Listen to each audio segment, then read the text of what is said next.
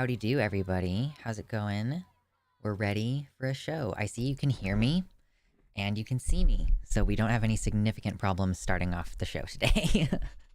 Great. Hi, everyone. Yeah, the bugs are really active. They enjoy broccoli, apparently. That's what that was. It's a stick of broccoli, and there are gnats around here. So if I randomly am smacking, that's why. So, yeah, they're very, very interested at the moment. I need to water them, and when I water them, that's going to be a whole new flurry of activity. Bugs.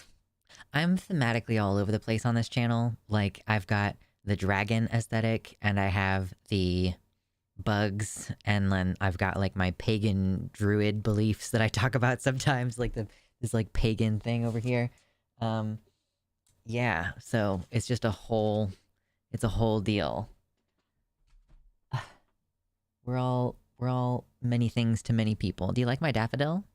It's a little daffodil. I'm realizing that there's not really a good way to have this, like, okay, like that, maybe. I don't know. I'm still trying to figure out the perfect setup. The setup is never perfect. That's the thing, is the setup is always in a state of fluidity. And occasionally your boom arm needs to be tightened a little bit. Anyway, there was a whole conversation happening in the chat before I even got here, so I'm here, and hello. Can I get some hellos? I would like to be greeted, specifically. You all have already said hi to each other. But oh, it's birthday, Andy's birthday. Nice. Yes. What's up, Alex? There's Violet, there's Charlotte, Blue Sao. Yeah. Speedy Shimeji. Hello? Well, today we've got a couple of different topics. We've got the obvious, the one that you clicked on, the Planet Fitness one. And we have Trump. There was a video of Trump dehumanizing someone. I don't know who it was specifically. I would have to go watch it again. Blah, blah, blah, something, something Trump. I don't know. I don't even know if I care that much about the things that the man has to say at this point, but whatever. And then the other thing is, what was the third thing? There was a third thing. What was it? Oh no, I did not take Ritalin this morning. I decided not to take the Ritalin this morning, so if there's moments like that, that's gonna be why. Sourflower, what a name. Hello, kitty tick. Whatever, it doesn't matter. There's more news. I don't exactly breed the isopods. I mean, they do breed, but I'm not like selling them. In fact, if there get to be too many of them, like I just keep feeding them the same amount, so they'll like like the fluctuations of population in there. Yep, so it's interesting to see how they're doing. Release the spider. Listen, I kind of do want a jumping spider a little bit. They're just so cute and they have so much personality.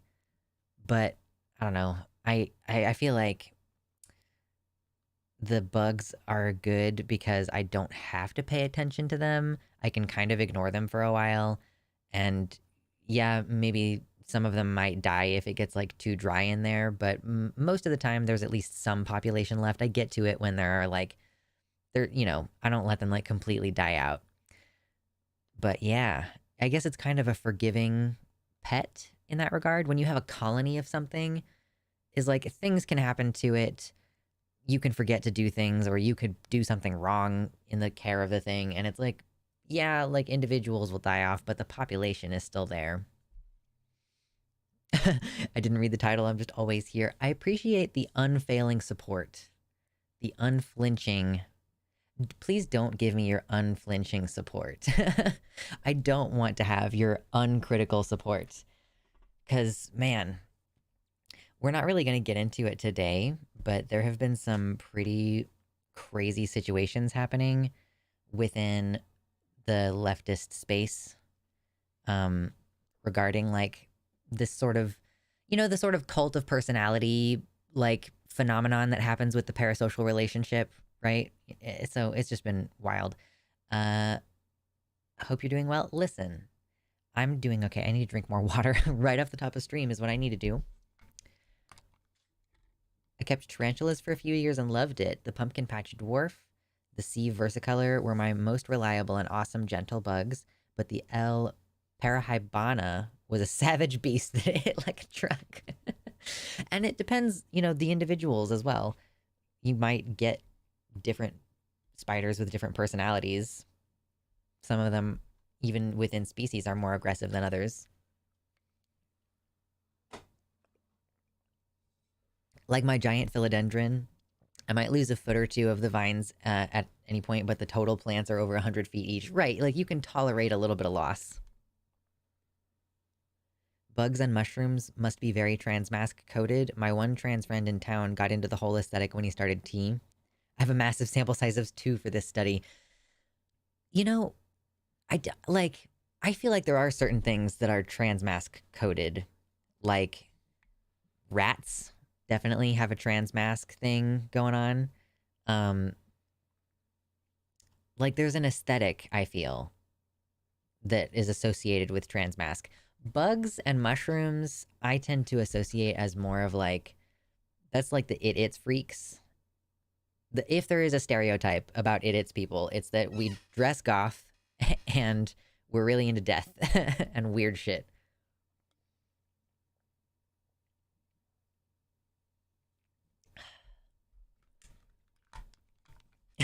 The contrast of left-wing discourse, where we're talking about cults of personalities and parasocial relationships versus right-wing discourse, talking about DEI companies making our Tifa titties smaller.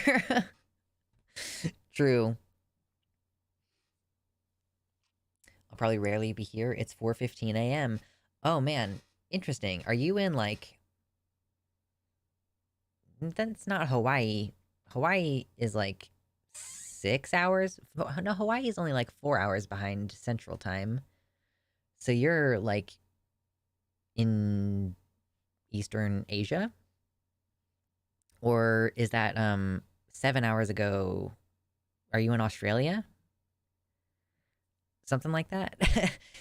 That's cray-cray. But yeah, so Sundays we go at noon Central Time, and then Wednesdays we go at 4 p.m. Central. So I realize that would still be during the workday, but we do our best to cover as much of the globe as possible in our availability across both streams.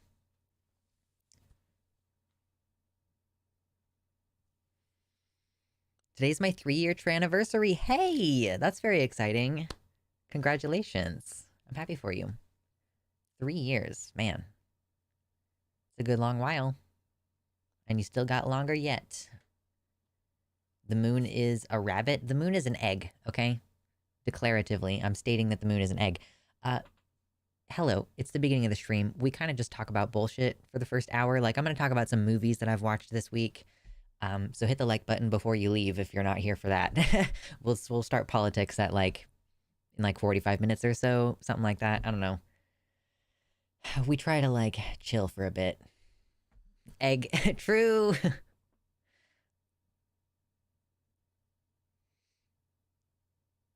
I have no room for plants inside the house anymore. I am only allowed to buy outside plants. Managed to get 3 new blueberry bushes, a blackcurrant, and barberries at a nursery closing sale. Only $35 for all 5 plants. Holy cow, that is a great deal.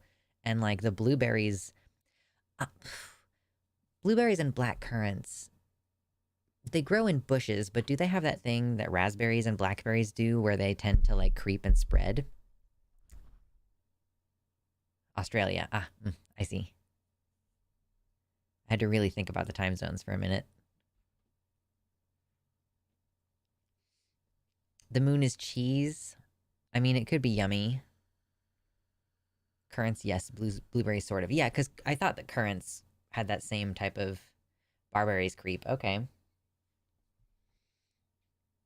The last movie I watched was Matilda for the 200th time. So what I have watched this week that I wanted to remark upon is... So I just watched District 9, and I watched Avatar 2009. I still have not seen Avatar: The Way of Water. Don't talk about it.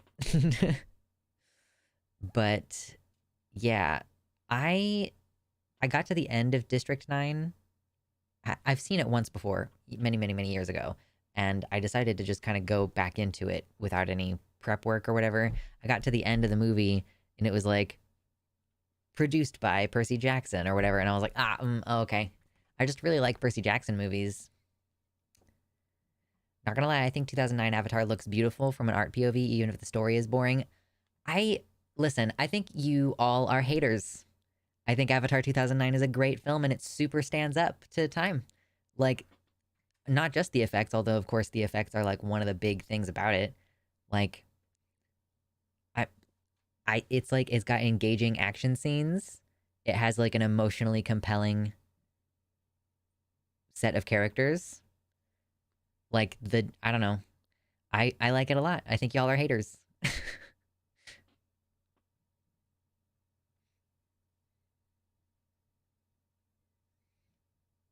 I hate Avatar because it came out in 2009 and I remember that, which makes me feel old. Yeah, man. I we definitely had some feeling old moments talking about old movies this week. Old movies, old video games. It does have Sigourney Weaver. I love Sigourney Weaver. She's one of my favorite actresses, probably. I hate that I was 19 when that came out. Yeah, I was I guess like 15 ish when that came out, right around there.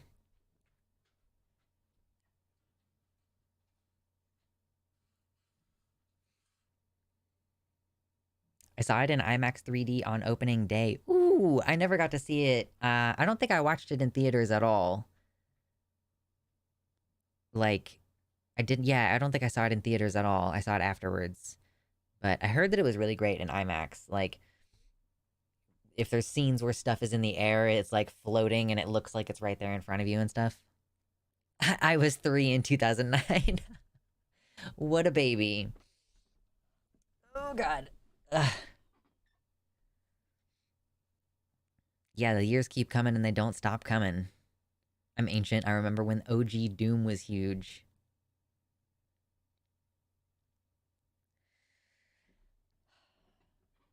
2009 makes you feel old. I was here when Temple of Doom and Ghostbusters dropped. Listen, I'm turning 30 this month. Like, imminently, in like a couple weeks. I'm so excited for it. I'm so hype. I told you guys this before. Last year, the only thing I wanted for my birthday was cannoli, and we didn't end up being able to find any. And I decided this year that I was like gonna just check and see if I could make my own. So I found out that you can buy cannoli shells, and I was like, bet that's the part that I really didn't want to have to do. Like make this like hollow shell, excuse me, and I just wasn't up for it. So I found out that making the filling is actually super duper easy. It's basically just ricotta and sugar, and then you can optionally add like vanilla extract, a little cinnamon. Obsis, thank you so much for the $5 dono. Happy early birthday. I appreciate. When is birthday stream? The birthday stream will be uh the last week of the month. Like my birthday is the last week of the month, so it'll be I guess probably the 27th, either the 27th or the 31st, because those are my stream days that week. So I guess I don't know which stream day is better for birthday stream, because I could do it on Sunday. I had been planning to do it. I was like, I'll just do it on Wednesday. That's what I assumed I would do. No, that's when my birthday stream is. Birthday stream. Probably Sunday? Okay. So I guess I'll just do it as the last stream of the month. I did like Way of Water. Okay, good. Good to hear. I've heard that it's good. I'm gonna watch it. Whichever day has more fuck around time. Sometimes there's like more fuck around time because there's less intensive news. Sometimes, like, I'm anticipating that the show we have on Wednesday this week is gonna be pretty. The main topic is gonna take a long time. So we're gonna not have very much time to fuck around, I think, on Wednesday this week. So this stream this week is for sure like today I want it to be fairly chill. We do have to do some amount of recording topics for the week so that I can put them on the channel and just keep the channel going. But as far as I don't want to take up a huge amount of time doing politics shit today, you know what I mean? What's going on Wednesday? There has been some crazy shit going on Twitter, if you haven't seen. Hey, Charlotte with the gifted tier 1 sub, Sour Flower. Enjoy your green name and your access to the cool emojis. Try out Dicks. That seems to be a popular favorite. Everybody drop your favorite emojis in the chat. I like to get the temperature on this every once in a while. Like, what are people enjoying? I want people to, like, know that we have a lot of different emojis to choose from, too. Okay, I was gonna go here and fix this. Number go up. Brr, brr, number go up. Cool, thank you. I appreciate those donos.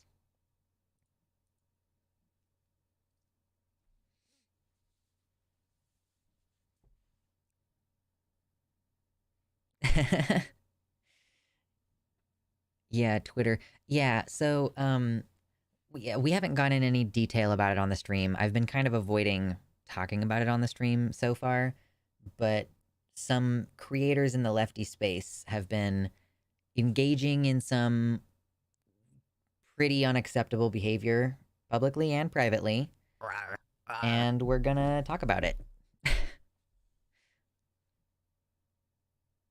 Hey, Charlotte, thank you again. Another gifted tier 1 sub to Mackenzie. Enjoy. Mayo side, mayo side, mayo side. Thank you. Number go up.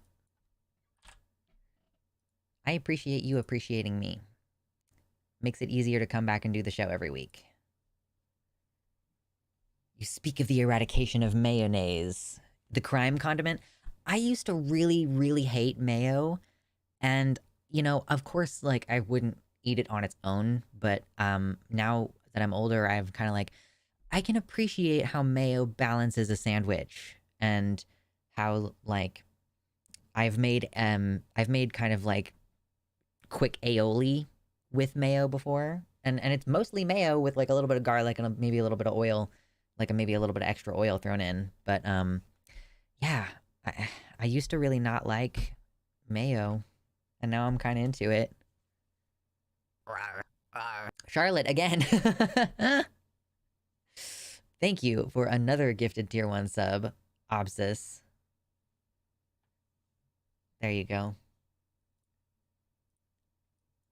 We're already a fifth of the way there. We've only been here for half an hour. I usually go for like 4 hours. That's usually when I start to get pretty tired. That's when I become a sleepy boy.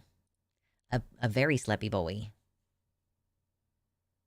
Mayo keeps the bread from getting wet. I mean, mayo kind of is a necessary wet on a bread, in my opinion. Like, that's part of the problem with sandwiches without mayo on them is that they're too dry. I mean, even if you, like, sometimes even if you have the tomato and the lettuce on there, it, you know, it's just not as good. There's a creaminess. Charlotte. Again, thank you, Mayo Side, for Neurotic Canary. Tabasco to mayo? Ooh, I could see that being good. What do you do with it then? If you add Tabasco to mayo? What about they go low, we go high, Jason? I was not paying attention to whatever you just said. Okay, I'm done for now. All right, cool. $25. We are now a quarter of the way to the dono goal. Appreciate y'all. I love me some garlic areola. Garlic, yep, uh-huh. Of all of the foods to introduce to your sexy time, I'm gonna go out on a limb and say that garlic is not one of them.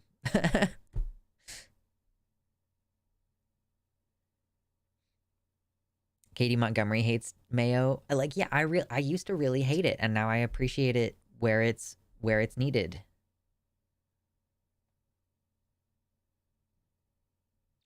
Oh, Spruce in the YouTube chat says, I used to think I didn't like mayo on sandwiches, but then I eventually realized that I don't like sandwiches with certain types of cheese with mayo on them.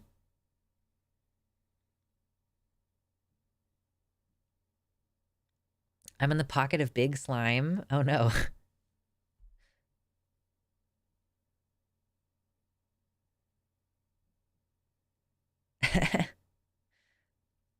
I feel like a cis woman could say this to Kitty Tick, but I appreciate it anyway.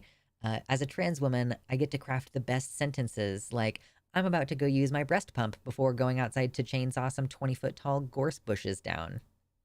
Hello, gay fish. Hello. Welcome, welcome. Good to see you. I was just telling chat how crazy shit has been on Twitter this week. And we're not going to really go in depth on it today, but we probably will go in depth on it later this week. So that's going to be very exciting.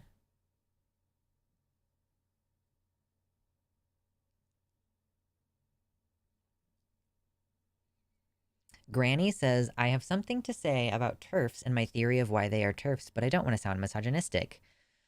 I mean, is the theory that they are insecure about the fact that, like, largely a lot of them are pretty unattractive women and they tend to tear down other women for their attractiveness? Like, I don't think it's misogynistic to point out that people who are insecure about the way that they look are mean to other people for the way that they look. I think that's probably the most misogynistic thing I could say about, oh, it has something to do with menopause. Please lay it on me. We will judge you. We will be the arbiter of whether this belief is misogynistic. Hella big tired. What's up, Trey? Sorry that you are tired. I know the feeling. I truly believe that DST is a siege tactic. I know we talked about it on Wednesday already, but I'm just gonna hammer down because it took me all fucking week to recover from that shit. So, man, I'm gonna go back to the gym tomorrow morning. I decided to take off the gym this week because I've been doing cardio specifically, and I wanted to avoid the possibility of having a cardiovascular event during the following week because that tends to happen to people. So, TERF stands for Trans Exclusionary Radical Feminists. It is what they named themselves like 6 or 7 years ago. And then when we started using TERF in a derogatory way to, like, criticize their beliefs, they started saying that we were calling them that as though they were not the ones that made it up. So that's why they invented the term gender critical now, so that they can say, oh, this is a more respectable thing, blah, blah, blah. Although I think that I've been seeing conversations amongst them about doing a rebrand. So, you know, there's nothing consistent about them, truly. I want this to be closer to my face. I like to imagine a cardiovascular event as being a party about hearts. No, it is not that. Kind of like how boomers started calling boomer a slur. Right, and how people are saying Karen is a slur. Like Karen is an anti-female slur or whatever. No.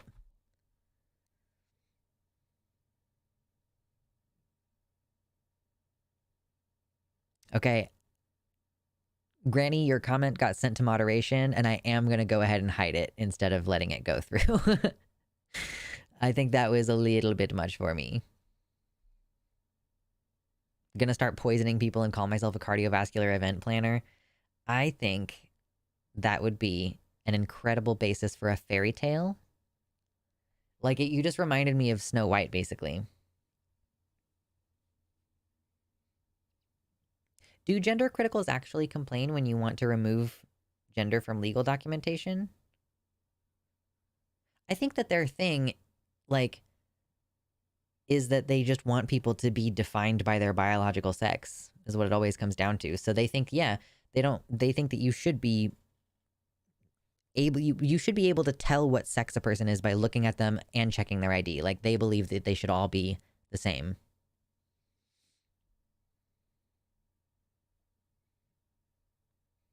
I love how much they hate PC culture and then participate in it hard as fuck, but they can only do it wrong.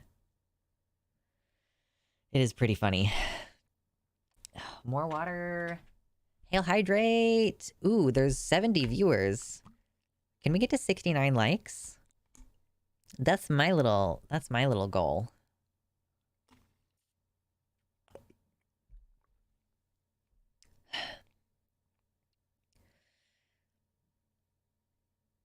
What do you call it when two trans exclusionary radical feminists fight each other? A turf war. 70 viewers? No, no, no. We want there to be a lot of viewers and a lot of likes.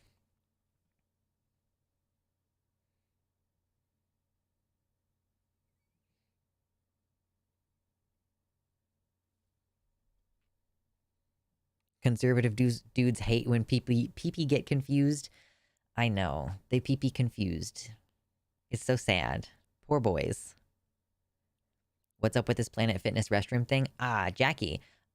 We are in the first hour of my stream, and we always kind of chill and just sort of talk about whatever during this time. We will get to the actual news in like 30 minutes or so.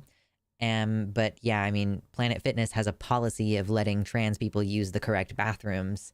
So feel free to fill in the blanks. Transphobes don't like it. Don't like it.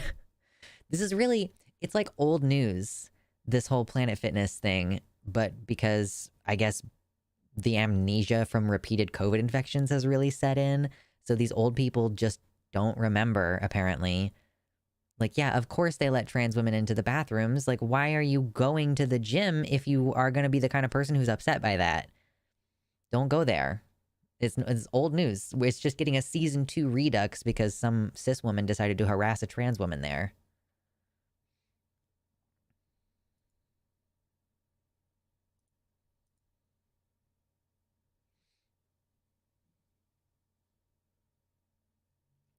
Since when did the party of fewer laws start passing so many laws to restrict people's rights and ability to live?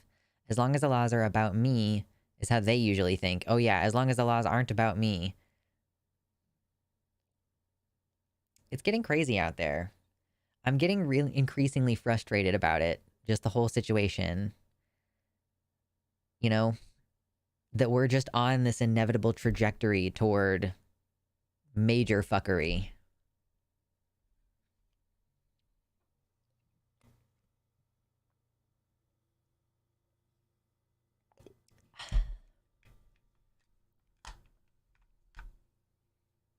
Yeah, as a gender fluid person, what bathroom should I use? This is the thing. I guess, like, in practicality, I'm gender fluid. Like, I consider myself agender. I don't really participate in that. But, like, my presentation is fluid. Sometimes I look more feminine. Sometimes I look more masculine. I'm always wearing a mask in public. So it sort of just depends on how I look on a given day, usually. Or at least it used to. You know, I used to just kind of choose to go to whichever bathroom I felt I was going to be safest in based on how I look that day.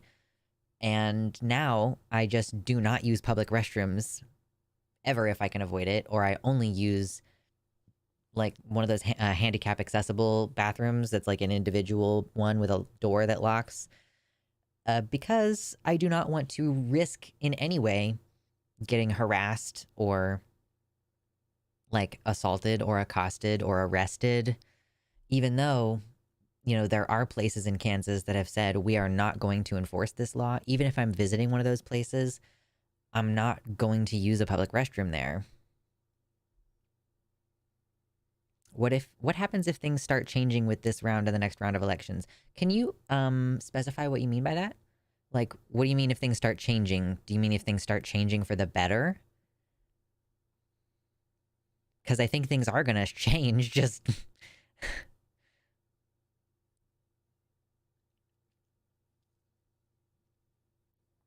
Yeah, what happens if things start getting better with this next round of elections? So, I mean, it sort of depends on like, I don't think that everything is going to get better in the sense that politically, we have been seeing this increasing negative rhetoric like for a while. And so there's like momentum behind non-official movements. Later, mama. So you know how there's like the two different aspects of a genocide. There's the state doing official state actions, but then there's also aggression and violence from the citizenry toward the group that's being genocided. And even if Biden wins and we get a Democratic House and we get a Democratic Senate, fucking somehow, like, I don't think that that is going to put a stop to the growing animosity in individual places. You know, Colorado is supposed to be like a fairly progressive place. At least I think of it as a super blue state. I think of it as, oh, they legalized weed like pretty early on in this whole situation. So I think that that's a pretty blue place. But the mass shooting at the most recent mass shooting at a gay club, Club Q, happened in Colorado. And you think, oh, I'll go to Vancouver and Canada and British Columbia and I'll be safe. No, guess what? We've covered hate crimes on this show that have happened in British Columbia. So you're not safe there either, right? Like,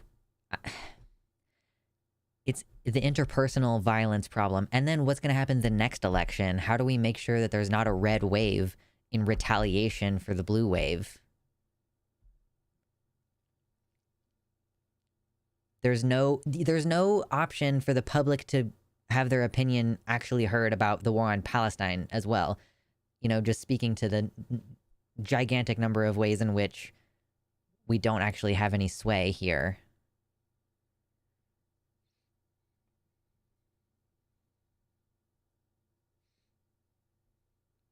Hello, Crease? Is that Crease? That's a neat name. No place feels safe. It's just a matter of what feels less immediately dangerous. That's what I'm saying. That's why my focus is on safe haven states that have laws on the book that say we're protecting trans people, and hopefully where there's plenty of other trans people there who are willing and able to protect themselves physically.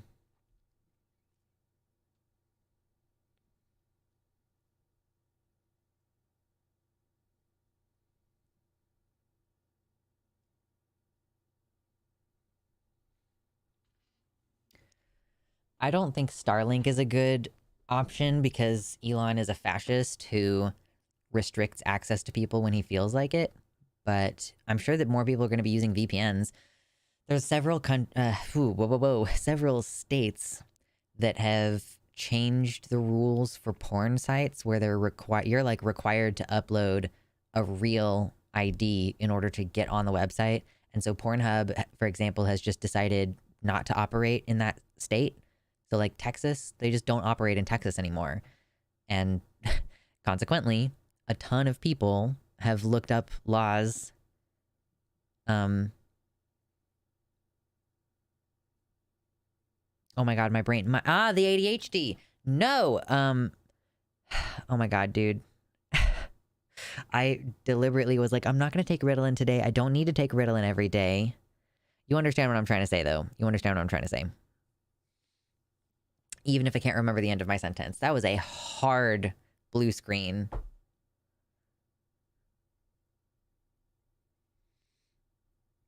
A ton of people have looked up laws. Yeah. I think that looked up was even the wrong. I like got messed up in the speech in the middle of the sentence and then the brain just went completely away. Yeah, basically a brain cramp. Boy, howdy. Oh man. It is so hard for me to do things. It is so hard. And I do so good like considering how fucking stupid my brain is sometimes. Yeah, people have figured out their way around the law. Sure, we'll go with that. Did I turn it off and back on? Right. As someone who has ADHD, trust me, stay on your meds daily. I just don't want to take pills every day. And I have to take pills every day and it sucks. Starlink satellites degrade quickly. They will need to be replaced almost every 10 years, and they were a bad idea from day one. We now have 3 other companies putting up constellations, and we're not going to be able to see any stars soon. Also, too much trash. Everything's going to be smashing together up there. Dominoes falling at 200,000 miles per hour. Yeah. I'm really just, yeah, it's...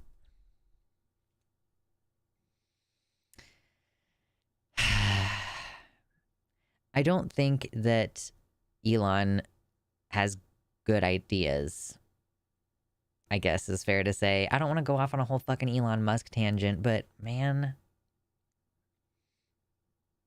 I literally can't take my ADHD meds on weekends. I'm supposed to take my Ritalin twice a day, and I often don't take it the second time because it also, like, can have other side effects. It impacts my heart. And yeah, it's a pain in the butthole.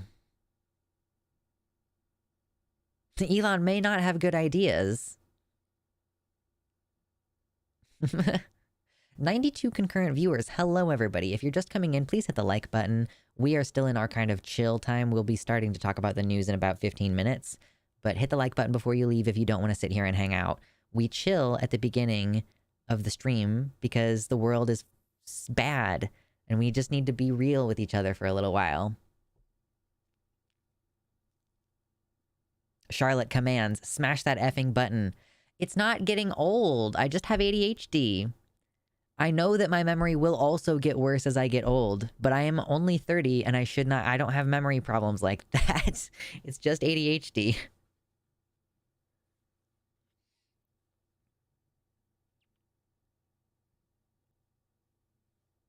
Have they not already started calling things that Elon does Elongate?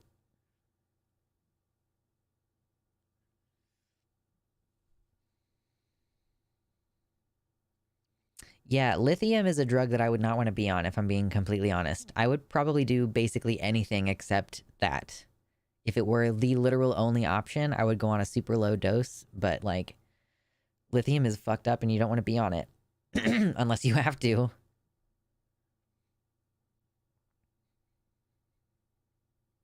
What's up, Atreyu?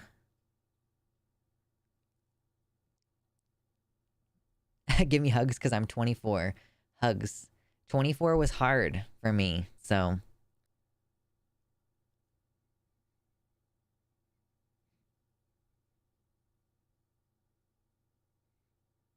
What's wrong with lithium, Gen Q? I mean, it will fuck up your liver, I think, is the main thing. I have a friend who was kind of abusively put on lithium when she was a teenager. And like, it was such a high dose for such a long time and she didn't need it to be that high. And like, the doctor has told her and her husband, like, it is guaranteed that the wife is going to die sooner, even though statistically men often die before their wives do.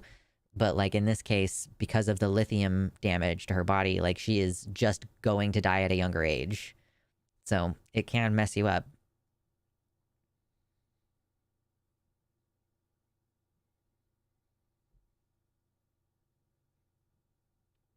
Oh, taking pills you'll need to do the more you get older. Yeah, that's fair. Right now, right now I have like birth control. I have another pill that I take daily, and I have my Ritalin. So I've got like 3 things I have to take every day, and the Ritalin I'm supposed to take twice a day.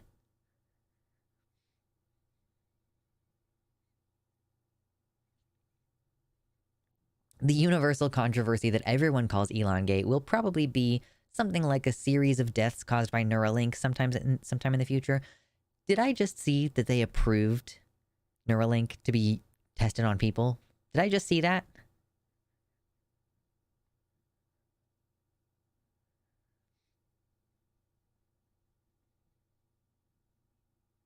Yes, I'm on short acting stuff.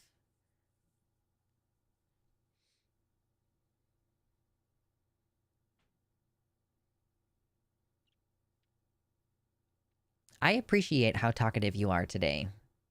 When I have to like choose what to respond to because I'm like, okay, I cannot reasonably respond to everything. I'm like, okay, this is a good chat. It's a good chat.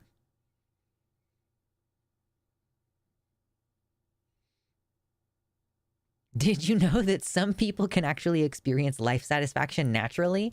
Listen, I don't think that there's anything different about those people's brain chemistry versus any of ours. I think the difference is those people have a lot of money.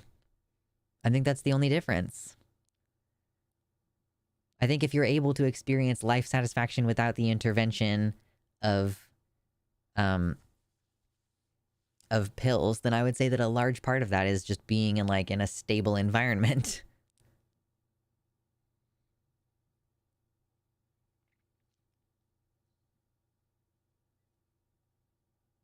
I genuinely believe I needed the help of SSRIs. No, yeah, for sure. I mean, and they can help temporarily, even like if your life situation is hard. But I do think that we often,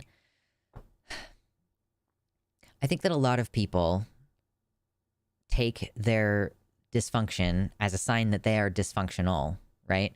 As opposed to that the idea that like the society is dysfunctional and you're having a completely proportionate response and you need to reduce the intensity of that response in order to be able to continue functioning and doing other things. Like, I think that these things can all be true at the same time.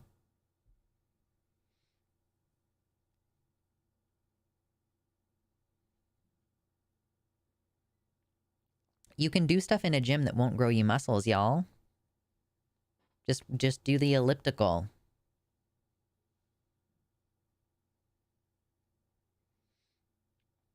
High anxiety. Yeah, I mean, there's also like therapeutic things that you can do that will reduce your anxiety over time. Like the more you build confidence and the more you expose yourself to situations where you succeed, like you can do stuff that will over time reduce your anxious symptoms. But while you're feeling the anxiety, in order to do those things that you need to do long term to build toward a place where you feel more calm, like just throughout your life, then yeah, like anxiety meds are a thing that will help you get to the point where you can do the stuff that you need to do. I have a gym at home, so screw Planet Fitness. Listen, I don't have a problem with Planet Fitness. You know? I think they're fine. Purple is a great color. I don't know if it's a very motivational color for the inside of a gym. Y'all, what would be the most motivational color for the inside of the gym? Like, if I had a home gym, what color should I paint it in order to be like, this is the color that will get me active in the gym? Talking about things to lower anxiety, what music do you like when you need to calm down a bit? I don't like to listen to music because it gives me feelings most often. Like, I need to like start collecting music. Maybe I need to start listening to video game soundtracks that I haven't played the video game for, because they'll be completely out of context. Orange is active. I don't know. It would have to be a very carefully painted orange. Orange or yellow.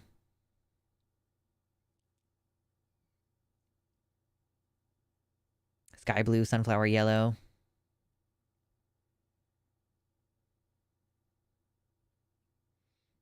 Red. Red is a color for your gym.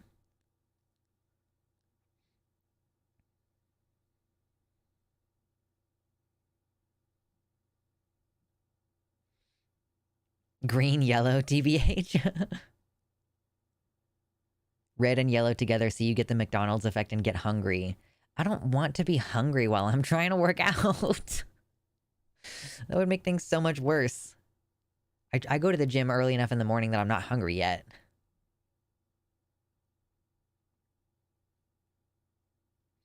Anyway, we're just having fun. Still chilling right now. Almost 100 viewers, which is pretty sweet. We will get into the politics bullshit in like 10 minutes or so. Pink, blue, and white. I'm sorry. I wish that the colors on the trans flag were a little bit more like electric rather than pastel.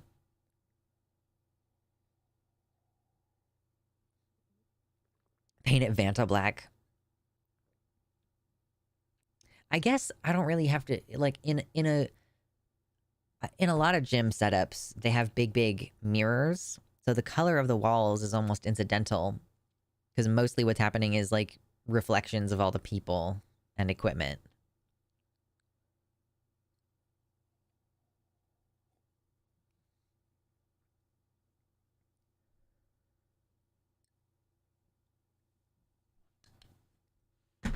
Coffee. Ooh, I finally downloaded, or not downloaded, I finally bought a new hoodie for me. I bought my own merch hoodie. So hopefully, I think sometime before the end of the month, it takes a little bit for the merch to get to you. I'm sorry. If you buy merch from my store, particularly because I don't have anything up there that I've listed yet, but like, you know, if I were to list something that I made, it would ship sooner, but the stuff that is like the with the logo on it and all this, they have to actually print it or embroider it first and then send it to you. So it takes a while.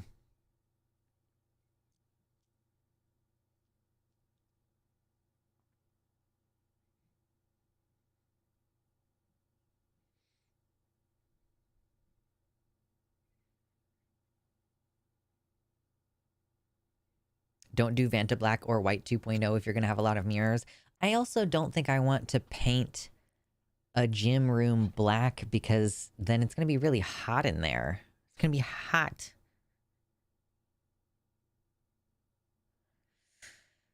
I'm sorry, everybody, if you're disappointed. Does it make me a bad leftist to be kind of a gym rat? I think we need more leftists who are like, bro, here's a gym selfie, and like, I guess, yeah, a lot of natural light in a gym I think would be pretty good. I was thinking earlier, like big windows or like a sliding glass door.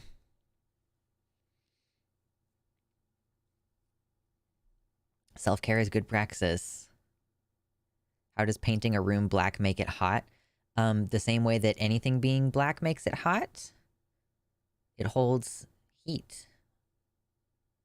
So if you, like, you know, for example, if you live in a building that, like, if, you know, you have a home gym, if you have a building that doesn't have, like, central air, then if you're working out in a room with black, especially Vanta black paint,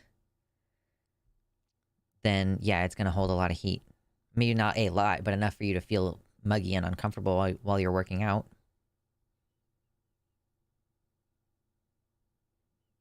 Being physically fit shouldn't be political. Yeah, fucking true. It sucks that like so many dude bros have taken over gym content. So, yeah. It's like that all that content goes on the second channel. I would love to do workout content. I need a lavalier mic though, and it's so on my wish list. If anybody wants to chip in for my birthday, you can contribute toward me getting a fairly expensive lavalier mic.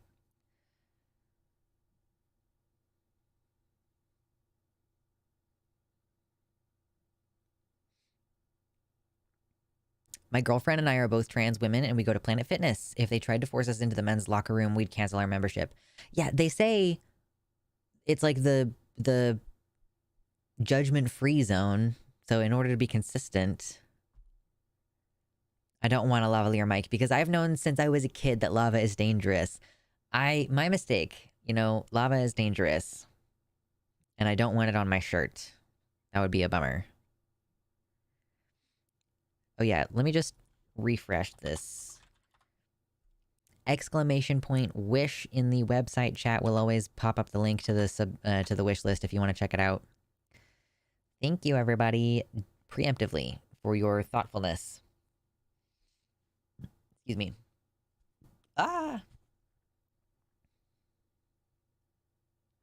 What did someone say earlier? Did you hear about the Twitter lefties should work out discourse? I guess I didn't hear that specifically. What was it, Foxgloved?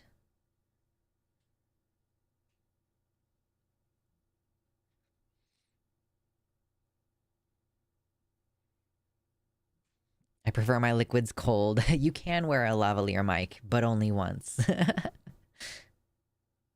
You get a nice little burn spot.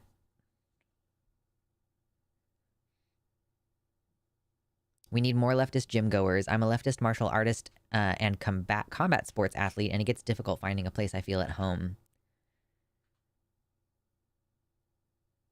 If I'm told that my heart can take it, I'm enrolling in a local martial arts club. Yeah. Like, listen, exercise is hard. Here's my thing with exercise. Have a specific goal in mind. You know? I think that if you're nebulously like, I just want to be healthier, I think it's going to be harder to stick to. And I also think that it's important for you to have a designated space for your exercise, that other stuff doesn't happen there. For me, I can afford a gym membership. I don't make very much money, and I frankly like do sacrifice a lot of things. That's a priority in my life, is going to the gym. So, I pay my annual fee, I pay my monthly fee. It's a sacrifice in some ways, but listen, if I go to the gym 4 or 5 days a week, more than 6 months out of the year, I think that that's well worth it, because other things flow from that. I'm the type of person who goes to the gym, and even when I'm taking a break from the gym, like this past week, I didn't go, but I'm still like sticking to my food goals for the most part, and I'm still thinking in that way about my health. So I would say just, have a designated place for it. If there's a place in your apartment that you can dedicate to exercise, and preferably other stuff doesn't happen in that space, that's like the starting zone. Or if you exercise outside, like you go to a specific park nearby to go for your walk, that would work too. Like dedicating that space in your brain. Have fun landscaping.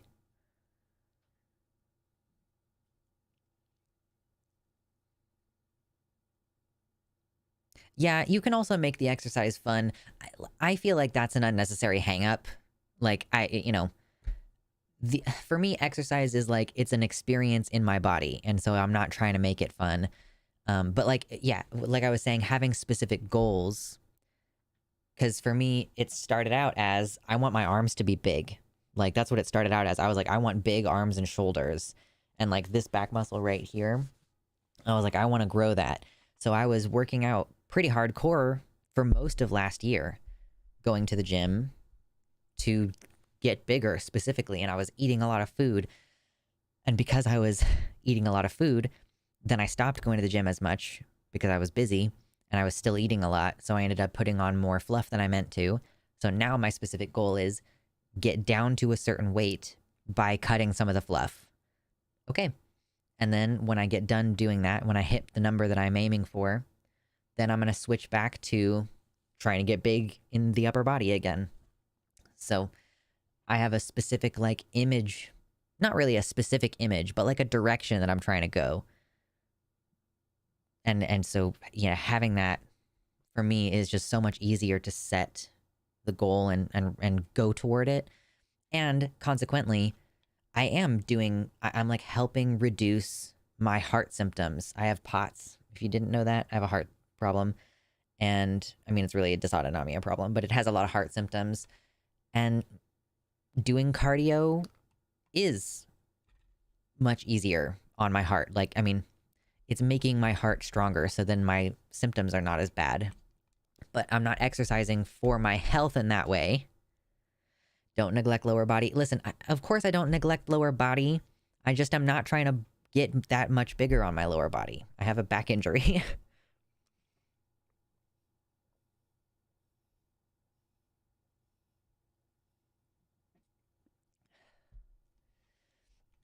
I highly recommend you still work for upper body size while you work on reducing weight.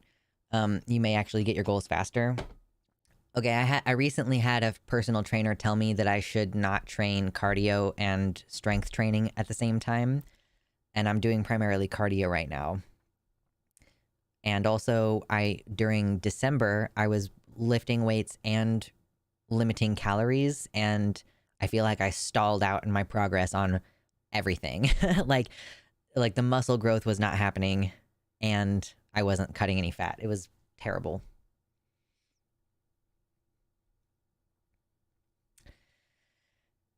And also, I'm on fucking estrogen, so it's really hard to both build muscle and lose fat. It sucks. Estrogen sucks. I don't like it.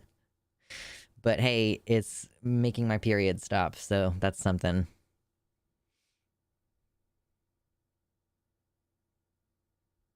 Did you just come in, Space Face Cadet, and you just heard me say that I'm trying to lose weight, and like, didn't hear any of the part previously where I said that I specifically put on weight last year, and now I'm just trying to balance it out with slightly less fat and then gain weight again with more muscle? I'm just trying to trim up like 10 pounds right now. That's it. Oh, okay. I was like, what?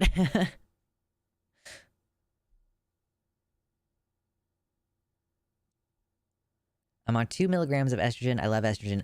Baby, 2 milligrams sounds really, really low. If I'm gonna be completely... Can any girlies sound off? 2 milligrams sounds really low? Am I wrong? I'm assuming that's oral.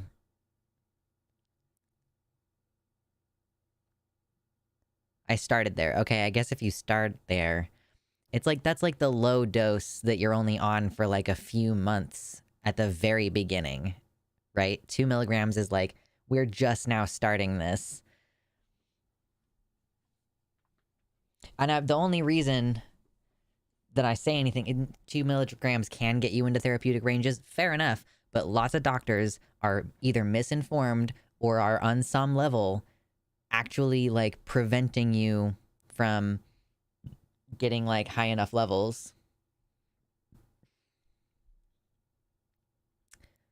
Okay, if you just started like late last year, then, you know, I'm just saying, there are some girls who don't realize that if your doctor still has you on 2 milligrams after like 2 years, that's too fucking long to be on that low of a dose. Like, you might actually start running into the bone density problem if you're taking blockers and you're on a super low dose of estrogen.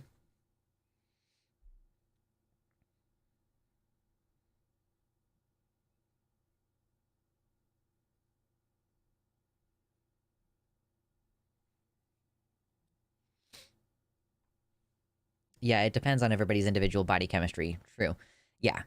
I just, it's one of those things that I don't think people talk about enough outside of the trans femme community. Like, you all, obviously, you're on top of your shit. You know, a lot of you online, that, like, doctors discriminate in sometimes really subtle ways. And one of those really subtle ways is putting you on a super low dose of medicine. And I've heard from girls who've said, yeah, I was still on 2 milligrams for like 3 years. Like, what the fuck?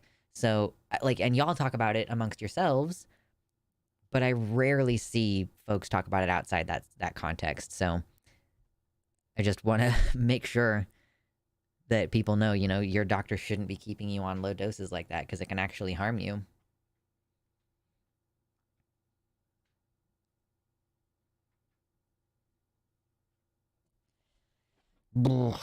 Estrogen doesn't work for everybody. It's helping me with some very specific things, but it also just doesn't make me feel very good.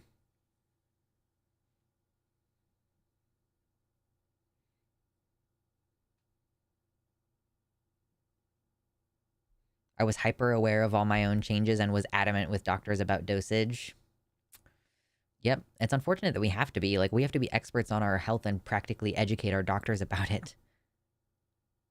My doctor learned how to do hormone therapy for me. Oh man, that's really awesome. I'm glad that your doctor took the initiative to educate herself.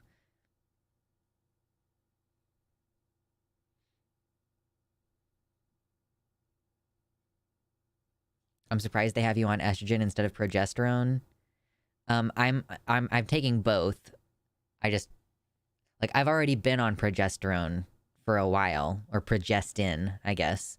I had already been on it for a while, but it wasn't doing everything I wanted it to do. So I switched to a different pill that's like got estrogen and progesterone. But it's like, because I don't think the progesterone is the problem, when in the particular way that it's kind of making me feel tired and like impacting my libido negatively. Yeah, you girls know how it is when you first start estrogen and your libido is like, and it's like, oh man, this sucks. But mine is just not recovering.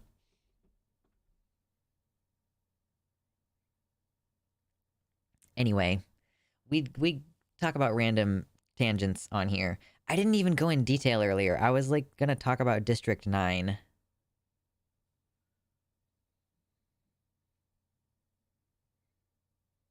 I'm 4 years in and my libido is still through the floor. I know.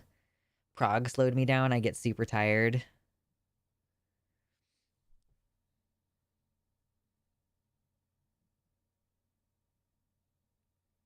District 9 was a much more fucked up movie than I remember it being.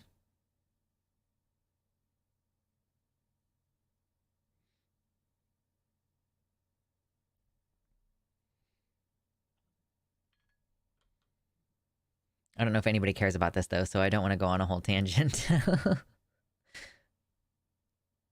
I need to get to 100 likes today, so I can't run all of you off. I'm on T, so I'm having the reverse issue libido going ape shit. Yeah, my libido was crazy on T, which is, it sucks. It's such the opposite right now. Is District 9 the alien bug apartheid movie? Yeah, basically. It was really good. And yeah, so the premise is that there's an alien home ship that came to Earth, but then it just kind of hung out in the sky for like several months until human beings finally, there was no communication or anything for like 3 months, and then or 6 months or something, I don't know. And then the humans went up and they cut into the ship and they found a whole bunch of these aliens that were like emaciated, undernourished, and they determined like, okay, we think these are like drones because they're not very intelligent. And so they ended up saying, well, we think the best thing to do is bring them down to the surface so that they can have access to like food and stuff. And they put them in this camp that, you know, eventually becomes basically a ghetto. And the premise of the movie coming into that situation is, okay, well, they're going to try to evict them to go to a different place. And in the process, we meet like one of the aliens that's really intelligent as opposed to being drone-like. And it's a whole analogy about immigration and stuff. One of the fucked up things about it in the very beginning of the movie is, you know, these government agents have come. Takes place in South Africa. These government agents have come to evict the people, the aliens, and like kick them out into this other tent city, essentially. And they stumble upon this building that has like basically a bunch of eggs in it. Like, and they're pretty big. It's kind of like, you know, Alien and how the eggs are pretty big. It's sort of like that, but they're all like attached to, like, for some reason they have to be attached to incoming nutrition pipes, like false pipes, or like unnatural situation. I don't know. I guess that maybe they would be supplied with those nutrients more naturally in a like birthing chamber. But anyway, so the guy comes up and he's like, he just starts pulling the wires out of these eggs. And he's like, oh yeah, he's gone to sleep now. And then they just torch the rest of the building because there's too many eggs in there to go through and individually pull them out. But then a few scenes later, they come across a child alien. And this guy's like, oh, I'm going to shoot him. And he's like, no, you can't shoot him. It's illegal to do it now. Like, oh, okay, so it was legal for you to like torch 30 or 40 of their eggs. And then you're going to be like, oh, no, you can't shoot the kid. That's illegal. Bro, it was really, really, really, really messed up.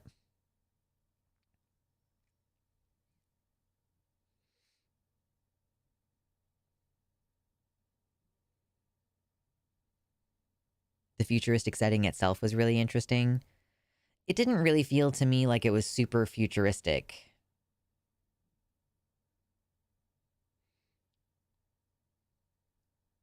What benefits is finasteride providing?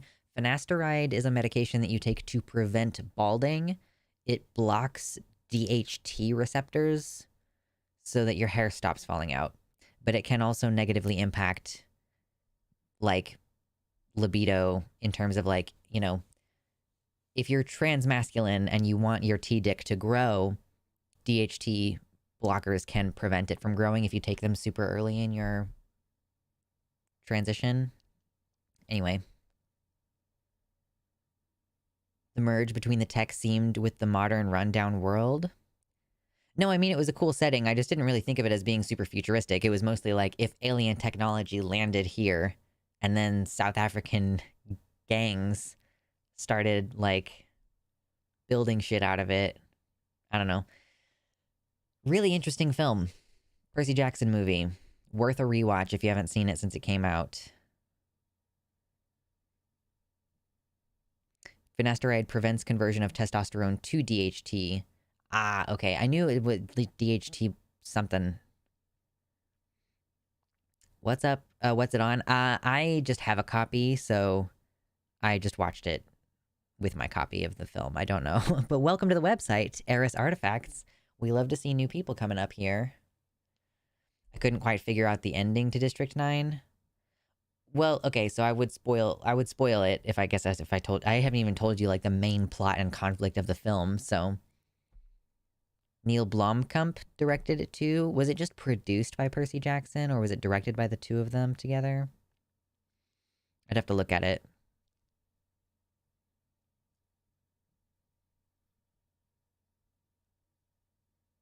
Oh yeah, I did mean Peter Jackson. Did I say Percy? That was my bad. Peter Jackson, because Peter Jackson is the Lord of the Rings guy, right? Yeah, that was my mouth. That was my mouth. Sorry. Peter Jackson was producer. Cool, cool, cool. Anyway, yeah, it was a really interesting film. So that's my movie commentary for the week. Is you should go back and watch District 9 if you haven't already. Uh, it's pretty fucked up. uh, and then go back and watch Avatar 2009 again because I think everybody is a hater about it. I think it's a really good movie. It's reminded me I need to read the Percy Jackson books with my kid. True.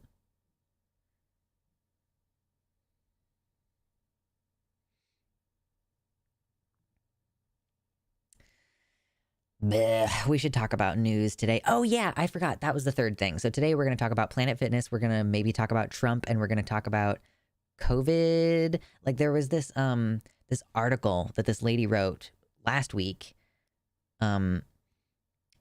This lady wrote last week.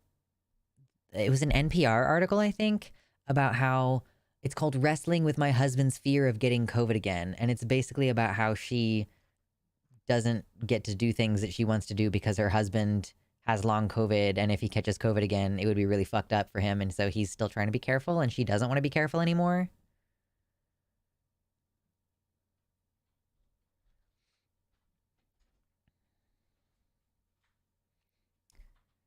Oh, geez, quiz.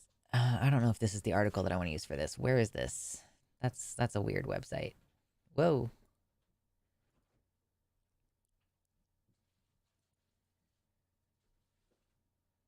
I moved. Where did chat go? Come back, chat. Come back to me. I often get John Carpenter and James Cameron mixed up. I don't think I would do that because James Cameron I have pretty firmly in my head. I know who that guy is. John Carpenter, does he do horror movies? Is that a horror movie guy?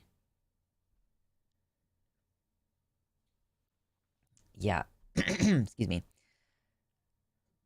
I want to try to find like a.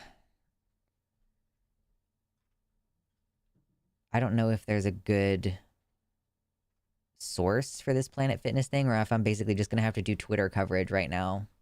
Because I don't know if there's any official news sources that have started covering it yet.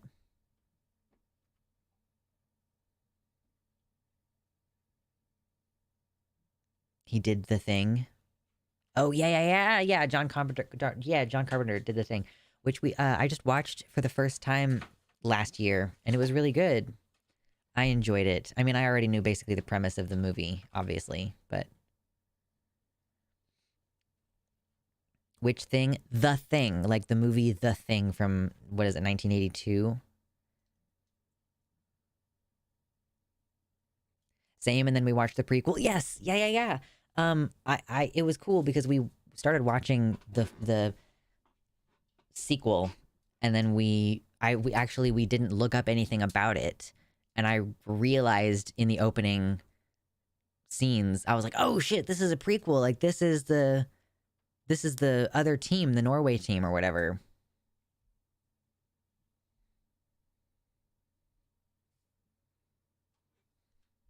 Are you being a silly? Are you being a silly about it's a movie? You silly bean. Mumsnet? Oh, I don't. Are we talking about Mumsnet?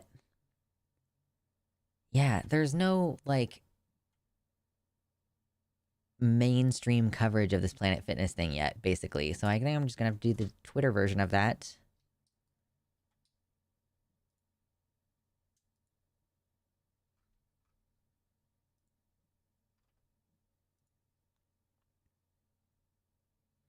The Thing got me spooked real good. I think I like the original better than the prequel, for sure. That's my official opinion about The Thing, is that it was better the first time.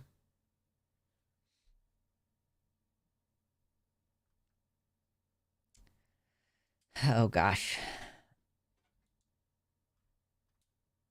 Planet Fitness outrage. There's so many people who pitch into these things. People who are making like barely related commentary. Clogging up a hashtag.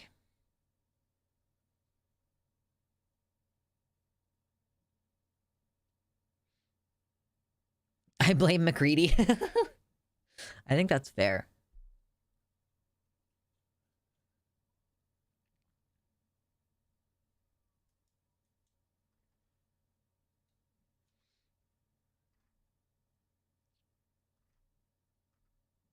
It's so hard to put together information on Twitter unless there's a good thread. So yeah, let me check. Planet Fitness from the Hindustan Times. I don't know what publication this is. It's India News. This is only being covered in India?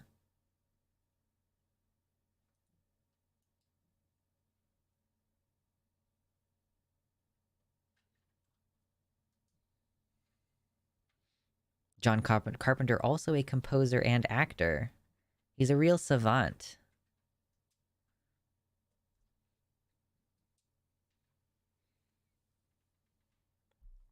You know, I don't love being on Twitter these days anymore either, but it is a good place to figure out what people are talking about. Because I feel like the news was a little bit slow the last half of this week.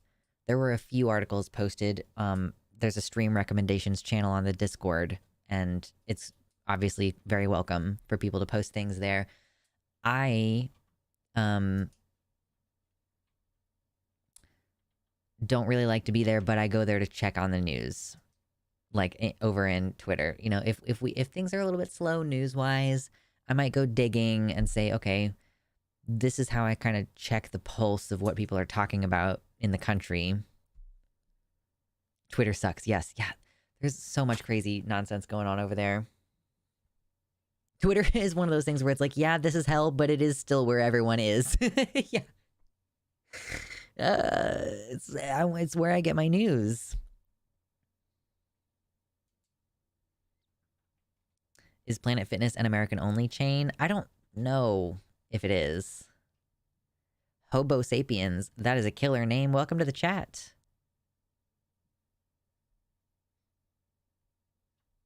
The news depresses me. I go on Linux IRC channels to get news. Most of it is Linux related, and I don't get depressed so much. I mean, yeah. This is what we do. Planet Fitness is in Canada. Yeah, I assumed that it would be.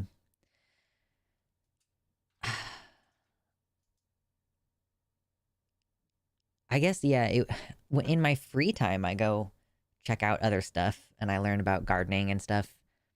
But for this show, I go to Twitter. Holy cow, there's so many people in here right now. We're about to start talking about the Planet Fitness thing. I just need to... I guess this is a decent article about it.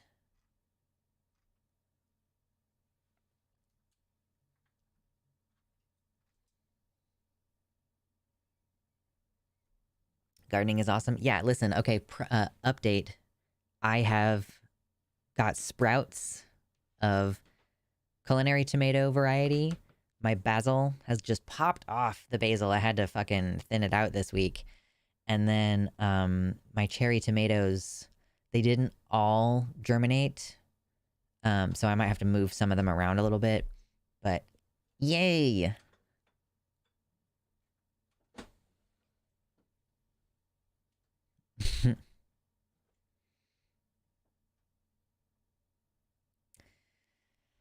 So those are going to get transplanted in the community garden in about 2 months, a month and a half, something like that. The grumbly tomato bastards. I know, my biggest problem with the tomatoes is how much they just want to go like come on, guys.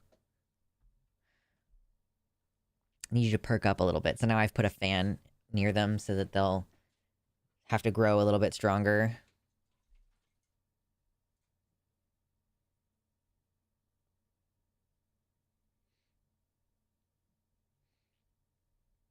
Yes, my cherry tomatoes. I'm excited. It's not going to be the most variety in a garden for sure, and there's a good chance that there will be way more tomatoes than I can reasonably eat. Hey, guess what? That means I can learn how to can, or that I can give them away to people. Maybe I can donate them to like the food. What is it called? The food pantry. I really like hanging gardens. Yeah, I guess I've never really thought about a hanging garden before. Oh, I know, I'm gonna have to brace my tomato plants. But even, they're like this tall, and they're like, like, come on, guys, you suck. Okay, I guess this article will work. I watched a video of yours recently and got excited because I saw myself in the chat. Good to see you in the chat. Did this picture get removed or something?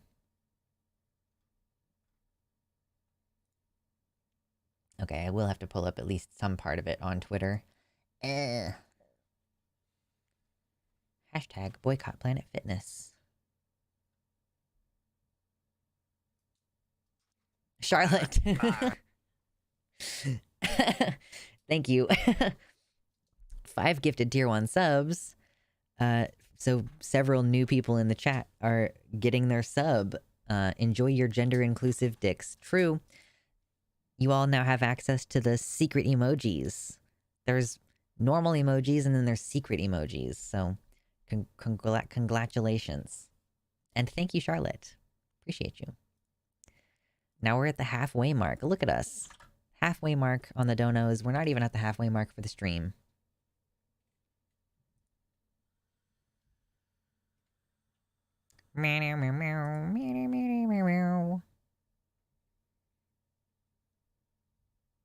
Mason.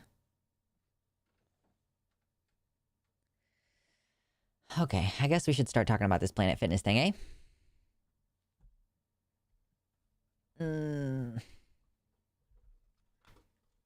Using my powers responsibly. True. I'm sorry that the P-word one isn't animated. I could not figure out how to get... It just, like, was not accepting it. Just wouldn't do it.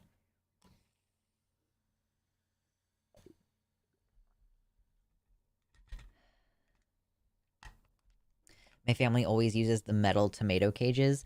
So what I'm probably going to do instead of that is I'm going to find probably a couple of posts or dowels or something like that, and maybe some rebar, something along those lines. Even some PVC pipe would work. And I'll like... My garden is going to be a pretty small plot, so I'll probably just put a couple of stakes down, and then in between the stakes, I'll put like some pretty like taut string or twine or something like that. And then I'll use the taut string in between the posts as like that's what's actually holding up the tomato plant. Because I saw that and I was like, oh, that's a really inexpensive, good idea. Bamboo stakes? Yeah, that could work. Bamboo is very plentiful and inexpensive.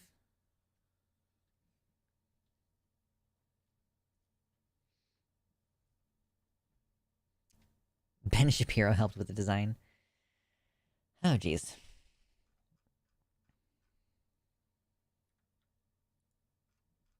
Okay, we just need the picture.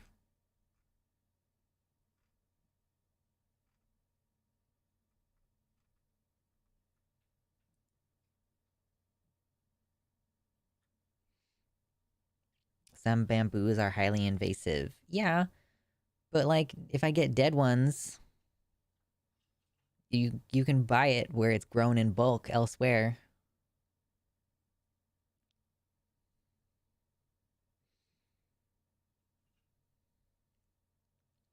I live in the Midwest. And I talk about it a lot. I'm from Kansas.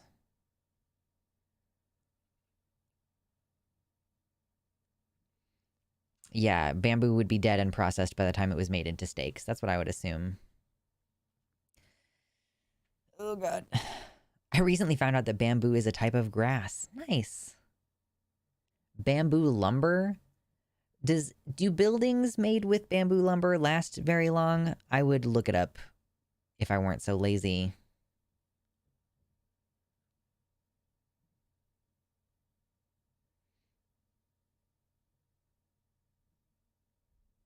Oh, desks and shit. Okay, yeah, bamboo desk. I could see that.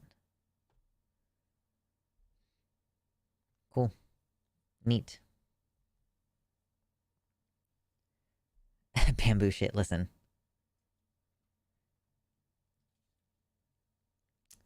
Bamboo can be turned into fabric, and it's very strong, and you can eat it. I've heard that it's fairly versatile.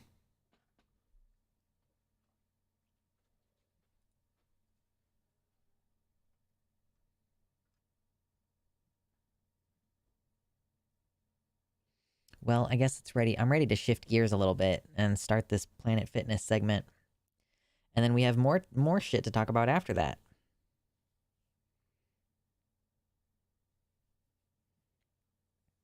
If you waddle and daub a bamboo fence or wall, it can last several years, even longer if plastered.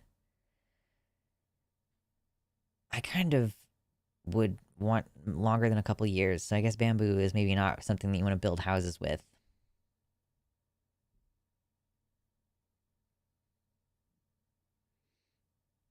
Yeah, Planet Fitness. Stay on task here. All right. I know bamboo and pandas. Like pandas. Oh my god, they're just not something that we should be putting this much effort into conserving. I don't think. But whatever.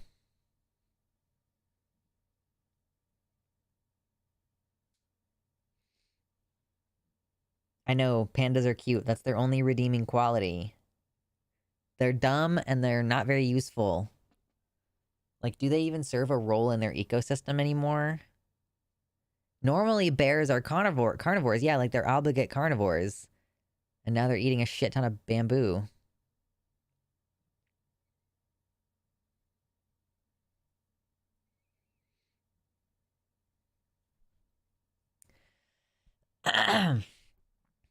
Pandas are an evolutionary dead end? Would I be willing to go so far to say that? Ah. I think polar bears are the only fully carnivorous bear. Oh, fair enough. Yeah. Because, like, I think of black bears and brown bears, and they eat, fish and berries and different stuff.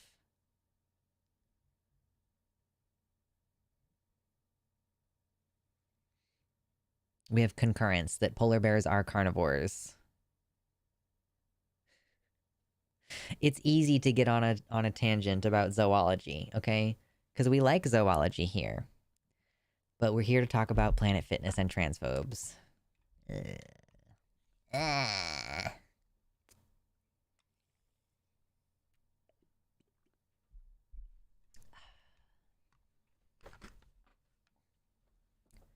All right, y'all.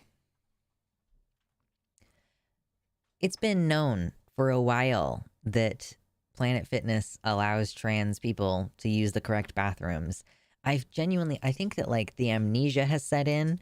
Is it the dementia from these people being so old? Or is it the dementia from their repeated COVID infections? We will never know. But we know that Planet Fitness is pro-trans. Their slogan is like no judgment or judgment-free zone or something like that. So they're acting like this is brand new information though. And there's a whole issue about a particular trans person, I guess, in a bathroom. There's not a lot of mainstream news coverage of this yet. Like, this frankly is just kind of popping off on Twitter at the moment. Because, like, hashtag boycott Planet Fitness, the Republicans are using, and then, people making fun of the Republicans are also using it. And that's why it's trending. Libs of TikTok picked up on it, as she always does. A bear pooped in my garden and it was like 70% berry seeds. That's good fiber. That's some good fiber. Oh gosh.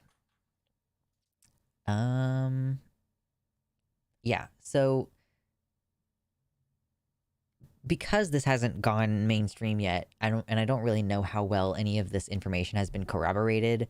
Like, I don't know any details about the actual person, this trans person allegedly in the bathroom. I don't think that the actual incident was recorded. There was a photo taken of the person in the bathroom, but I don't personally know that there's a video. I know that the cis woman who took the picture recorded a video afterwards describing the situation. But of course, we can't know exactly what was said. And there have been some situations recently where I do personally believe that a person has been lying about being trans in order to make a big point. Do y'all remember that teacher who was wearing, like, they were a shop teacher, like a wood shop teacher, wearing these giant dodonga honkaroos or whatever, and like they were enormous, and a very bad wig and very bad makeup, and like, oh, is this appropriate to be around kids, blah blah blah. My personal opinion, especially because we did see pictures of that person outside of work where they weren't dressing like that, I think that was like a psyop, essentially. I think that was a cisgender person disingenuously identifying as trans for the purpose of making trans people look ridiculous. And so, honestly, I'm not gonna say that this doesn't seem like that. Like, this does sort of seem like a situation where it's possible that it was set up to look this way, but I'm gonna try to be open-minded. So, the Hindustan Times is the source that I have that managed to put all of this in like one area instead of having to pick through it all on Twitter. Let me zoom in.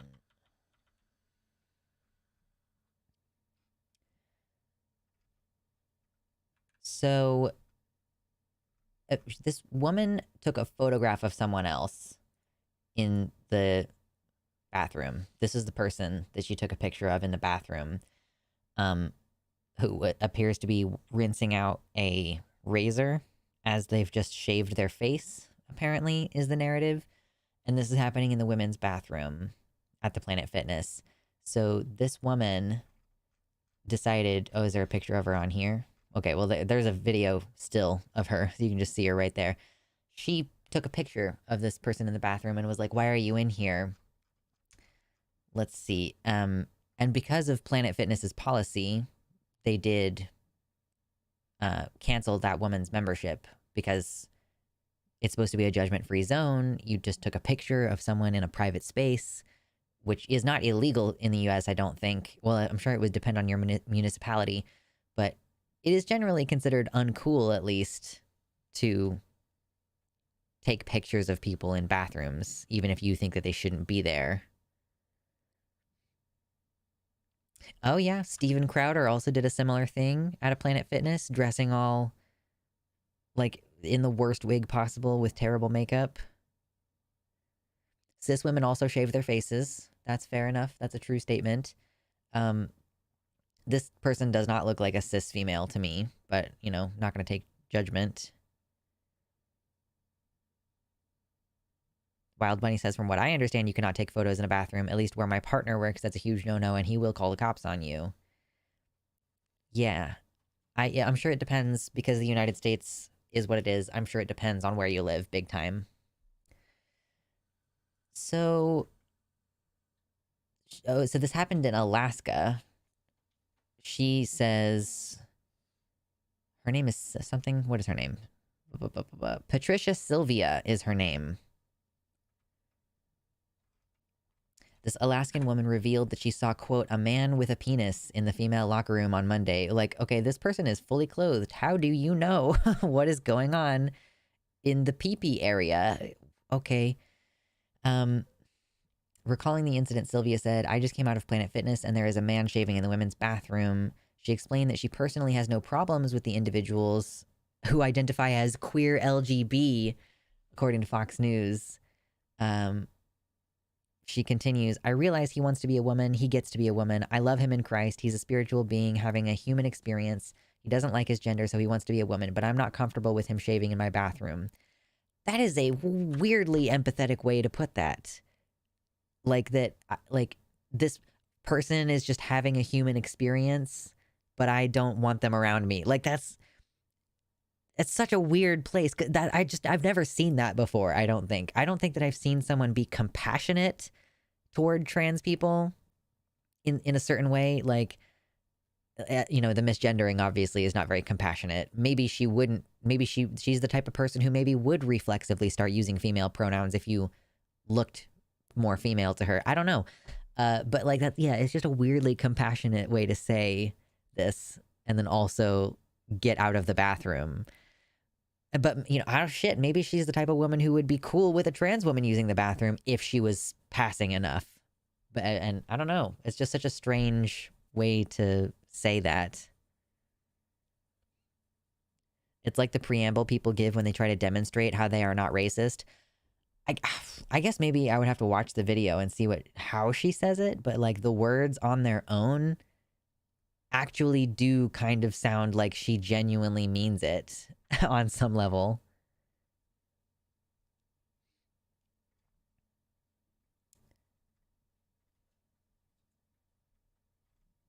Okay, let's go ahead and watch this little video and see what she actually says so that I don't have to keep quoting. Listen, I am entertaining the idea that it's fake. I'm open to the idea that this is fake. All right, let's see if I can do this right.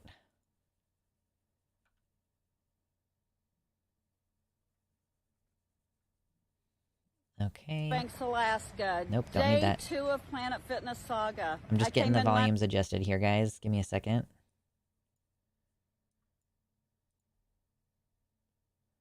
Okay, let's try this. Good morning at 8 degrees below zero in Fairbanks, Alaska. Day 2 of Planet Fitness Saga. I came in Monday. There's a man in the women's locker room shaving. A little girl sitting in the corner. She could have been 12 years old. I don't know how old she was. In a towel. Kind of freaked out that there's a man shaving in her locker room. Well, I was offended. I took a... Where is this child's parent? Like, why the scaremongering about, like, the presence of children around a person in a public space? Like, yeah, the appeal to kids every time. And that makes it seem like, yeah, she you know, with the tone, now having heard her talk, I do think I agree with you more that it's like, that's the lead up that a racist might use to say, like, oh, I love black people or whatever. Like, oh, I love this person in Christ. I just don't want them anywhere fucking near me. Like, yeah. And then with this, yeah, who is this 12-year-old child? Is that her? Like, where is the mom? Or like, is that person who was shaving, is that their kid? We don't know. Yeah, that little girl perished at the very sight. Yeah, I don't know. And like, maybe you're projecting onto the kid. How do you know that the kid looked uncomfortable? Why is the kid sitting there in a towel when, like, there are places to change in private in locker rooms? There are. I've been in them before. They have bathroom stalls and showers with curtains that you can draw. It's so strange. Like, I don't know if this child is real. Why is there an unattended 12-year-old in a locker room at a Planet Fitness? That's one of the main problems I have with this narrative. The child is scheduling top surgery this week already. Yeah, it's a contagion, right? Etc., etc. Picture of him, and I asked him, why are you there? You're a man with a penis. Why are you in the women's locker room? And he justified by saying, I'm queer LGB, and I said... I don't think he said that. Who in the world says I'm queer LGB? I don't think... And also, like, people generally don't use that as an excuse. They would be like, I am trans. Why would queer LGB people try to use the opposite sex bathroom? So, okay, whatever. You shouldn't be in the women's locker room. Well, I left. And as I said this morning, I got canceled. Planet Fitness is defending the man in the women's locker room, the man with the penis. Again, how do rather you... than the child sitting in the corner with a towel wrapped around her. That's so creepy. So people, I just want you to know, this is weird. It's not good.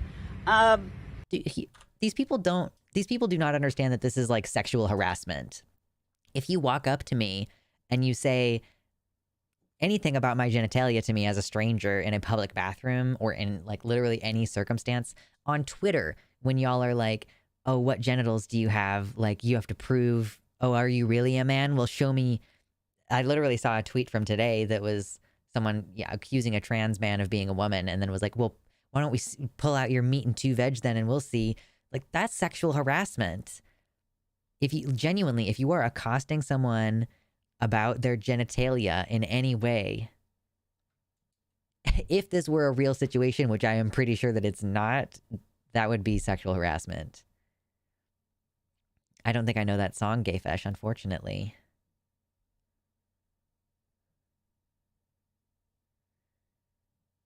Yeah, was this actually taking place in the women's room, or did she just walk into the men's room? That's another question. Oh yeah, that's show me your genitals. Your genitals. What? Show me your genitals. Damn, that's a throwback. I remember some kids showing me that on the bus when I was like 13.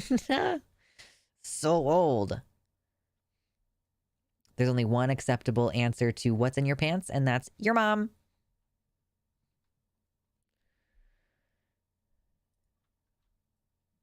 Okay. Oh my god, I'm so thirsty. So thirsty. And then we'll watch the rest of her video in a second.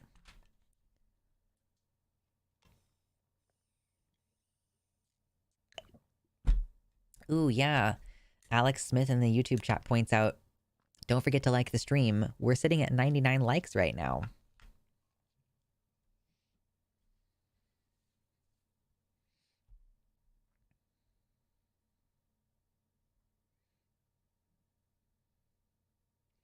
I worked with someone last year who asked me about my genitals and my sexuality and all that crap. It is sexual harassment. He's coming back to work this summer, and I'm preparing my responses already just in case. I hope that your response is, I'm immediately reporting this to HR. Like, do not try to have a conversation with this person about it. If your coworker is creating a sexual harassment situation, then yeah, just take it straight. Maybe don't even say anything to him. Like, honestly, I think it would not be a bad idea to just immediately leave the conversation, start writing down your notes of what just happened, and get on the phone with HR immediately. I would just have a zero tolerance for this shit if I were working still as, like, working for someone instead of being self-employed. CHR already? Yeah, maybe preemptively. I don't know. The thing is that if you do it preemptively, it's going to seem like you were the one who was starting problems. Like, I wouldn't go preemptively.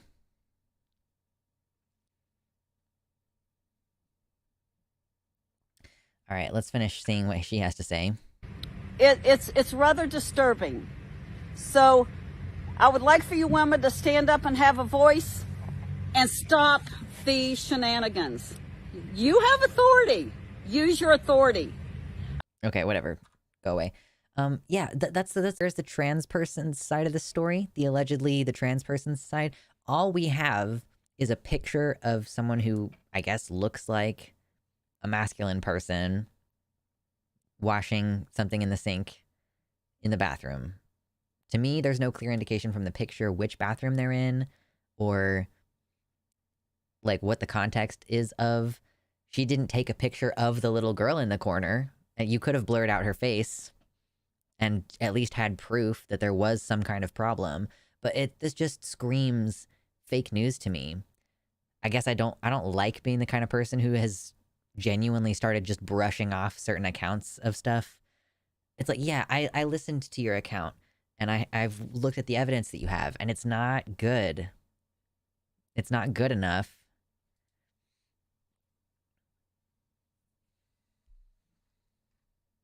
I'm going to read a little bit of this article and see.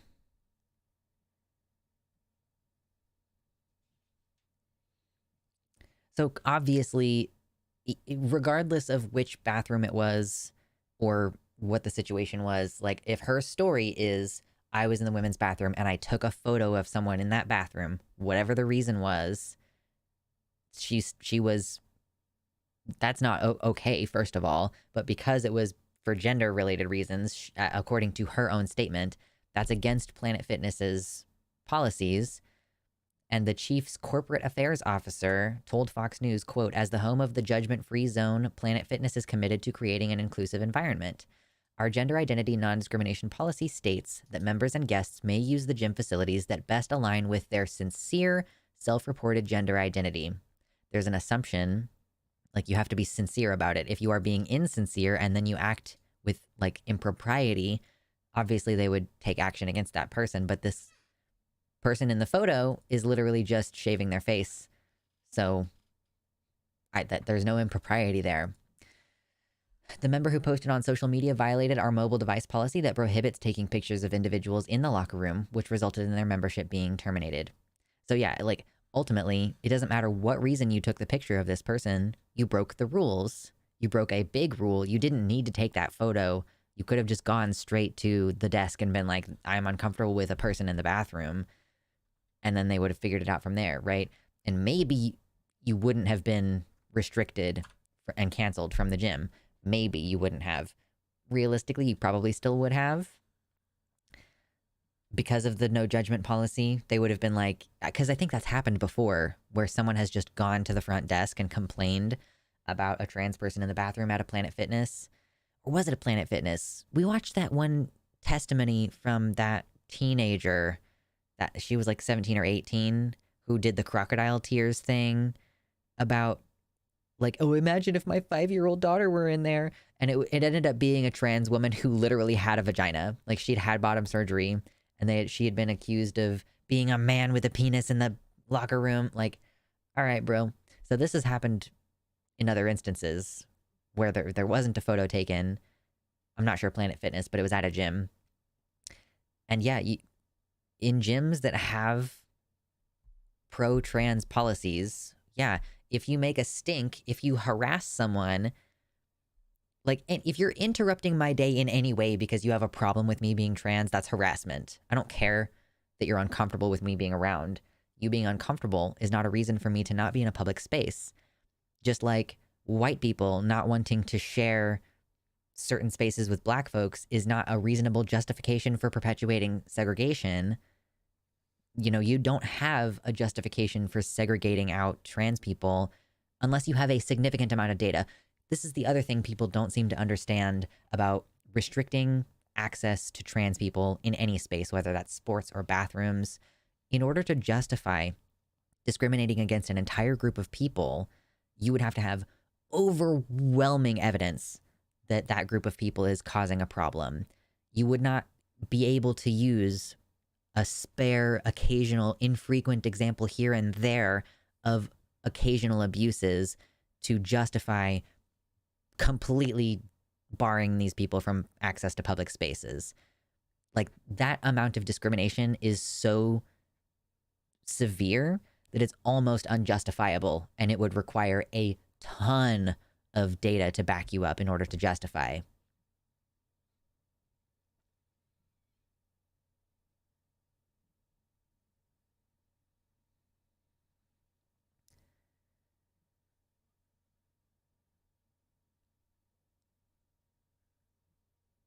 She just sounds offended that she didn't get her way, so she made up a story. Explains why the person is using her language for something she doesn't understand. Yeah, maybe. Oh, gnat in my face.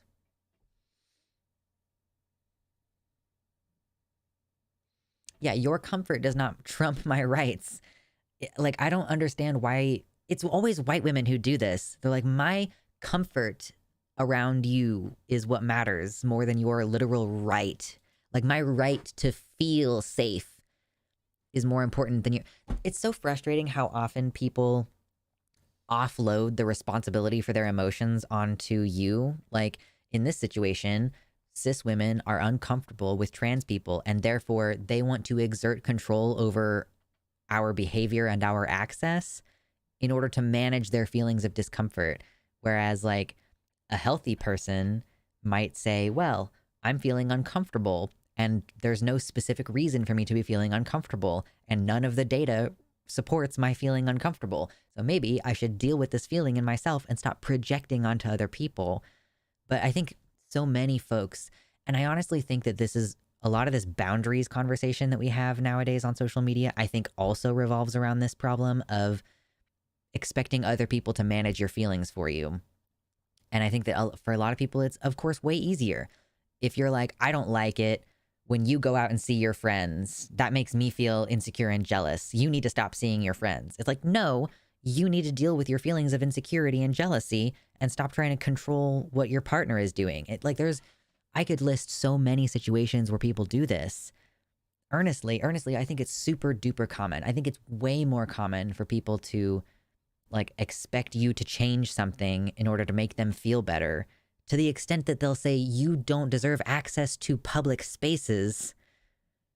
And I keep having to explain to people that if trans folks can't use public bathrooms, like without feeling comfortable and safe, you know, in this bathroom, you might get beat up for these reasons. In this bathroom, you might get yelled at for these reasons. If you restrict trans people's access to those public spaces, you restrict people's access to any public space. Because if I can't leave my house for like a period of time that's long enough that I might need to use the bathroom during that time, then you are heavily restricting people's ability to just exist in public. Particularly think in schools. If the schools have a policy that says you can't use the bathroom that aligns with your gender identity, and also you know that using the bathroom that you're supposed to, quote unquote, would result in you getting beat up, then how can you functionally be at school all day? You can't hold your piss for 9 hours. That's not reasonable. Yeah, I guess I'll just piss on the floor, right? I actually do know someone who had just a cisgender person, but whose teacher was refusing to let her go to the bathroom, and she did piss herself in the classroom as a high schooler. Like, holy cow. So even in situations that don't have anything to do with trans people, boy howdy, our teachers power tripping sometimes.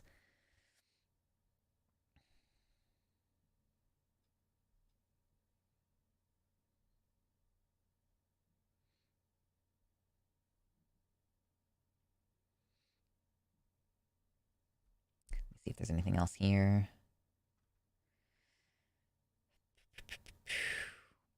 Oh yeah, so that brings us to hashtag boycott Planet Fitness. It's pretty funny, the reaction that people are having on Twitter to this. I'm not going to say that it's an unproblematic reaction, okay? I'm definitely not going to say that it's an unproblematic situation. Uh, but a lot of Republicans now, a lot of these MAGA Republicans and these TERFs are going, oh, we need to boycott Planet Fitness. Oh no, like they're doing this terrible thing. And a lot of people on Twitter are posting pictures like this one and saying things like, I don't think Planet Fitness was too worried about losing your business. And that's just a common response that we're seeing now. And on some level, I don't think they're wrong. Because genuinely, a lot of these people have probably already been through, again, like they have dementia. They've already been through this process of recognizing that Planet Fitness is pro-trans and then getting all pissed off about it and then forgetting about it.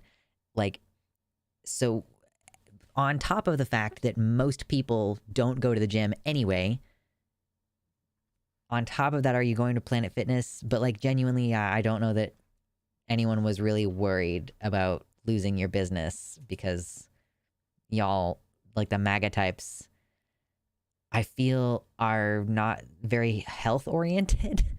You know, if there were any demographic in the United States that I would say is reliably, I would predict that they are not going to the gym, they are eating fast food and avoiding salads because they're too gay or whatever, I would say it's right-wing Republicans, not very healthy people, TBH.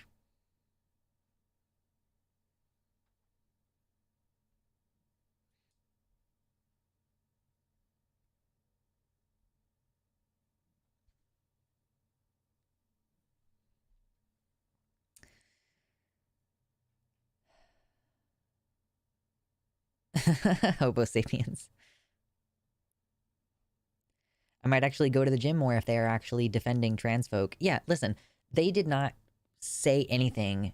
The Planet Fitness response to this situation did not say anything about this person's appearance. Like, they did not justify anything. Now, listen, I guess if I were to pretend like this was a real situation that happened, I would say use the bathroom or locker room that is gonna cause the least amount of issues. Like, and that's just my personal opinion. I'm a non-binary person, so I don't have that thing that's like, I really seriously need to use this particular bathroom in order to align with my gender. But I would say even if you are super binary identified, you know, use the bathroom that you're gonna have the least amount of trouble with. And sometimes that's gonna mean not using the bathroom that you want to use, right? But in this instance, yeah, Planet Fitness didn't say anything about, you know, oh, we could understand her feelings maybe because of this appearance of this person. But mostly they were just like, nah, bro, you know, you need to deal with your feelings and not harass people in the bathroom. It's like if MAGA were to boycott a vegan restaurant. Thank you, Badger Girl. That is a perfect analogy. Like, I don't think that you were in the target demo to begin with.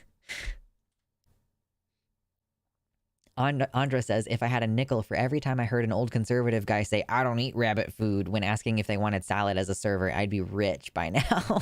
Fair enough.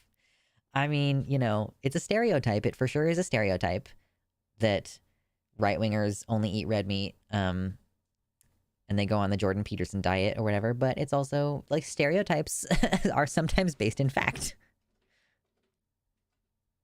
I was just thinking the Jordan Peterson, yeah.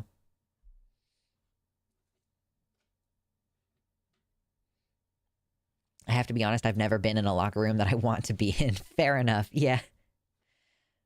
If it's ever an option, like during the rare times where I would change at the gym, it would be like in a single stall, hopefully. That's always ideal for me.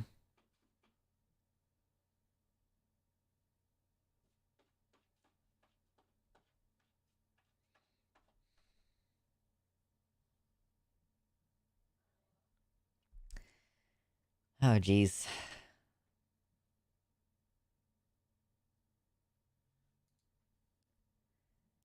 I'm genuinely just really surprised that a woman who would be mad at trans people being in the bathroom would still have a membership at Planet Fitness anyway. I feel like if I were a transphobe who had an issue with trans people being in the bathroom, I would, like, maybe research before I decided which gym I was going to go to. But then again, if you did too much of that research, you would quickly find that probably not very many gyms are going to want you in there.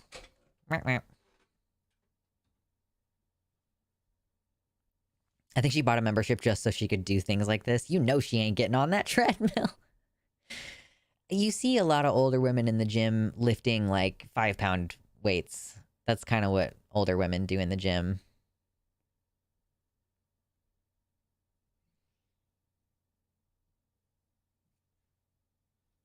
Burp. Yeah, there it is. God damn.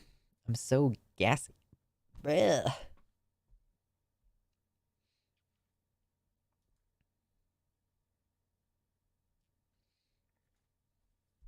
I don't know if there's anything else really to say about this. It's just real dumb.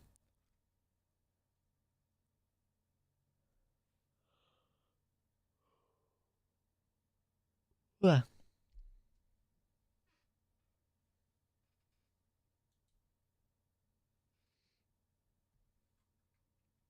Yeah, researching might mean having to face the fact that her issues with trans people are idiotic. I mean, I just mean the minimum amount of research to go.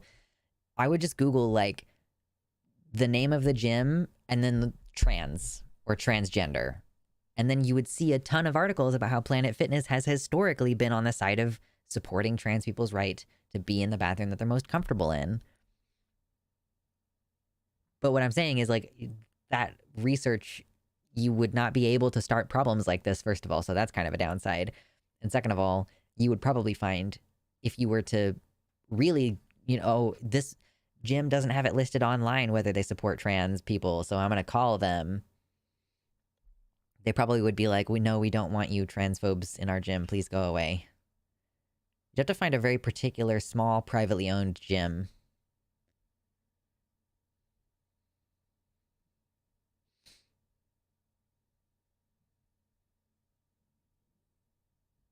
It's just Google.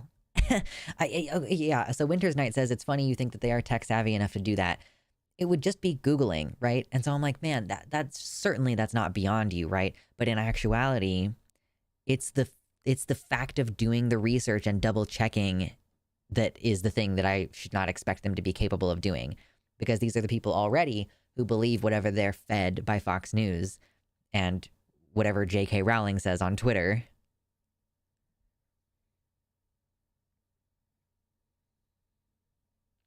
Later, kitty tick. Have fun.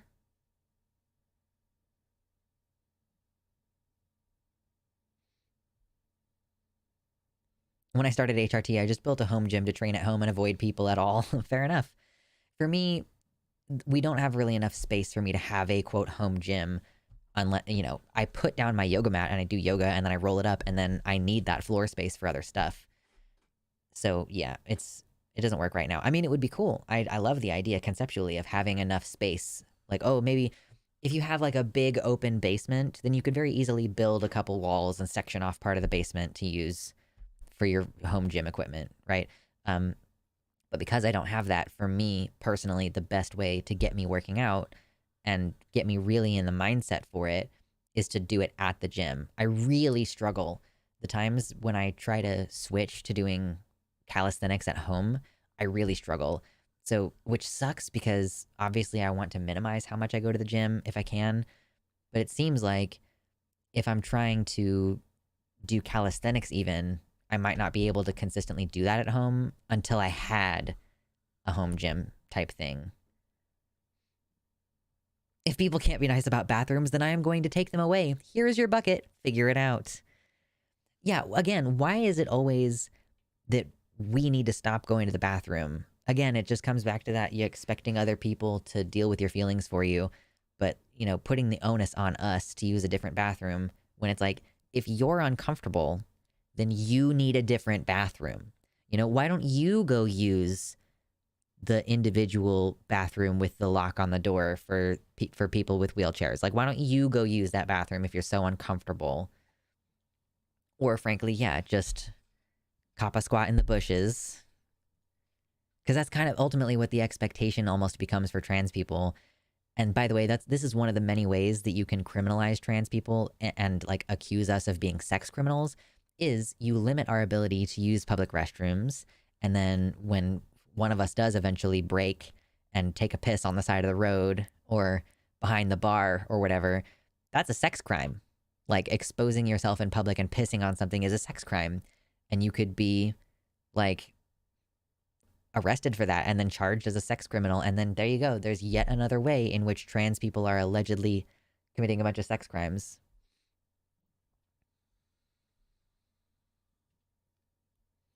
I suppose I should add this to my notes if I'm just about wrapped up talking about it. My stream notes. Hello, my notes. Beep, beep, beep, beep, beep. I'm gonna have to run and take my pee break soon because, boy howdy, is it... I've been drinking a lot of water. What is today, the 17th? Yeah, today's St. Patty's Day, I guess.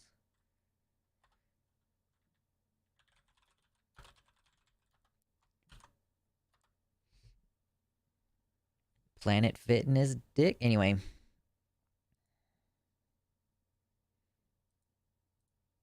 Yummy.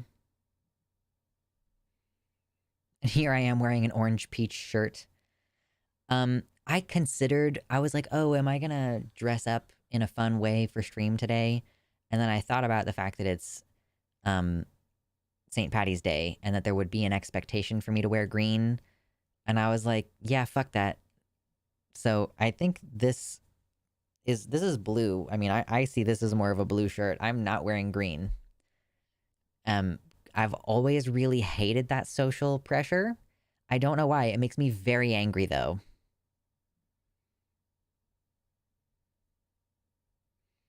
I dressed up recently. I just don't do it very often.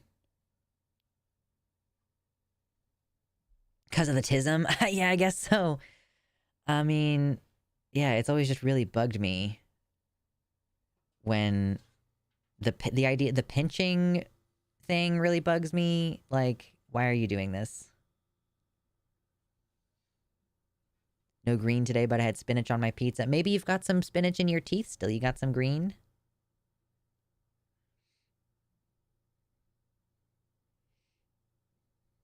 Spinach.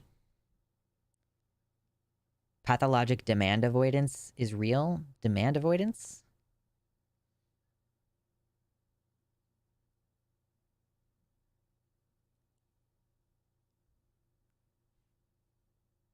It's like if they, okay, listen, if they managed to just make it fun, because that's the thing.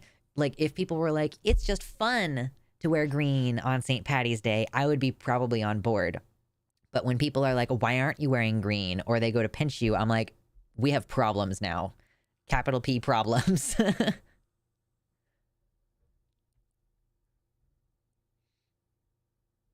I'm so violently autistic. Everybody else is like, I need to fit in. I can't deal with the social ostracization. And I'm like, you're the problem when it comes to the social ostracization. It makes me so mad.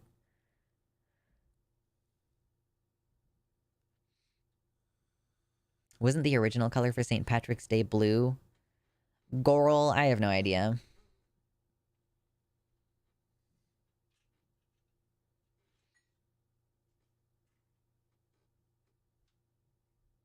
It's a thing that overlaps with autism and ADHD a lot. I definitely have problems with the demand avoidance. Like, I don't know why people think that negativity is a good way to get people to do something. It's kind of, you see those posts that go around that are like, oh, you know, if your parents are cajoling you all the time to come out, like with your teenage kid, you're like, oh, the parents are always cajoling you to come out and eat dinner with the family. But then when you do finally come out, they're like, oh, look who decided to show up. And you're like, okay, fuck you guys. I'm going to just not do this again. Like, it just feels, I don't know. Like, why are you trying to get me to do something but trying to use negative reinforcement to get me to do it? It's stupid. Goral, listen.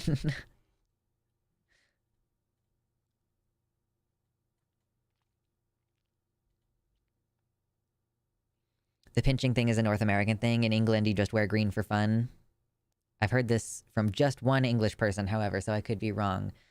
Yeah, like, you make it fun. Maybe if there's a reward, like you get a free drink if you're wearing green. Okay, cool. Positive reward. Don't make me feel like I'm obligated, because then I'm just going to be like, all right, this is boring now. It sucks. And also, I don't really care about celebrating St. Patrick's Day. I was never really into it anyway.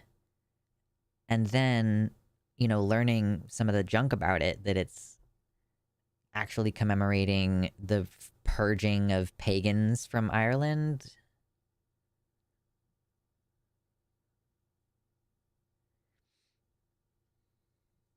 I'm allergic to peer pressure. Exactly. That's why advertising doesn't work on me. You can't make me do anything. My parents taught me well to never do anything I'm told to. Super weak to reverse psychology.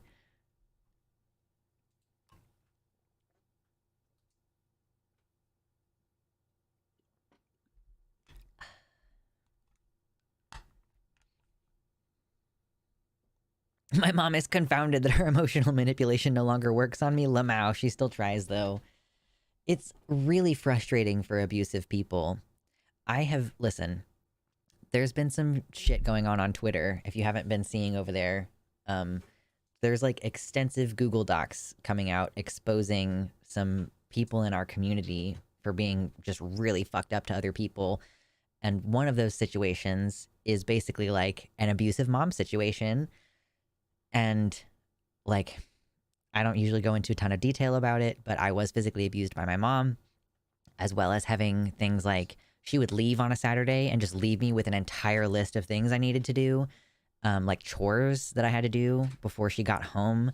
And there was just this, like, the expectation that she would be violent toward me, or at least like yell at me and ground me. And you know, she would like take away, I got like grounded once. She took away my Nintendo DS, and then she ended up keeping it for 6 months because apparently I was just being bad that entire time. Like, she kept extending the time that she was keeping it away from me.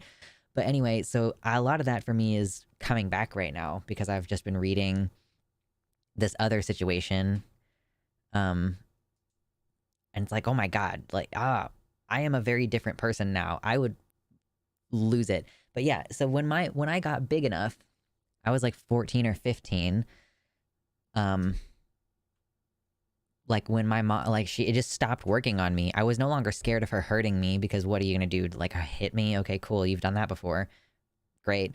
Um, but like I got to be about the same size as her. I think that was one of the big things. And like I just didn't feel any manipulation or pressure anymore. I was like, I don't care. I'll just go back to my dad's. Like but it, it's hard when you're still in it for sure. My dad removed my door. Yeah.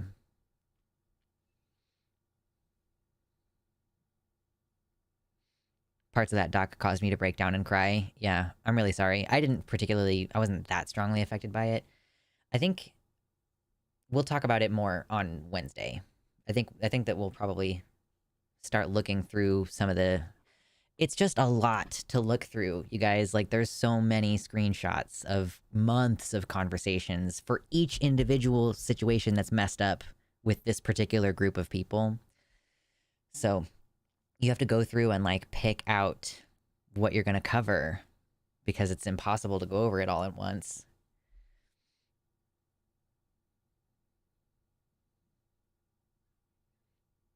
I can sympathize hitting rock bottom and being able to act with impunity. What can you do to me now? You've taken everything away. I guess for me, partially, it was that I lived with my dad at that point. I had been living with my mom, and then I was living with my dad, and so I was able to go home. Like there was one day that particularly just broke any interest that I had in having a conversation with my mom anymore. Like I was over at her house, and she was griefing me about something. And I was like, you're being an asshole. This is bullshit. I'm just going to walk home. It was far-ish between their two houses, but like close enough that I could walk and it wouldn't take me like hours and hours. So I was just like, I'm going to leave. And she tried to physically restrain me from leaving by grabbing my wrist. And I was like, no, you are going to let me go now. And I left and I called my dad and he picked me up. And that was pretty much the end of that. And then, yeah, my dad had his own issues, but it was totally different. Totally different set of problems. Charlotte, thank you again. Another one. Another gifted tier 1 sub for Lucky Otter. Lucky Otter, you are having a lucky day. Enjoy your dicks. Very much, very much. Oh, number go up. Brr. Charlotte is just carrying the donos on this stream today. Absolutely carrying. Is the mom an influencer? I guess. I'm more of an influencer than I would like, surely.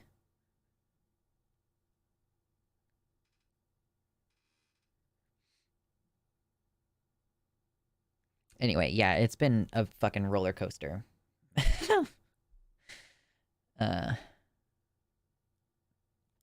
104 people here. We love having so many people here to chill. We're 113 likes. That's pretty good shit. We do still have a couple more political topics to talk about today. We did get through Planet Fitness already, but there is more. We've got this article about how to navigate marriage badly, I guess. And whatever Trump thing, I don't even know if I care about covering Trump anymore. He just exists, and it's like, all right, I guess I should talk about him. But my videos about mainstream politics don't do very well, so it's like, what the fuck is the point?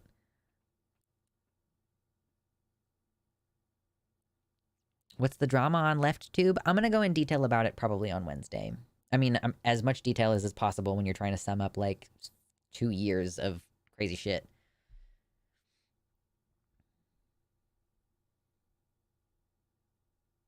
Anyone play Knuckles in school? I didn't play Knuckles in school. My partner and I have jokingly played Knuckles together, but we don't get very far before I'm like, no.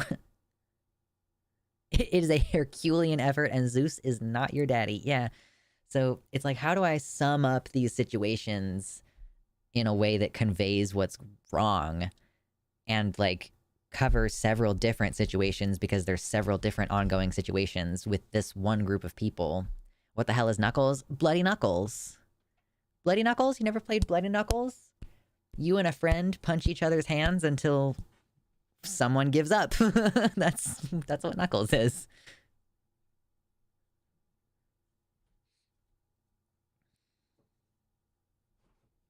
But usually it's called Bloody Knuckles and not just Knuckles. I've spent days sifting through the mess. Bro, it's been months, dude. I've been keeping my mouth shut for months because it's like, it just keeps getting worse. It's like, I would have had to cover it 3 times by now if I were trying to keep up with live as things are happening.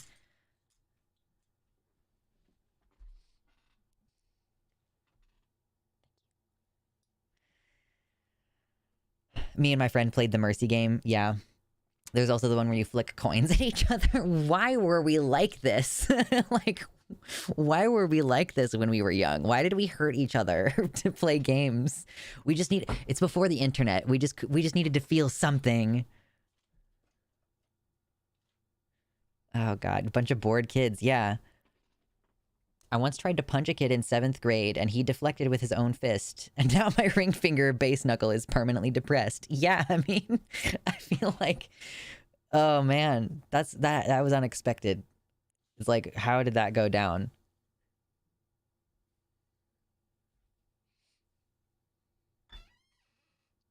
You go until it hurts more to hit the other person's knuckles than their knuckles do hitting yours. There's a particular set of rules, apparently, about knuckles.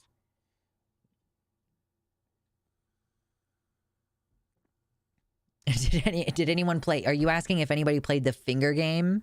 No, I've never played the finger. Maybe we played the finger game with like pencils a couple times.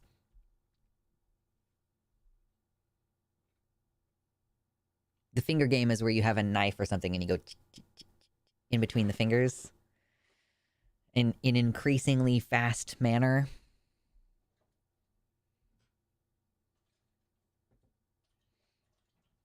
I have a low pain tolerance, so I'd always tap out round 1. Okay, can you all help me understand, what does pain tolerance mean? Because it's like, there's sort of 2 different ways that you could interpret it. You could interpret it as, 5-finger fillet. Yeah, for sure. Oh no, the ADHD reset happened again. I'm trying to read and talk at the same time, and most of the time I can do it pretty well. Pain tolerance. It's either like you genuinely don't experience pain until you receive more stimuli. Like, I think that that's what people think sometimes. But also, like, there's the other version of it that's like, my pain tolerance is like, I am in a lot of pain, but I am not showing it. I am tolerating it. Which I guess on the outside, those both look the same because they have to do with gauging how long it is before you have a reaction or how long you can go before you have to stop. Because it's like, I think for me, I think that I experience pain way easier than other people, but I also tolerate pain more than other people. You know, I think if you were to take a normal person and put them in my body for a day, they would probably go to the hospital. Like, it depends on the day, surely. It depends on the day. Like, most of the time I'm pretty healthy. But there will be times where I'm like, I'm just in a lot of pain and my heart is acting up a bunch. And yeah, I think that most normal people would take the kind of pain that I am in and the sharp random pains that I get all over my body, and they'd freak out about it. But I'm used to it. It's like, it hurts and it doesn't take very much for me to hurt, but I deal with it.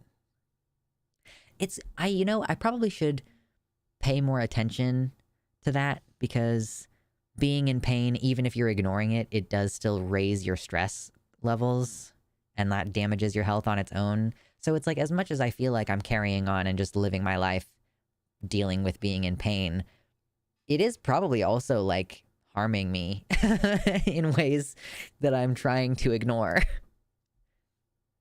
Yeah, it's the inflammation from the cortisol for sure. Pain is a bit like chill. You kind of get chili, you mean spice, sorry. Yeah, you get a tolerance to it. Well, I mean, in that particular case with the capsaicin, that is actually you're training your body to have less of a response over time. Because I know people who eat spicy stuff on the regular and they're like, oh, I need more than jalapeno in order for this to even feel or taste spicy to me. Like, I don't even have the same reaction to this if it's not more like habanero level spicy. Pain sensitivity versus pain threshold. I think that's, yeah. I have a fairly high pain sensitivity, but also a pretty high pain threshold.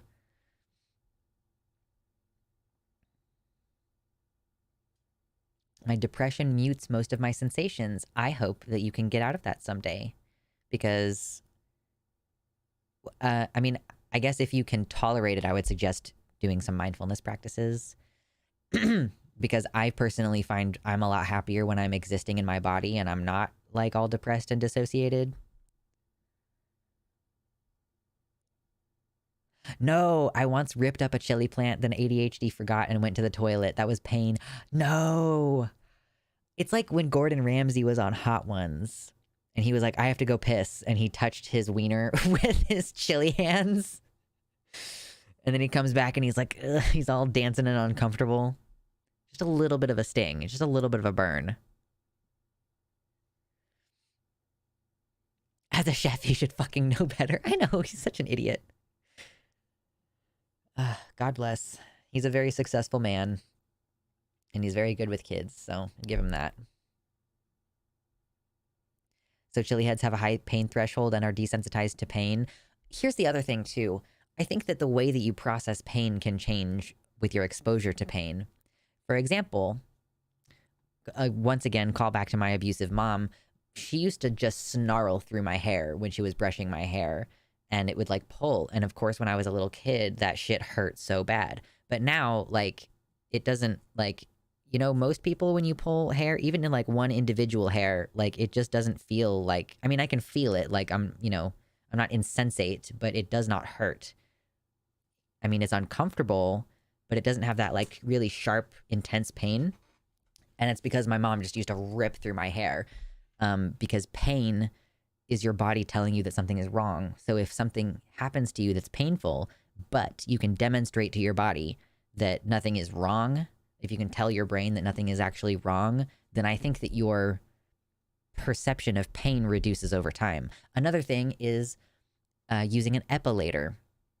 Like in order to get rid of my leg hair, I use an epilator, which is basically like a machine that tweezes out your hair. And it tweezes out a bunch of your hair kind of all at once because it's like a rotating thing with like these little sort of flanges that are pinching like this and ripping out the hair as it rotates. And the first time you use one of those, oh my God, it hurts so bad and it feels like something is really wrong.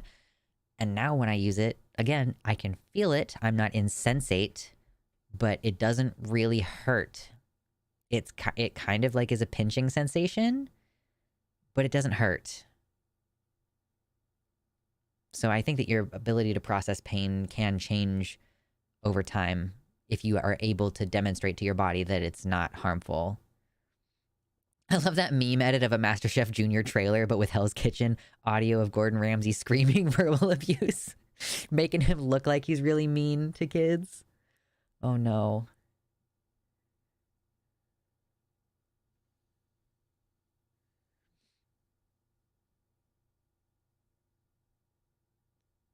It thins out your hair as well over time. Yeah, I'm much more gentle with my hair now.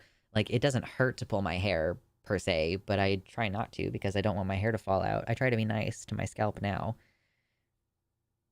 It does still feel nice when people like touch my scalp, but probably not as nice as it would have. Oh, the epilator. Yeah. Of course, you grow back less and less hair over time if you're ripping them out with an epilator. I have a bald spot on my leg from tweezing my legs for a really long time before I started using the epilator. So, excuse me. Excuse me.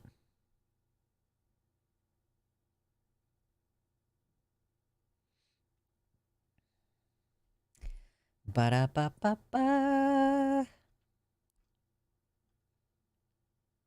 I guess, yeah, I only have, if I don't really feel like covering Trump today, then I guess we only really have the one other story, which is going over this article, unless anybody has recommendations. I kind of just tried to explain it. I don't know if I explained it very well. An epilator is to remove hair, and it does it by, it has like a mechanism that rotates, and on that mechanism is a bunch of little like pieces of metal that open and close. And the idea is that while it's rotating and these are opening and closing, it'll grab your hair and rip it out. So it covers like, an entire inch at a time. You're going across like and grabbing a bunch of hairs at once. Automated tweezers, yeah, that's a good way to put it. I got lucky. Estrogen made my body hair fall out. Yeah, Badger. I was on testosterone and I started to get a happy trail, and then I stopped testosterone and immediately my happy trail just falls out. I'm like, all right, cool. GG's.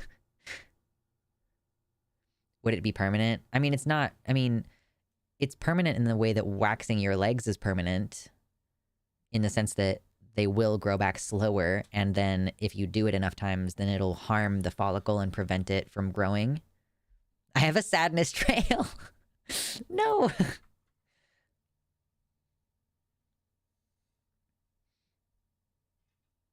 The future biggest queer ally in the world? Who? Oh, your kid. Okay. Who wears short skirts? I wear t-shirts. I don't know why that just reminded me of that. Is the sadness trail the one that goes to the butt? No, that one's still a happy trail. Yeah, what do you call that? When guys have that like cluster of hair at the lower back that then becomes crack hair, what do you call that? Thank you. I enjoy laughter.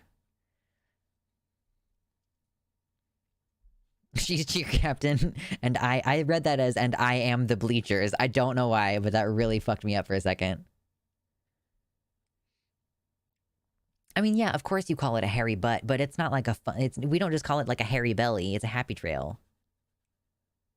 The tenderly taint hair. It's called the straight man.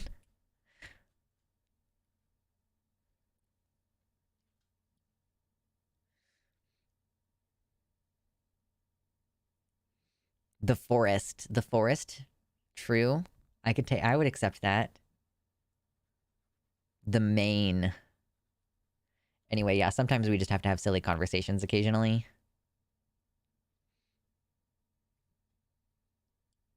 It's like the tramp stamp location, right? But it's just furry. The dark landing strip.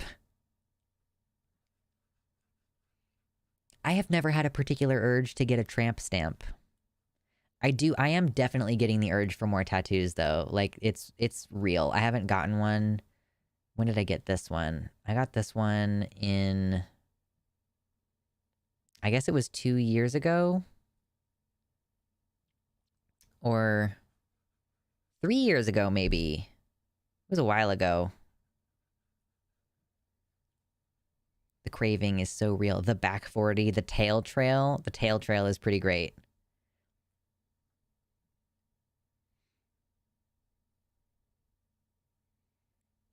I hate it. All the body hair is pain.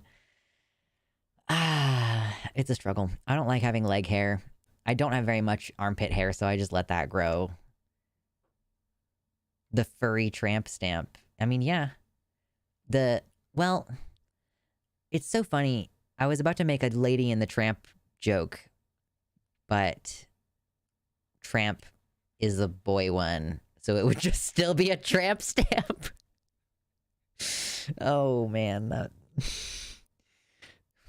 Yeah, your brain does weird stuff when you're not on Ritalin. Oh, man. I don't know why that was so funny to me. It just was. It was really funny. I think that I might run and do my midstream bathroom break.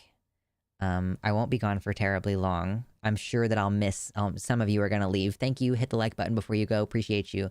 I'm going to let everybody look at the isopods, which are enjoying a wonderful piece of broccoli right now. They're very active enjoying this piece of broccoli. So I'll be back in about like 5 minutes or something. So enjoy.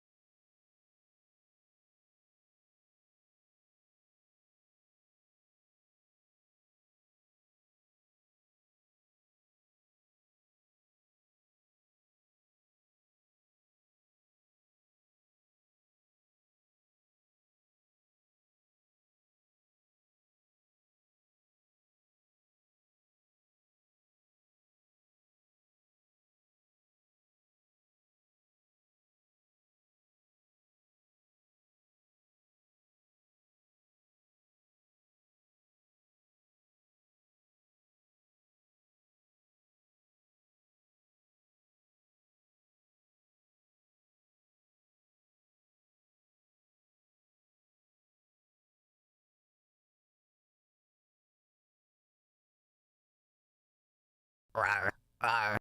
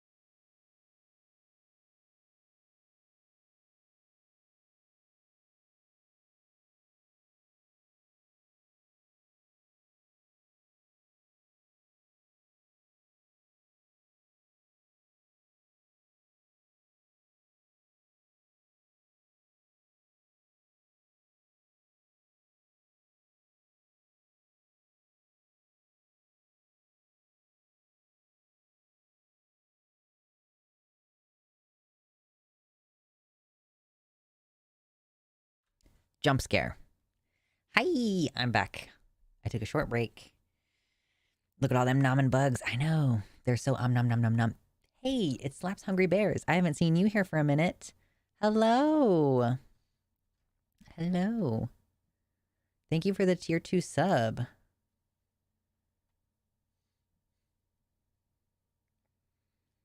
What's up, Richard Francois? Rar. Rar. Rar. Yeah, that was a fun one. Number go up. Brr. Cool. It's been a good day so far. It's been a good stream. We're having a good chill time. Bad health and dumb work. No worries. I think you were like on overnights and you're in a totally different time zone or something like that. It was weird for a while. No worries.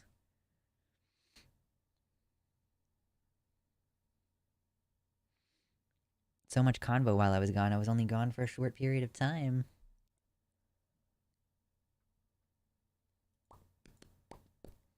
Yeah. They are very wiggly today. The bugs are so wiggly.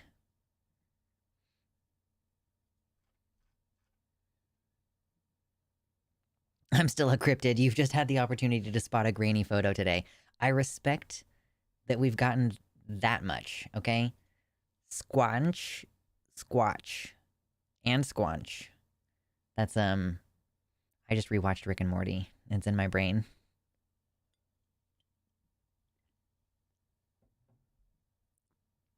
Hermit crabs. Oh, wait, hold on. Coconut crabs are a type of terrestrial hermit crab, and hermit crabs are a type of crustacean. I mean, yeah, the pods are like crustaceans too. Pods, pods, pods, pods, pods. They're cuties. So I actually have 2 different cultures of isopods. I just don't show the other one. And I guess technically I don't think that that's technically a culture because there are 2 different species in that one. In this one that you guys can see, there are 2 species. I don't know if you can differentiate at all. Like, because there's way more of one species than the other species. Excuse me. Oh my god. Crustaceans are actually a type of thing. Not many people know that. The more you know. I don't actually know if that's the music. I can't remember what it is. Playing isopod favoritism. Yeah, well, one of them is closer to my desk than the other one. And the other one's smaller and less cool. So I guess, yeah, I could put more effort into the other one.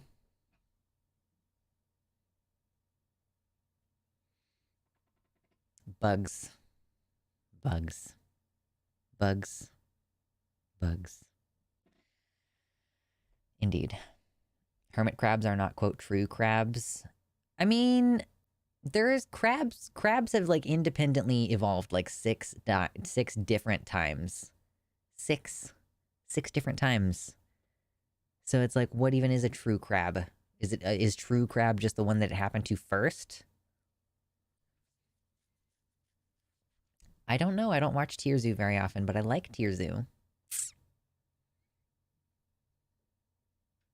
Yes, everything evolves into crustaceans someday.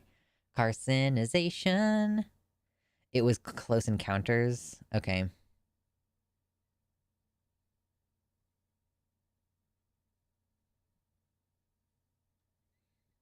And horseshoe crabs are arachnids. Yeah.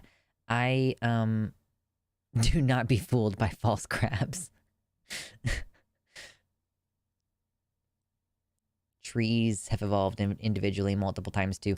There is no such thing as tree. Like, there is no such thing as tree. Just like there's no such thing as fish. Like, there are so many different species of plants and so many different species of tree. They're not really a thing. Like, it's not real.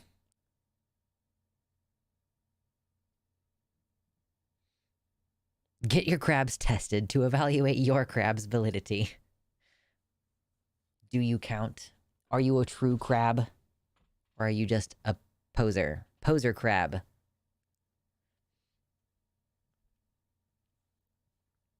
Crabs aren't real. Are we gonna go full H-Bomber guy on this? No more horses. Jiminy Christmas. Did somebody say something nice about my hair earlier? I read your message and then I was in the middle of saying something and I forgot to respond. But thank you. I'm trying really hard to make it healthy and it's quite difficult. My hair wants to be very frizzy. So I'm trying. I'm doing stuff that I'm trying to increase how shiny and like non-frizzy. And the frizz is still a problem, but it's at least getting a little bit shinier. So thanks. I'm trying.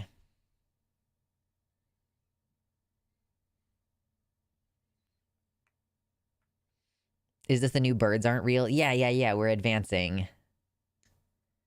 Carcinogenesis. I had never heard it put that way, but that's a great word. It's good times. Well, I guess we can kind of shift into... Oh man, Charlotte, thank you again. With another $35 dono, cause I'm turning 35 this week. So much to do, so much to see, so what's wrong with taking the back streets? You'll never know if you don't go. You'll never shine if you don't glow. Yeah, thank you. I appreciate that. It is unfortunate that you cannot evolve into crab unless you are originally a crustacean. Yeah, that's a sad. Look at us, we hit dono goal. Charlotte just carried us today. Absolutely carried us all the way through. And that means I have to debase myself. Oh man, I keep forgetting that guy passed away. Yeah, exactly, rip Smash Mouth Man. I keep forgetting that.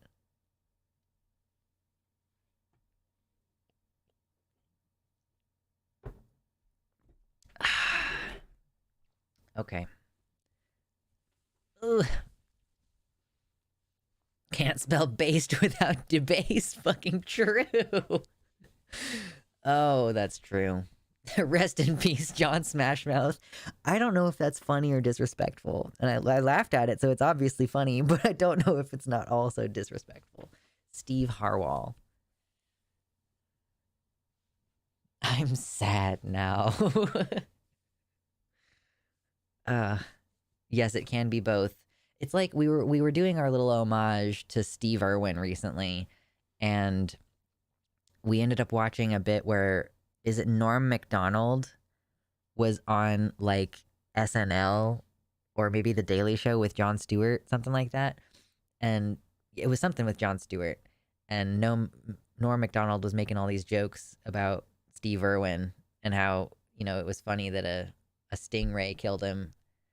Like, you know, you hear the crocodile hunters died and you're like, well, yeah.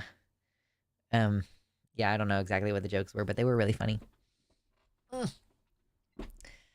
Humor is okay, I think, but he's died so recently. So my arms are not really getting bigger right now. They're maintaining okay. I'm hoping that they'll get more definition, and then I'll go back to bulking. Ugh, my hair. Urgh. I'm still a very big fan of this muscle. That's a good one.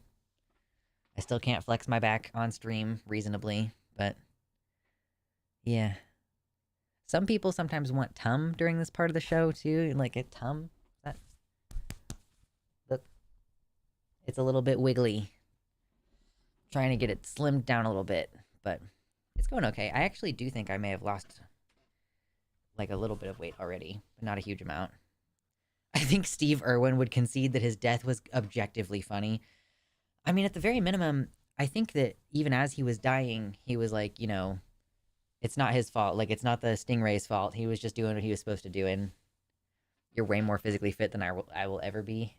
I mean, to be fair, I do have the skinniness genes. I'm belly maxing personally. Listen, I've seen it work for some people. But yeah, to be fair, I started out, I'm skinny. Historically, it's been hard for me to put on weight. I'm finally able to put on a little bit of weight, and I have access to a gym, so advantages. Yeah. I'm gonna go back to arm maxing. It's true. It'll probably be like another couple of months, I would bet. Are you for real? People were killing stingrays afterward to try and get revenge, and it was the exact opposite of what Irwin would have wanted? Genuinely, I thought that in his, like, dying breaths, he was like, no, it's fine, it's not his fault, whatever, blah, blah, blah. I gotta look it up. Steve Irwin. Last words. His last words were, I'm dying, apparently. Holy shit, dude.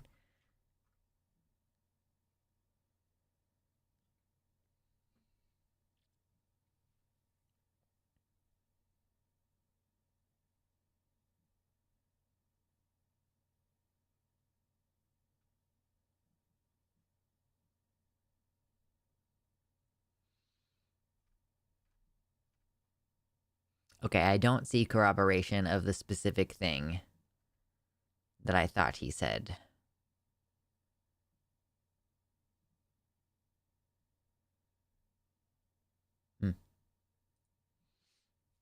Yeah, he was great. Loved him. He was the best. I'm thinking about Bicentennial Man. Ooh, yeah, I've been thinking about that one too. I should rewatch that one because I only saw it the once.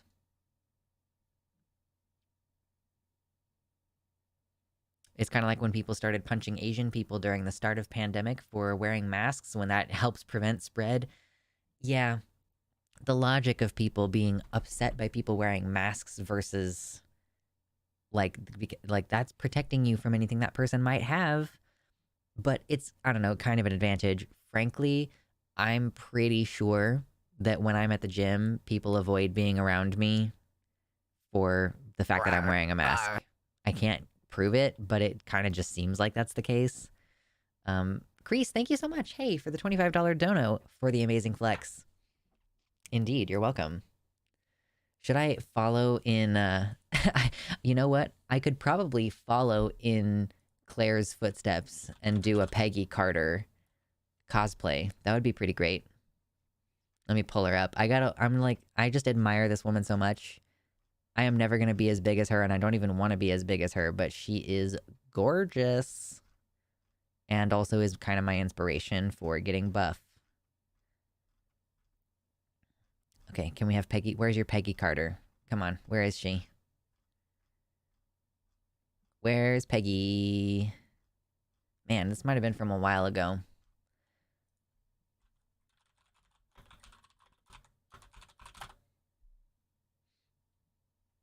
I remember South Park did an episode where Satan was throwing a Halloween party and being a total bratty teenager about things not going perfectly.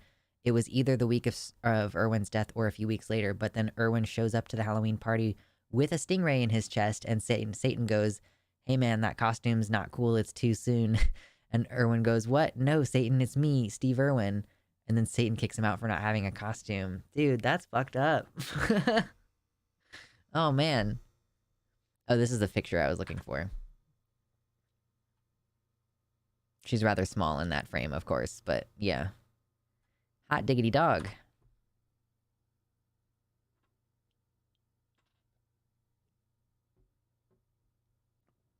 I mean, I guess I'm dying is pretty logical last words. Yeah.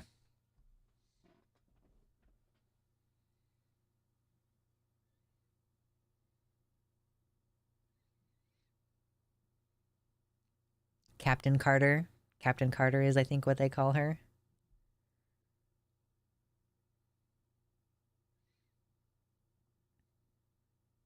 That's like the only reason I want to watch the What If series. I don't want to watch most of these Disney Plus shows for Marvel, but I do want to watch the What Ifs because just I am just so into the concept of Captain Carter.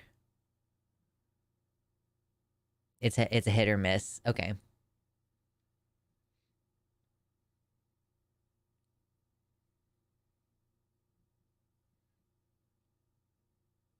I haven't been able to bring myself to watch Endgame or Infinity War and might never.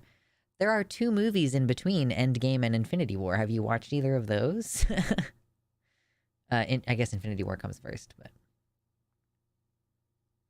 watch Wanda for sure. Yeah, my partner wants to watch WandaVision. I am pretty ambivalent about it, but I will watch it with my partner so that we can talk about it. you know, I just don't like Marvel as an institution anymore, but also it's like popcorn. So I've been watching their movies a lot. I was literally halfway through watching Doctor Strange last night when I decided to go to bed.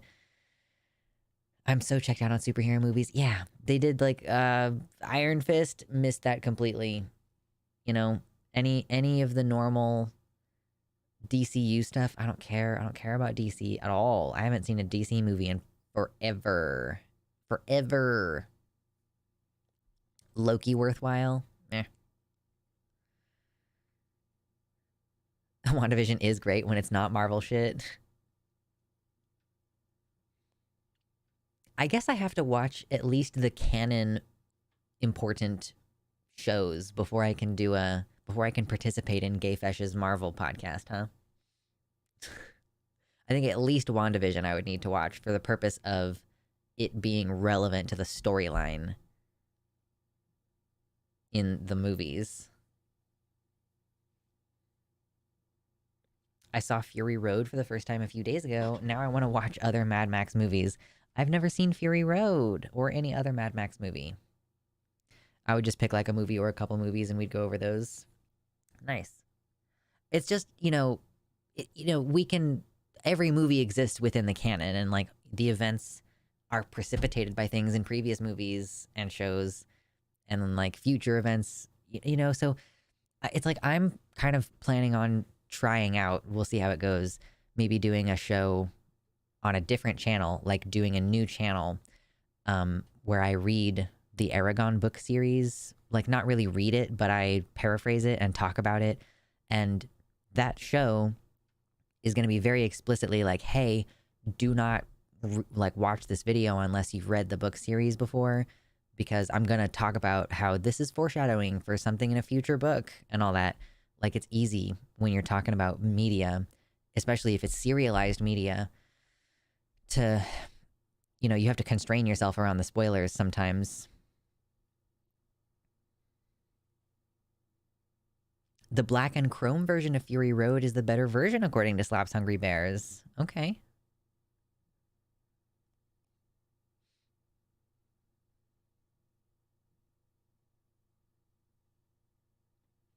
The thing about the MCU is it can be consumed like comics either as a whole or as standalones. That's fair.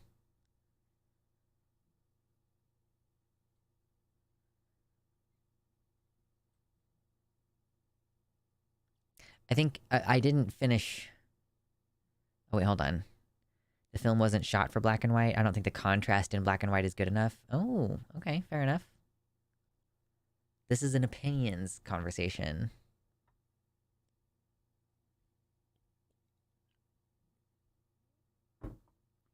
Okay, I guess we should get ready to move into our next segment. Ba-da-ba-ba-bum. Whoop. Nope, wrong button.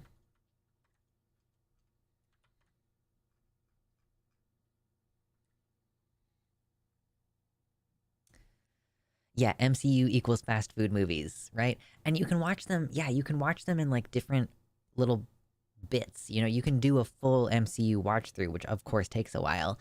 Or you could just pick one movie. Or you could go well, I want to watch all 4 of the Avengers movies, or I want to watch all 3 of the Captain America movies, which I did recently. Yeah, it's fun. I think I actually also did all 3 Iron Man movies, but I think only the first Iron Man movie is all that good. The other ones are kind of forgettable. And Iron Man, the first one, is a pretty good movie. Pretty good film.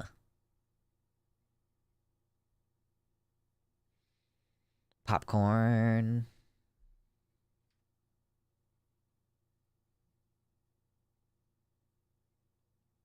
You're lucky if the first one's good, but slap a number on that bitch and they suck. Okay, here, I am gonna push back on that because I think that Doctor Strange 2 is a fucking banger. I think Doctor Strange and the Multiverse of Madness is a straight banger. But overall, I agree. Most of the time, sequels are not good. YouTube chat says X2 is better than X-Men.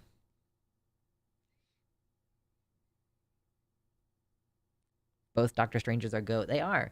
After stream, I'm gonna finish watching Doctor Strange, the first one, and then I'm gonna watch Doctor Strange in the Multiverse of Madness, unless I end up watching a movie with my partner or something, which happens occasionally. I killed a gnat. Ha! I got you, bitch. I don't understand complaining about the Marvel movies. It's like getting Taco Bell and complaining that you got Taco Bell. Listen. I mean, basically, you know, it's just filler. It's just carbs. Basically, MCU is a lot of carbs. It doesn't got a lot of substance to it.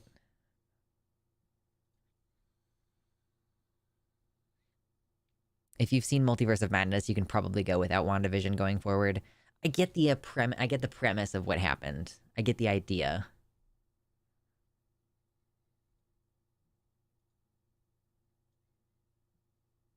I've seen the Deadpool films, but I haven't seen any of the X-Men films. Am I weird for this? I mean, it sounds to me like you're really young. It just sounds to me like you're a young person who didn't grow up at the time that the X-Men's were coming out.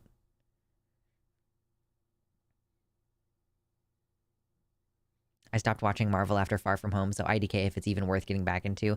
Listen, if you've got time to kill, sure. Watch more Marvel movies. If you're like, I am trying to relax and turn my brain off for a little bit, yeah. Watch Marvel. If you're like, I need something in the background while I'm playing a video game that I'm half paying attention to, then yeah. Watch more Marvel movies. My hair is getting wild in the back, y'all. This is, if you're not party to what's been going on here, I used to shave all of this hair and, you know, all of this hair on this side as well. That's also shaved. And then I decided I don't want a top knot anymore. I want to have like a mane that goes all the way back. So I'm growing out this hair back here, and my hair just looks really janky and like effed up all the time. So it's like 5 or 6 inches long in the back now, which means it's getting long enough to start getting involved in my ponytail when I put my hair up. But yeah, so if you're ever wondering like what is going on back there, it's like all this short hair that I'm trying to grow out. It's a process. I have only one side shaved and I fucking love it. Right.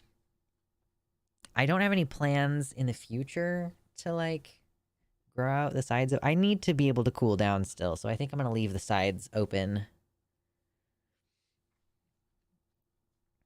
and just have a really cool like middle of the hair thing going on, and like, you know, be able to do cool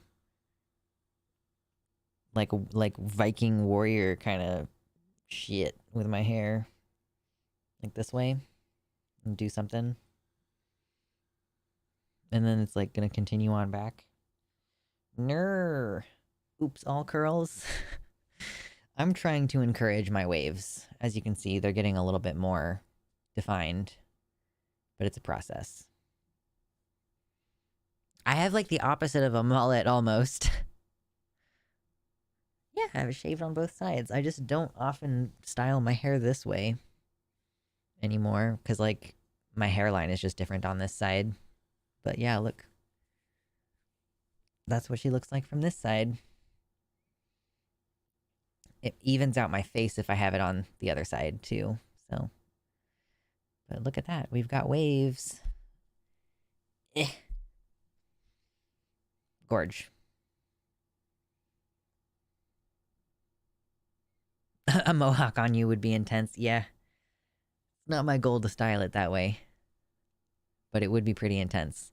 Like, you know, those the pictures of the punk rockers where they've got those spikes that are like super long and they're super rigid. Like, where am I? There it is. And then there's like 4 of those or whatever. Liberty spikes.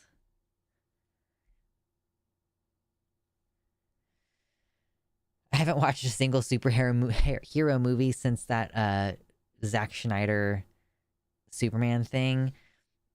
Yeah, I've not seen it. I don't think that we watched Superman. At least I didn't, that I remember.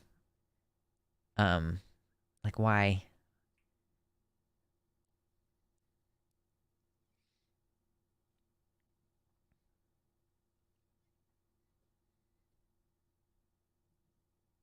Oh yeah, Spruce, you are super young. The first Deadpool film came out when I was in 5th or 6th grade. Yeah. Oh, it's good to have young folks in here. I think a lot of the people who are in my stream are probably around my age. Like I'm about to turn 30 this month. Shout out to you, boy.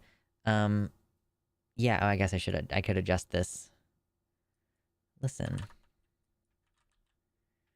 Do we want to get to the goal again? There we go. But yeah, it's my birthday month, and I'm turning 30, and I think that a lot of the demos on the people who watch this show are probably close to my age, or at least in that, like, 25 to 35 range. So it's good to have young folk in here. I want to know what Gen Zers think about shit. Since I was born in the, like, early half of the 90s, but I grew up poor, I definitely am, like, a very late millennial and not early Gen Z. So it's good to know, what are you Gen Zers doing? What are y'all thinking about? I turned 30 this December. High five!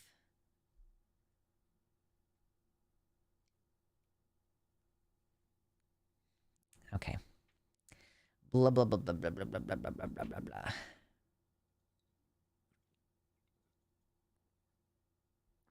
Cheers, everybody. I'm 35. I'm officially old. I don't think there is any such thing as officially old. Maybe when you're 80, you're officially old. I think when you're 80, you're officially old. Anytime before that, you're just a whippersnapper.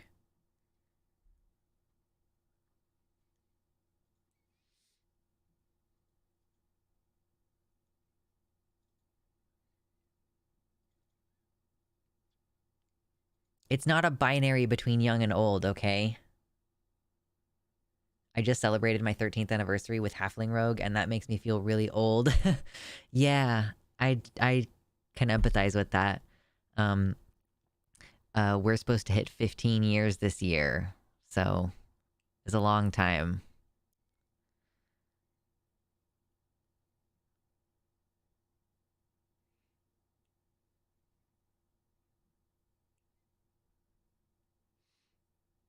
Jesus Christ, I'm allowed to run for president technically. Do it. We need any other options.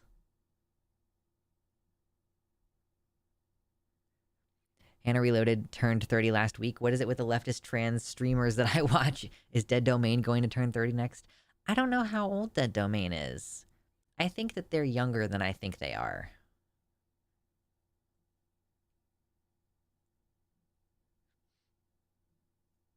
There's Andrew Tate stands in my math class. They throw pencils and rubber and erasers at me. Yeah. 93 through 98 is the zillennial cusp. Yeah, I'm right in there. Is Dead Domain in their 30s? Keffels is going to turn 30 next month. I didn't realize that there were... Because I know Vosh just turned 30 last month, I think. Charlotte is on a fucking mission. Charlotte's on a Mayo side mission today. Thank you for another gifted tier 1 sub. Thumb Warrior DX for Prez. I'm going to turn 39 in 2 months. Nice. Nice. The years keeps coming and they don't stops coming. Demon Mama's 31 or 32. Yeah, it is interesting. We are all kind of in this similar age range.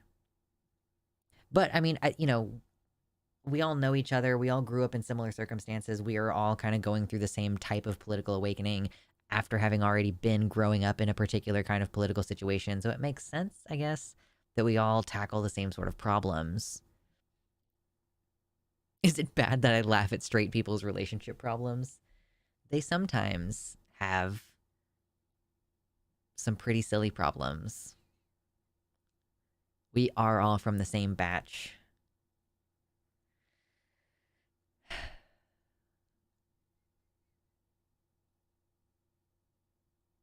Demon Mama is so based. She's gonna hit 30K soon. 30,000 subscribers on YouTube, and I'm so stoked for her. I just noticed recently that she's sat at 29,000. So that's good shit. Zan's the exception to all this. Yeah, he's a baby.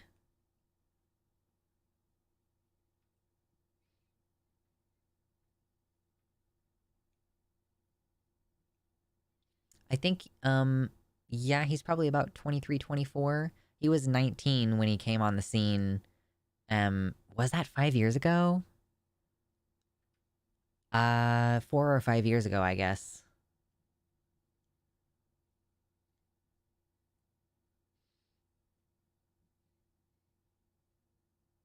Is Dylan younger too?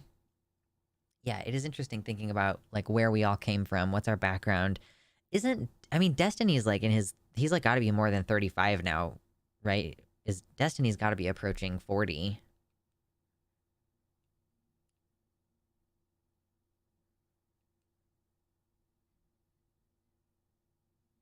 Y'all came of age with social media. Well, I think it has to do with when we were kids, 9/11 happened. He's 35 a quarter. I was right on the money. We grew up and 9/11 happened, and, all this anti-Muslim sentiment and, like, increasing security theater all over the country, and then kind of taking this direction towards social acceptance for queer and trans people, which has now hardline gone the other direction, and, like, seeing the rise of fascism that really kind of was accelerated, I think, by 9/11, because that's what started, like, the Patriot Act, this increasing infringement on privacy rights and, like, less and less respect for individual freedoms. For sure, I think that that's part of what kicked that into gear.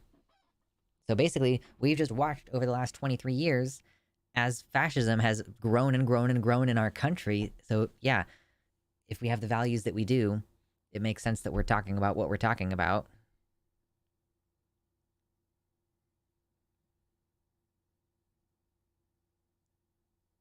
Yeah, I was like right around 6, 7-ish when 9/11 happened, so.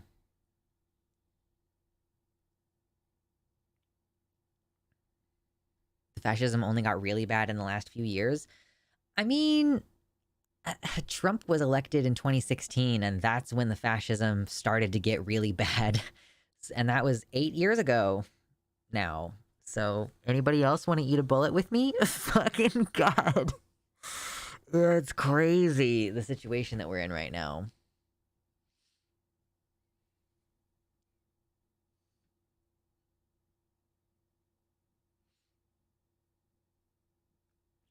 I actually grew up in a fascist cult, so I would argue that it's been bad for about 25 to 30 years. I mean, yeah. I mean, 25 years puts us at 9/11, basically. Like, 23 years this year it'll be, so, I mean, that tracks.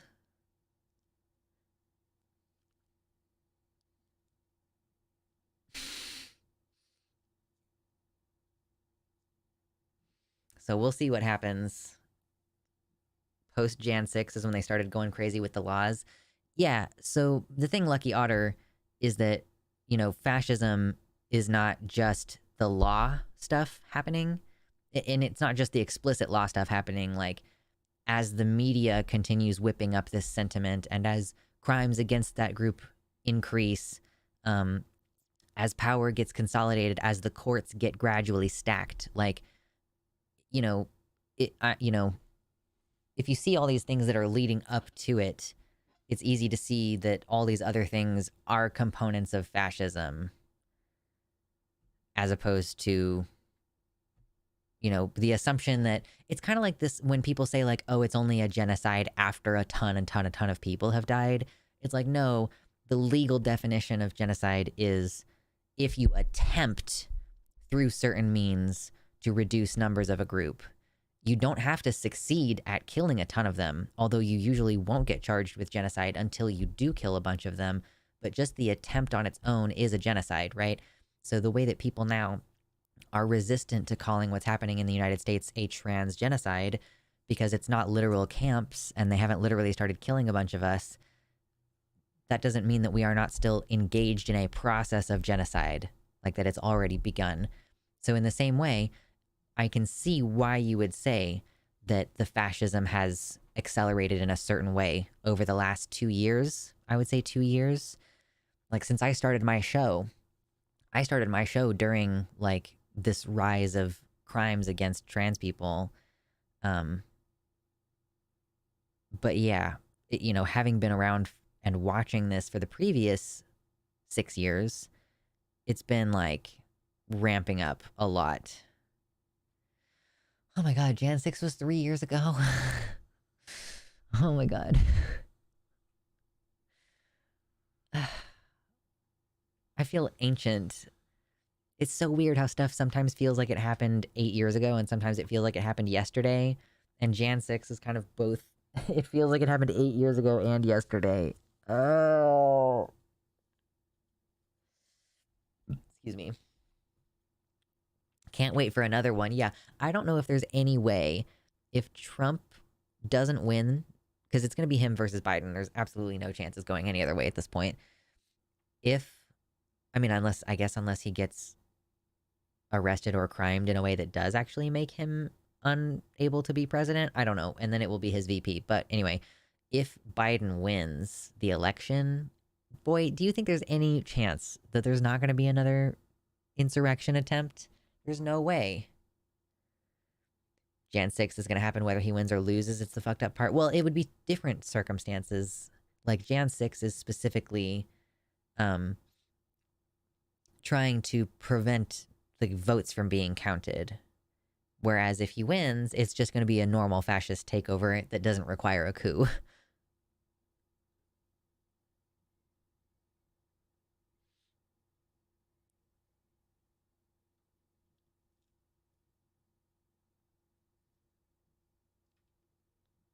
Yeah, there was a clip when Trump called into the news after 9/11, or on 9/11 maybe, to say that Trump Tower had just become the tallest building in New York.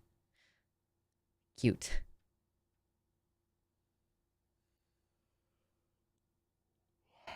Hmm.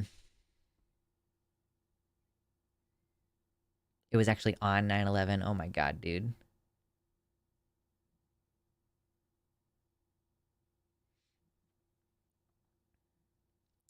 I don't really want to cow to the idea that calling it a genocide makes us look crazy. Like, I'm getting frustrated with the idea that I need to downplay what's happening to my group of people. If you need me to walk you through and pull up the UN website and explain to you what genocide means, I'd be happy to. But I'm not going to renege on calling it what it is. Like, the genocide has already started. People are already dying. Like, a teenager died, and then the coroner said that it was a toxicology problem. And, like, I think that they're lying straight up. And even if they're not lying straight up, it's still a means of minimizing what happened to them. Like, the fact that people are now narrativizing Next Benedict's death as a suicide means, like, Lucky Otter, I want to be clear, it's not just academically speaking it fits the definition. Legally speaking, it fits the definition. And it's already in progress. And, like, I think that saying they want to do a genocide also downplays the fact that people are already dying, But, like, yeah, Next Benedict's death was portrayed as a suicide. And I don't believe that it is. But even if it were, that is shifting attention of the narrative off of the fact that they were beaten in a bathroom to the point where they had a head injury and like bruises all over their body. So, like, you know, deaths are already happening and being downplayed. And a Republican said, we don't want that filth in our state after they died. And, you know, it's just like, it's already happening. You want to mobilize people. I'm sure Surus has your back. Oh yeah, Surus is based. I love Surus. We don't talk a lot, but he's cool.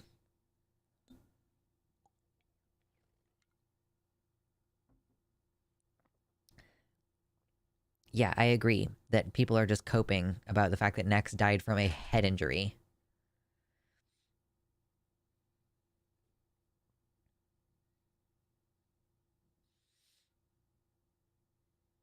People were saying the same lib shit in Weimar, Germany.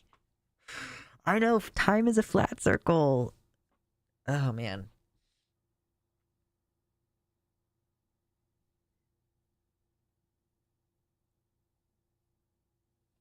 How was Nex's death a suicide? So, the most recent autopsy report ruled that from the Oklahoma Examiner or whatever the fuck, they released a report that said that Nex had a high amount of Prozac and Benadryl in their bloodstream, and because of those facts, and like also a bunch of other physical trauma on their body, like from having just been beaten up real bad. But because there was this apparently high amount of Prozac and Benadryl in their body, it was ruled a suicide. Which, like, I've seen people say that the amount of Benadryl and Prozac that was listed on the form would not have been enough for a person to die in most circumstances. Of course, the head injury could have changed that, but like,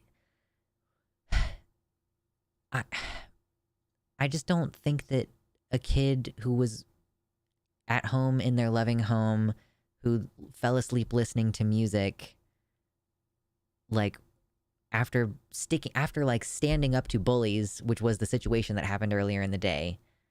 Like, I don't know why that kid would like take a bunch of pills and try to kill themselves, or maybe they took some pills by mistake, or like, I don't know. Like, I just don't believe this story, and that they narrativized it. Like, even looking at all these injuries, they concluded that the medication in their system was the thing that killed them, and not like the head injury.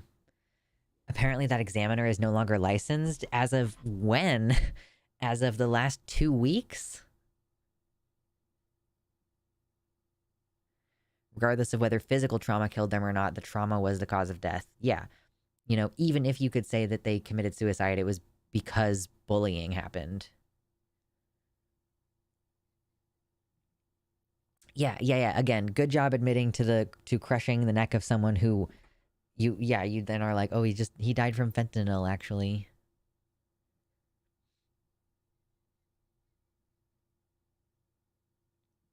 Colloquially, normies don't see a genocide happening. That's because the news isn't showing it to them. But if you show them, like, look, there are instances of Proud Boys physically attacking or menacing trans people or drag queens, and like at the same time there's these governmental restrictions passing and the news is covering us in a certain way, like, this is all like, it's all like, you can explain it to people. Here's what I think the word genocide should be a conversation starter, I guess, in this sense, where it's like, I mean, obviously you don't want to start with it literally out the gate, like, hi, have you heard about trans genocide today? No, but like, if people are like, I don't think a genocide is happening, that's an opportunity for you to be like, well, let me explain to you how it is. And the fact that the mainstream news is not showing you any of this should maybe tell you something about what the narrative is in this country, where like, why aren't we talking about the white supremacist groups that are mobilizing to go attack people at pride parades? Also, yeah, you should ask them, what would make it a genocide? What would you need to see in order for you to personally consider it a genocide? And how do you feel about the fact that your personal definition is like, only death camps count as genocide? Like, well, you are not in line with what the Holocaust Memorial Day Trust says about genocide. So,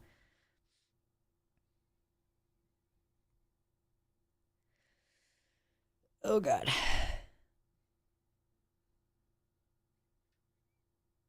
Yeah, providing them with relevant examples.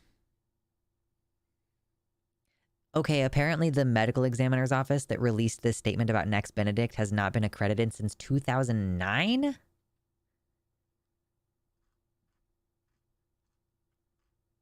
Okay, wow. All right, cool. I'm not doing an expose on that right now, so I'm not gonna like go into it, but holy shit, dude. 3 hours in, I must have missed what the boycott is about. You sure did.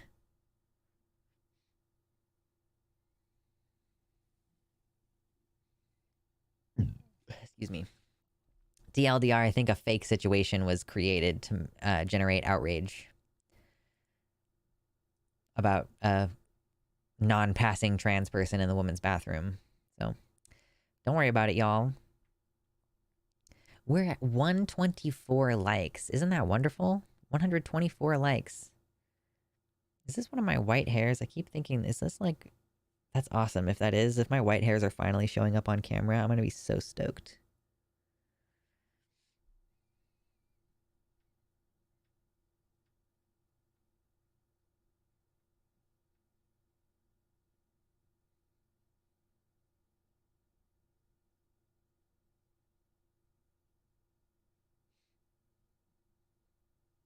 Well, let's start reading this article.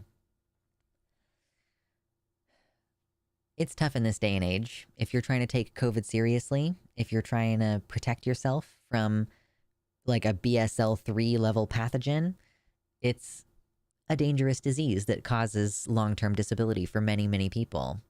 And if you've already had COVID, there's like, I think like a 10% chance or something that you have some kind of form of long COVID, whether that's, you know, exhaustion that won't go away, whether that's like a cough that won't go away. Millions of people are affected by this. And it's tough navigating being in society. It's tough navigating medical care. If you're vulnerable and masks aren't required at the office, at the doctor's office, you know, people keep telling me I need to be responsible for my own health, but I can't go to the doctor without risking catching COVID. So what am I supposed to do? All these situations are especially trying for the disabled, the vulnerable, for anyone who's trying to protect themselves. It's also really hard to navigate interpersonal relationships, including like marriages. And we're going to be reading an article today about this because, you know, I've personally seen mostly the perspective of disabled people who are living with folks who aren't taking the same precautions, talking about how they're trying to keep themselves safe. Like, they still live with their parents, and their parents brought home COVID. And so, and, you know, of course, the parents aren't wearing masks in the house. They're going into the kitchen doing whatever. And so the person who's trying not to get sick is like, oh, well, I guess I just have to stay in my room and wear a mask and only go to the bathroom when I absolutely need to and keep my food in my bedroom, you know. But today, we're going to be looking at the perspective of the person who isn't too worried about COVID anymore, whose partner has, I believe, long COVID and is still worried about catching COVID.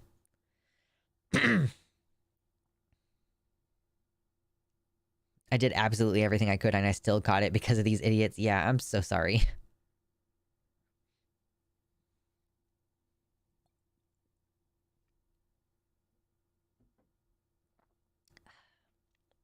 Wear thy mask, wash thy hands, install air filters. Anyway, so this is an article titled, Wrestling with My Husband's Fear of Getting COVID Again. In 2022, while I was 7 months pregnant, my husband and I got COVID. While it was a mild case for me, he had scary lingering symptoms. He said it felt like there was an engine humming in his chest. He experienced frightening fits of insomnia. And his personality changed. My normally upbeat husband became uncharacteristically depressed. After a few months, his symptoms went away, but his fears of getting COVID didn't. He is immunocompromised, and his doctors warned him that if he got sick again, it may complicate his autoimmune disease. Plus, he didn't want to repeat his traumatic ordeal, especially with a baby on the way. Girl, you're lucky that your baby didn't die, because COVID will destroy the placenta. It's very serious. Meanwhile, I once had to drive one state over to pick up my mom from a place with a COVID outbreak. She had it and was in the car with me for 5 or 6 hours, but I didn't contract it. If I did, it was asymptomatic. Yeah, like 23% of cases are fully asymptomatic. Like 24% of cases are fully asymptomatic. So yeah, but that doesn't mean that you won't still end up with heart scarring later. That's the tricky thing about it. You could have a totally asymptomatic case and still end up with long-term complications.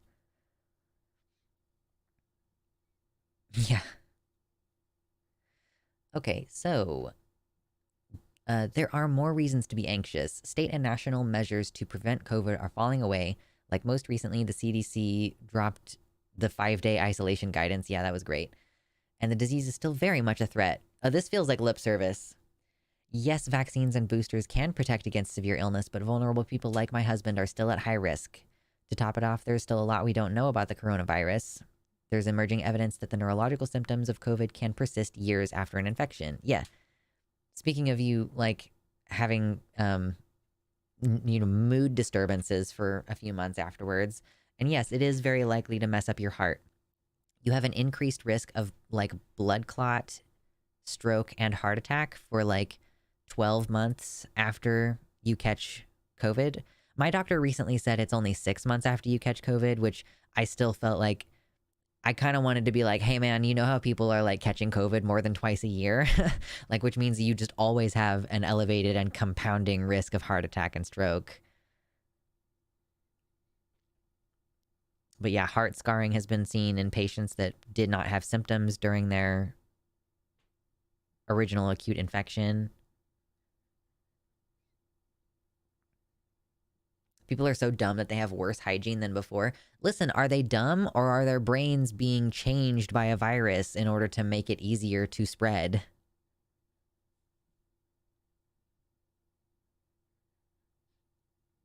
Some people I know had lung damage from COVID. Yeah, interestingly, I don't know if any of you know Merrick DeVille, but she's a streamer and a sex worker, and I remember her saying that after one of her COVID infections, she was like coughing up blood and couldn't really handle stairs.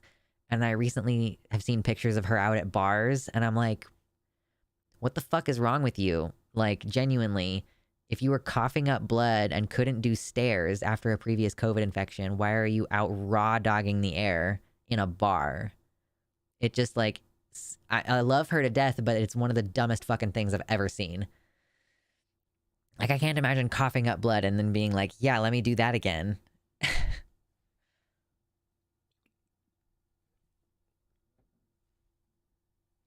I become very critical of people when they're not taking precautions, by the way. Especially if you're on Twitter and you have access to the same information that I do.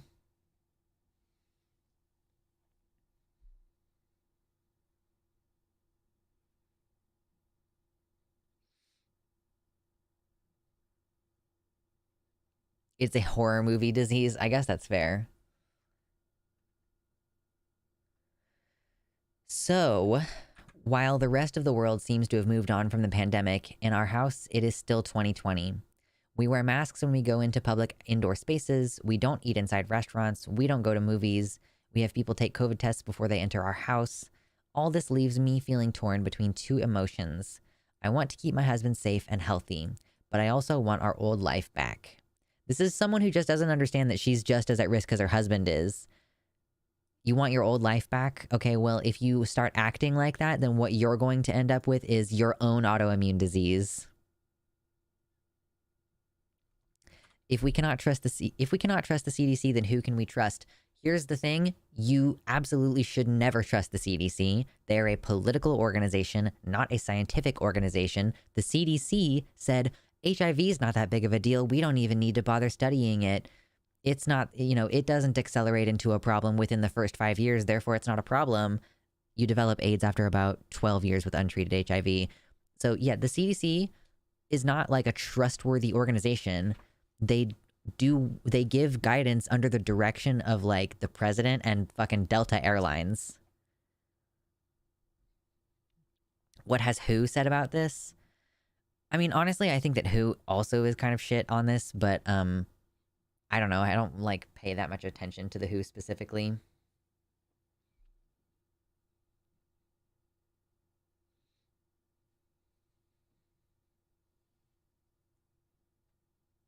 If we just had healthy plague procedures by default, then none of this stuff would happen.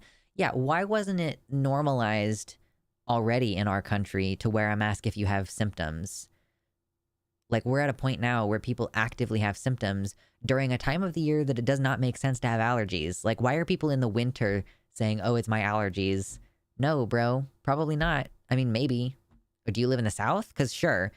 But otherwise, you should take a goddamn test. And then also you should take like several tests and not trust most of them anyway, because they are increasingly not going to catch the newer variants that are changing. And like, it's harder and harder to detect. Of course it is. Learned nothing from SARS because it wasn't severe enough over here. I mean, we'll see how it goes in the future.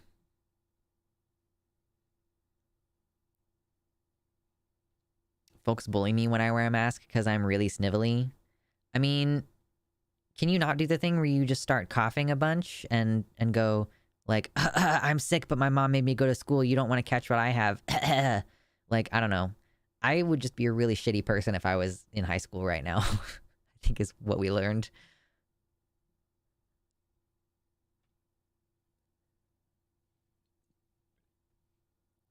It is pretty alarming that anti-vax was considered lunacy not even a decade ago, and now it is a dominant school of thought. I honestly, yeah, would today's skepticism toward the COVID virus vaccine, like, would that be there if it wasn't for the fact that we did have 10 years of lead up of increasing skepticism and, ooh, but I've decided that I want to do my vaccines on a different timeline for some fucking reason.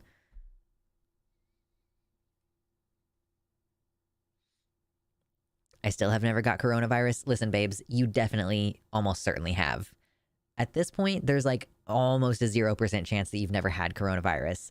23% of cases are completely asymptomatic. But like, unless you've had the blood test, and even then, like, I don't know, if you had COVID 4 years ago, I don't know if the blood test would still show antibodies from that. I'm not sure what exactly the blood test is though. So, but yeah, there's basically no chance that you haven't caught it by now. Excuse me.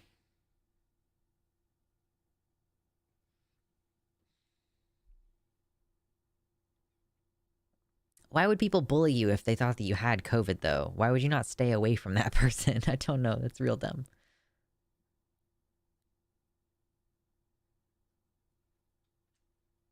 Rapid tests are not super reliable because low viral load usually shows as negative. Right.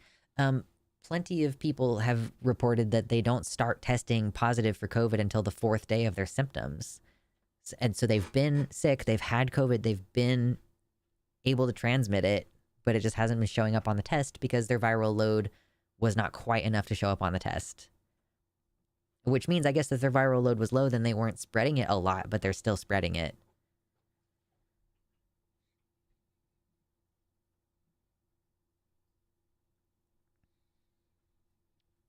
Okay, let's keep reading. A family problem. It feels selfish and trivial to say that amid my husband's plight, he is terrified that if he gets COVID again, it will be as harrowing as the first time, and it could trigger a flare-up of his chronic illness. I mean, yeah, every time you catch COVID, it like decreases your immune response for next time, so it's more likely that subsequent infections will be more severe. In some cases. I guess it depends on how soon after you get the other one, because like your antibodies do wear off after a certain time. But yeah, if your system is not able to create antibodies, then previous infections are not helping you, which is why people are getting sick like every month now. Oh goodness.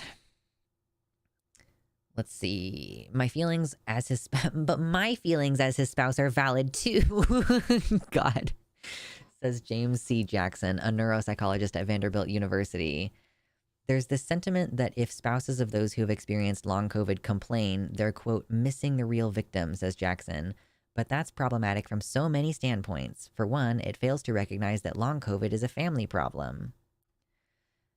Jackson has seen how one partner's experience with a traumatic bout of how one partner's experience with a traumatic bout of COVID can affect the other partner firsthand. Every other week, Jackson meets with a support group for family members of people who were critically ill with COVID. Many of the participants are women who are, quote, having to negotiate their husband's fears of socializing, traveling, or even going to the doctor, he says. Wow. Um, this seems like it's the opposite of what it should be, because women are more likely to get long COVID than men are. And like, I frequently see pictures of couples walking around in public and the woman is wearing a mask and the man isn't. So I'm already immediately like, this goes against everything that I've seen about this. Like, women are more careful and are more negatively impacted by COVID. Just me personally. As a result, the women tell Jackson that, quote, we used to live this really full life, but fear of going out has truncated our lives so much. I can relate to that. My husband and I used to host big parties, go to concerts, travel on a whim, and now we can't do those things without seriously considering our risk of getting COVID. I mourn the life we used to have, and I know he does too.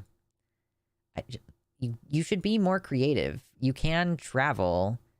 Just fucking rent a car and go like to a nature place where there aren't a lot of people. Don't go to fucking Tokyo. It's like, it's the sheer lack of imagination. You could be doing other stuff. You can still have good dates. You can still even go to concerts, like wear an N95 and go to an outdoor concert. Like you could still hypothetically do it. Just be safe. You can get one of those little like air purifiers that purifies your own air right in front of your face. Boring. You're like, ooh, I want to go to parties and concerts and travel. Like, okay, those are like, consumption is part of that. Excuse me. And like, it's just not creative. It's very normie shit to do.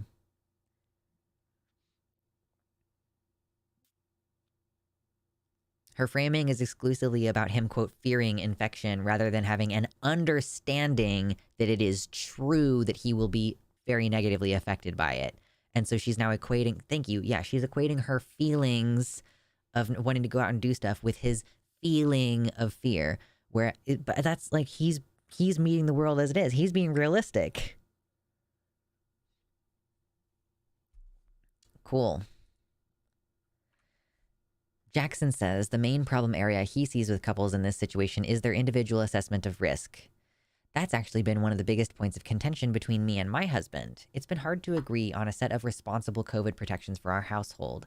I don't think it would be terrible, for example, to eat inside a restaurant every once in a while. You're fucking dumb. I don't think it would be... Hold on. But he says there's still a possibility we may bring COVID home from our outing, and that scares him. It's a proportionate response to be scared of dying. Dying. Thank you, Celeste. Thank you so much for the $50 dono. Yo, let's get to that flex goal. Let's do it. We did already flex earlier, but I'm so happy to do it again if we get to the goal. Absolument. Thank you. 175. Oh my goodness. It's my birthday month. It's been very nice so far. Thank you all for contributing to me being able to get myself something nice for my birthday. It's probably just going to be a cake or something, but still. Okay. In these situations, Jackson says compromise is key. The best outcomes in relationships are when partners, quote, with polar extremes of safety move toward the other in a way that is a little bit uncomfortable for both of them. Oh my god, kiss my ass, dude. For me, that might mean being okay with dining al fresco most of the time. What does that mean? Does that mean dining outdoors? Or does that mean dining by purchasing food and pick takeout? I don't know what al fresco means. For him, that might mean acquiescing to eating indoors sometimes, maybe during less busy times of the day. You know, okay, I would say that a reasonable compromise here would be eating outdoors. If you want to be seated outdoors at a restaurant, I've done that since the beginning of the pandemic. Al fresco. Okay, yeah, but that's the reasonable compromise. Eating indoors is never a reasonable compromise, in my opinion. At this point, no. Are you kidding me? No.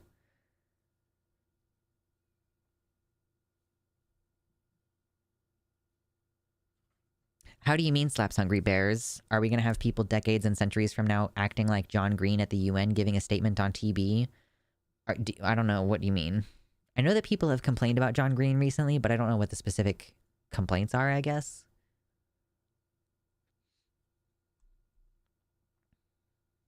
Okay.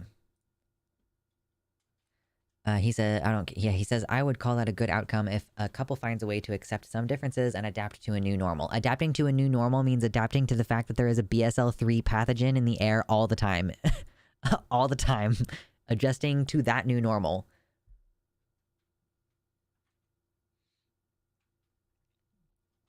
I told Jackson that I want to be more supportive and empathetic to my husband's needs. I guess that's a good impulse.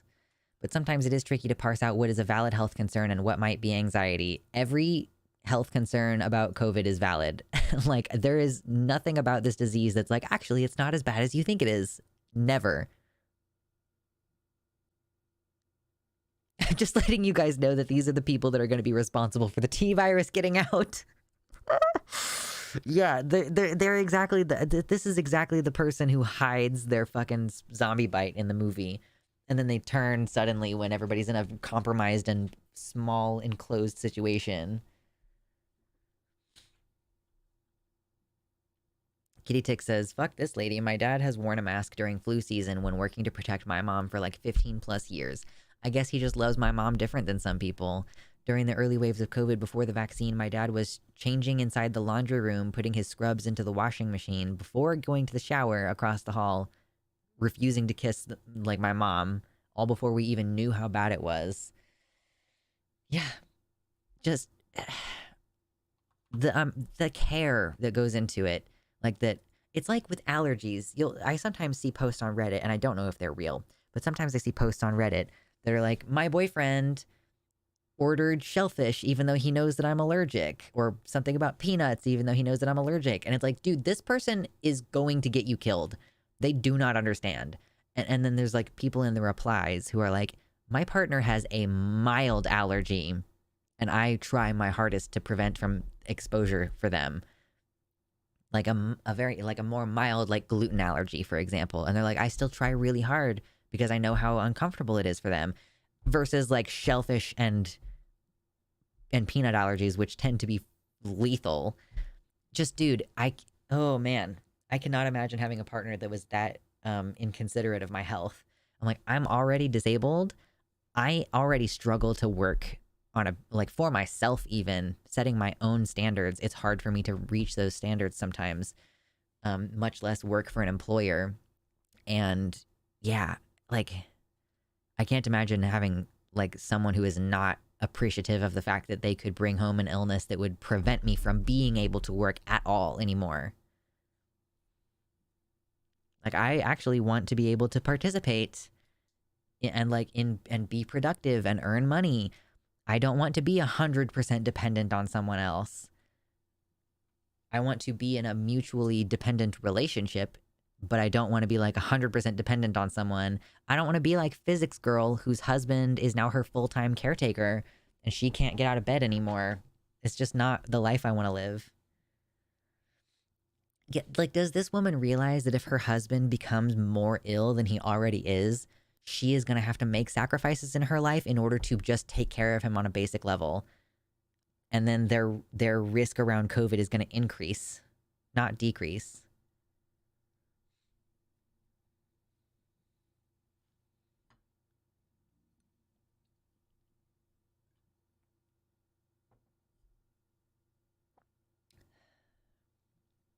Celeste, I didn't know that you were new to the chat. Thank you so much for your dono and for coming into the chat. Thank you. Celeste says, people are ridiculous. I have an acquaintance whose ex-wife would feed him garlic because she, quote, didn't believe he was actually allergic to it. He kept getting sick and couldn't figure out why. Oh, just fixed your name. Okay, cool. That's poison. You're poisoning me on purpose. I've seen ones like that too, where it's like my mother-in-law put something in my food that she knows I'm allergic to because she's like, I don't believe in that. Excuse me. Atreyu says, with dishes, cleaning, sex, and stuff, find middle ground. Like deadly infections, there's no middle ground. Like, it's not even a middle ground between us as a married couple. It's the middle ground between like us and this virus that just will use all of our cells to replicate itself. I can't compromise with a virus. There is no, like, I can't compromise with COVID and say, oh, I rarely eat in restaurants. Surely if I eat in restaurants, in a restaurant at like 4 p.m. when it's not very busy, then I won't get sick, right? You can't bargain with a virus.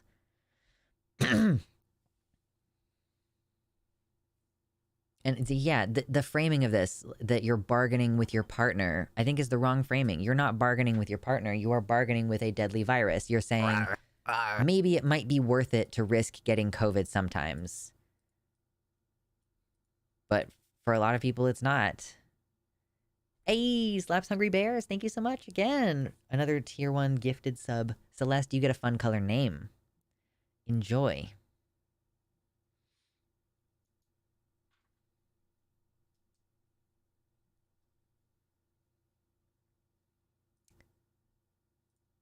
Now we're at 180.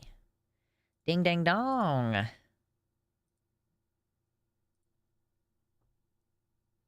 Yeah, you're trying to reason with a particle that's only goal is to replicate itself.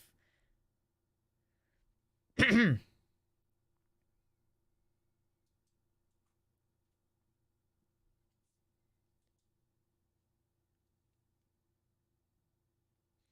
let's see. So she goes on, the reality is that if he gets COVID again, he could get really sick. So some of our efforts to protect our household from the coronavirus are warranted. But there are moments when his measures are unnecessary. For example, when he wears a mask outdoors and no one is around. When I bring it up, he gets defensive. I mean, dude, I've said it before and I've said it again. You know how when you vape and someone blows out a big fat vape cloud and it just kind of hovers in the air? Well, unless it's a windy day, that happens outside too.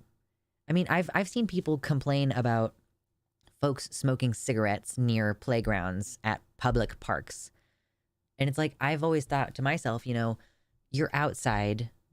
There is no way that you're getting a concentrated enough amount of nicotine or tobacco in your lungs to hurt you. Like, if you can smell it a little bit, I understand that being disturbing, but that doesn't mean that it's causing you any kind of actual risk, right? But so parents who have bitched in the past, I've had this conversation about people smoking cigarettes near their, like anywhere near their children at a public park, even if it's 20 feet away. If the parents can smell it, they're upset by it, you know? But you can't conceptualize that going to a public park where a bunch of people are, if it's not a super windy day, that in the same way that you could smell the tobacco, you would be able to like breathe in COVID. Yeah, vaping to visualize COVID risk, a very big brain. Yeah, it's a water vapor thing. It's supposed to settle toward the ground, but it's also like mostly aerosolized, so it's just going to hang in the air and then it's going to get sucked into the air conditioner and then it's going to get blasted out again by the air conditioner and not really filtered because most places don't have viral filters.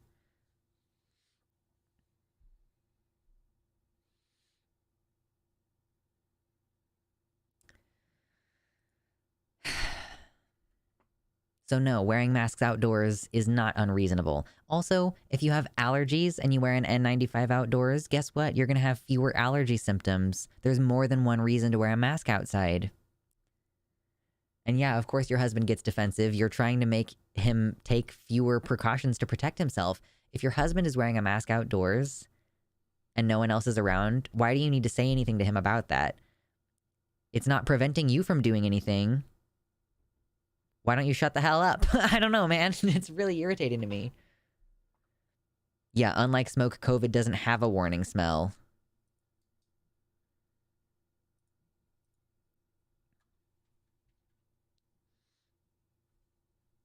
So this is apparently a hard conversation to have with long COVID patients, according to Jackson. Many of them feel like they've been gaslit in the medical community and have had to defend themselves in the context of people not believing that that long COVID is real. So approach this topic with care. You don't want to invalidate your partner's emotions or tell them how to feel, this other clinical psychologist says. Saying things like, you're making a big deal out of this, for example, is not useful. Instead, making sure that it's, quote, science that is contributing to the beliefs that your partner is having around COVID precautions and not other emotions like depression, anxiety, or anger that may be affecting his quality of life. I mean, honestly, it kind of seems to me like you are speaking from a place of like maybe depression, like maybe you're a little bit depressed that you can't live your life normally and it's causing you to be kind of fucking irrational about what risks are reasonable to take. People just thinking germ theory is fake true.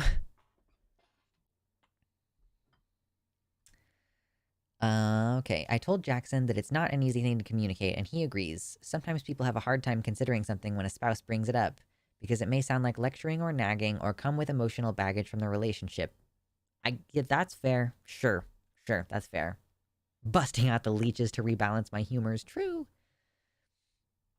A therapist or couples counselor could help, especially one who has experience working with patients who have had long COVID or chronic illness and understands the science and the high stakes. Okay, that's a good recommendation. I'll take that.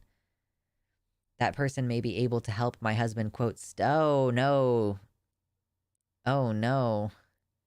I don't like this guy.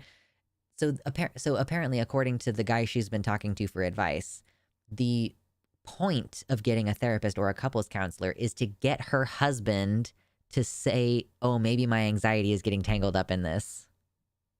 Cool.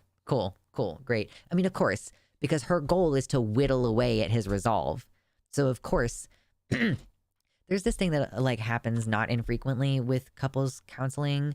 At least it seems to me that like, I think there's some anxiety at least about the therapist taking one person's side or something. Like, I don't know how common it is. I think maybe in like, it's a trope maybe that the therapist like sides with one person over the other.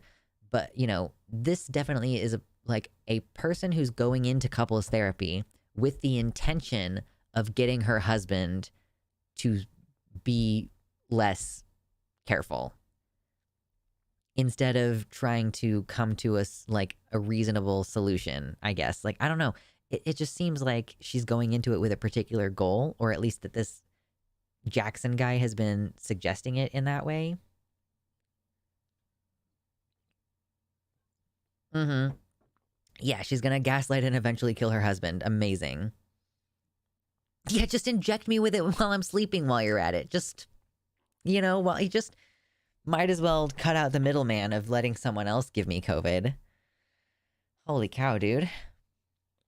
Sometimes I feel like I'm at an impasse with my husband on this topic, so I don't bother revisiting our restrictive COVID precautions.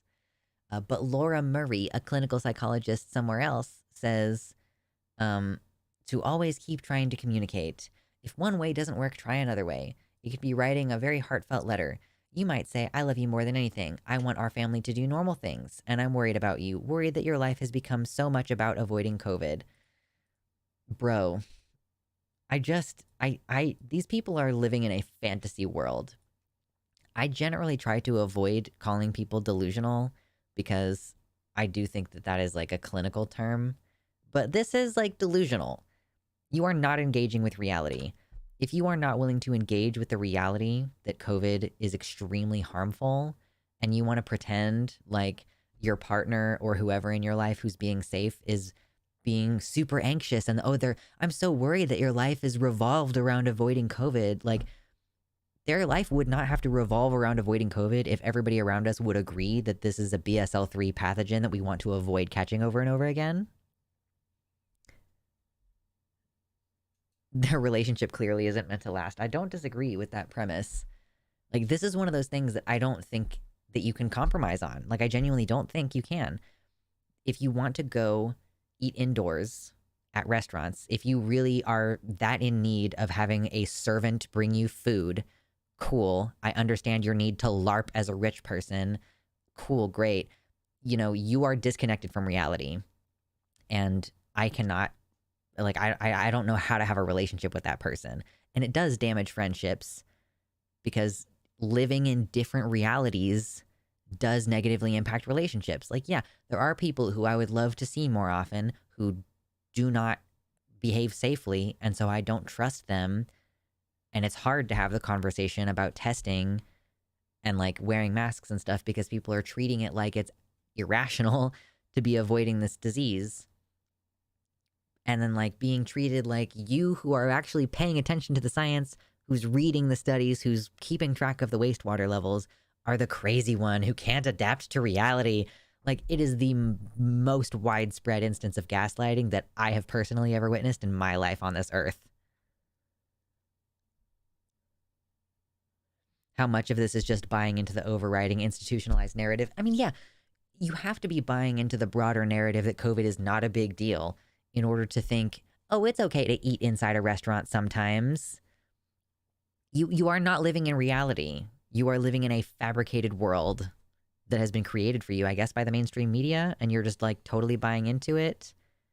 But I'm sorry, that's not what the data says. And I think that it is also that like misplaced trust in institutions like the CDC because people don't realize it's a political organization and not a medical organization. I don't think you have to be a doctor to work there. Like, I don't think you have to be in any kind of science to work there per se. Not the admins, for sure.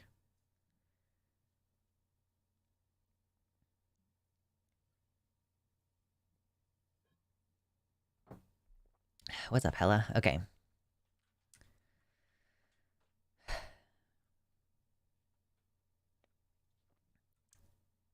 Let's see. A little gratitude goes a long way.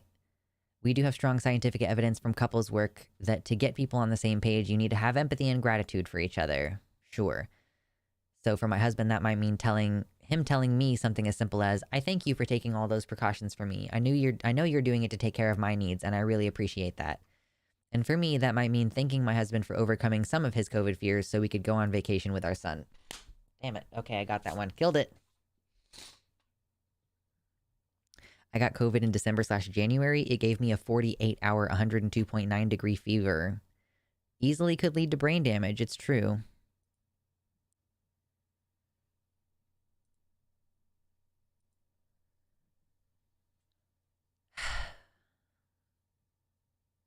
These folks are, yeah, these jerks are why I have to be a hermit. I have an autoimmune disease already. Right. Honestly, I've been to public events recently, indoor public events where many other people are not wearing masks. And you know what I did? I wore my N95. And you know, maybe I'll upgrade. I might even upgrade to the 100s. But right now I have N95s, and sometimes I wear sunglasses or glasses to create that extra pocket of protective air because your eyes are a mucous membrane that you can catch COVID through. Like, yeah, as far as I know, I didn't get sick. I went to a seed fair to get seeds for my garden this year, and there were probably 100 people in a relatively small building, and it was fine. You know, I'm not saying don't live your life. I would say probably don't go on airplanes like that's, and like don't take off your mask in order to eat indoors or drink indoors, TBH. If you mock my mask, I shall put on a helmet. I want, you know, in Avatar 2009, they have these things that go like this around their whole face, and then they seal around the edge of the face, kind of like that. I want one of those. That's what I want. Thank you. Actually, I do kind of like the fact that people can't see my face when I'm wearing a mask, so maybe I don't want one of those, but still, like, just give me one of these so I can breathe on Pandora. Yum. Okay. Okay, hold on. In January, we flew halfway across the world to visit family in Dubai. At first, I thought that the stringent COVID precautions he was taking to protect himself on the airplane were over the top. In addition to wearing an N95 mask for 13 hours, he kept a personal air purifier in his seat at all times. Okay, this woman has... If you bring an air quality tester thing onto an airplane, it's disgusting. But now I can see those actions for what they are. He was doing everything he could to make the trip work. In his way, he wanted to see me happy. Yeah, you asked him to take on an unacceptable amount of risk, and he did everything in his power to reduce that risk. Oh, I guess that's the end of the story. Cool. It's about compromise. That's what the moral of this story is. Let's compromise with a BSL-3 pathogen. That's gonna work. And he died. True. He didn't. That's a joke. It would be it would be morbidly funny if he died. It would be gallows humor. I wonder if trains are worse or better than planes with COVID. I don't know how good the air filtration is on trains. I'm sure it would depend on the company. Like which company. It might even depend on which car you're in. You know, maybe the first class car has more recently had the filter changed or something. I'm not sure. But if you're on any public transit, I think that that's a very basic precaution. N95 at the minimum. You could get a higher power respirator. You could get one of those full face masks that cover your eyes as well. You should wear, if you're on an airplane, you should definitely be wearing some kind of goggles or safety glasses at the minimum to try to protect your eyes. And then, yeah, holding an air purifier in your lap or having one of those that goes around your neck, normal. Trains have openable windows and their doors regularly open too. Yeah. As opposed to being trapped with one set of air for 13 hours. And you're also like, you can't really take in oxygen. Like, there's no air transfer with the outside world at all on an airplane, I don't think. It just gets sealed up. And do they pump in fresh air in between in between flights? Like, I don't think so.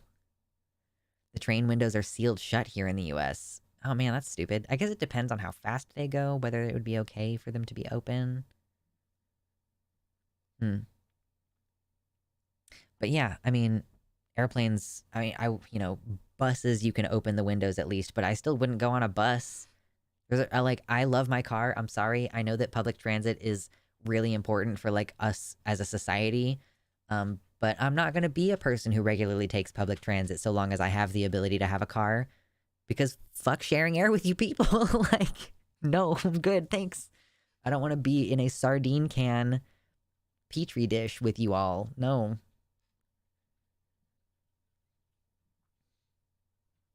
Airplanes actually leak bad and cycle more air than you'd think, but it's not good. Oh, good. Great. Good to know.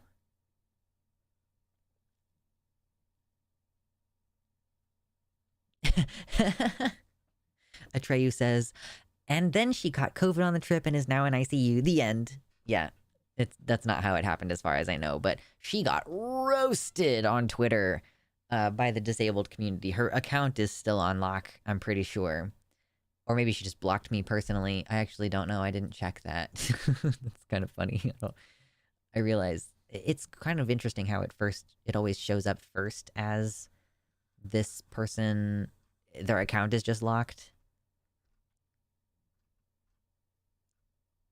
Okay. I've retweeted it and I was like, I'm saving this for later. Oh, here it is. Yeah. Did she block me?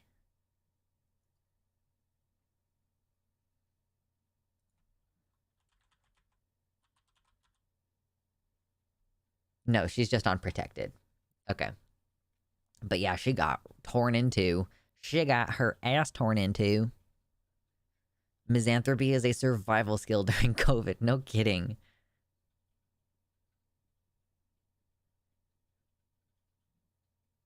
Sealed spaces like trains and planes have regulations regarding HVAC, number of cycles, air exchange per hour, and HEPA filtration. I'm glad to hear that. I think that those regulations are not good enough to actually result in high enough air quality.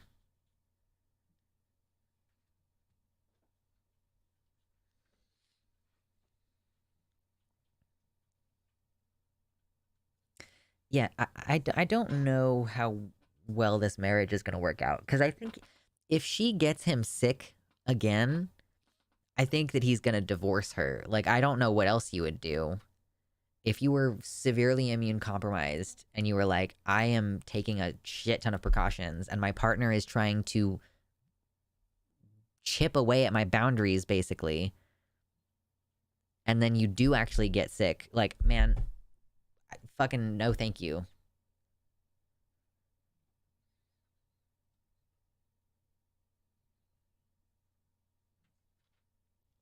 If you're on the same page about relative risk and one of you happens to get sick, I think that's a different situation. I want to also clarify. Like, if they're both trying fairly hard and they're like basically on the same page about like, okay, I need to wear masks in these situations and like I'm trying not to catch it and I'm not trying to say, well, maybe we can go out to eat sometimes and it won't be whatever, Like, yeah, this relationship is going to end in a divorce or a death.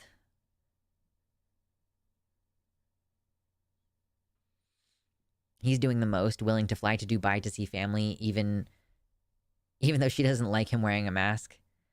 I hope if she gets him sick with this situation, he does leave her, honestly. Right. The thing that's going to suck about that, though, is for disabled people, okay, we're already disabled, and then our spouse disables us more. How the fuck am I going to support myself? Like, how is this guy going to, like, get a job if he ends up more disabled.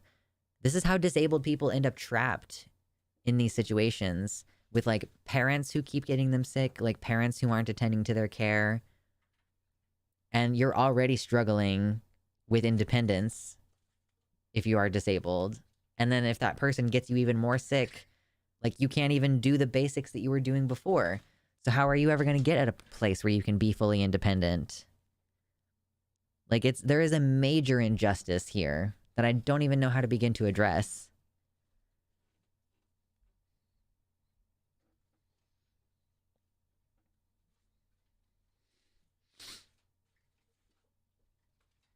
Insurance money. I mean, yeah.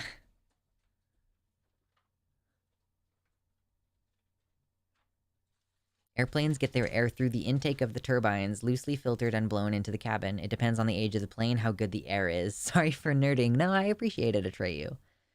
It's, I'm not the only person who's interested in the technology of airplanes, since there's all this recent Boeing massive failures hullabaloo. I feel like people are suddenly educating themselves about the engineering of airplanes in a way that they didn't used to do so.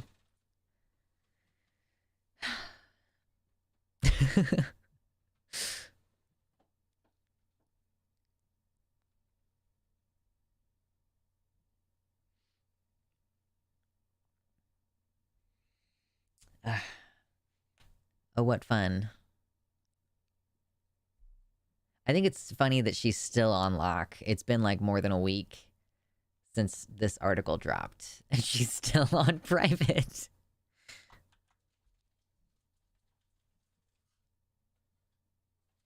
The woman who wrote this article is on private.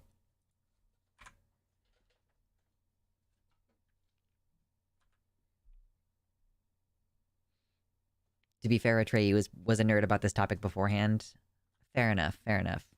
You bring in friends, Atreyu?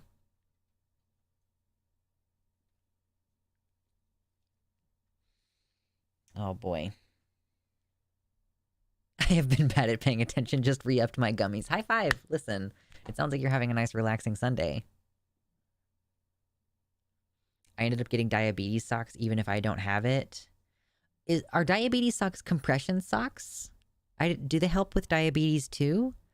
I got a pair of compression socks, and I don't wear them super often. I need to put this in my stream notes so that I have it later. My notes. I need to put it in my notes that I have a... What is this? COVID. Article. Lamau.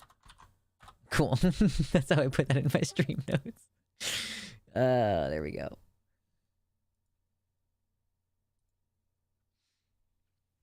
Cool. Diabetes socks are either compression or no elastic, depending. Compression socks are really good for people with POTS. So I have compression socks to sometimes... that's the point of wearing them, is for that. But I'm also really weirded out, for some reason, by the idea that wearing compression socks could somehow increase your risk of getting a stroke or a blood clot. Oh, my knees.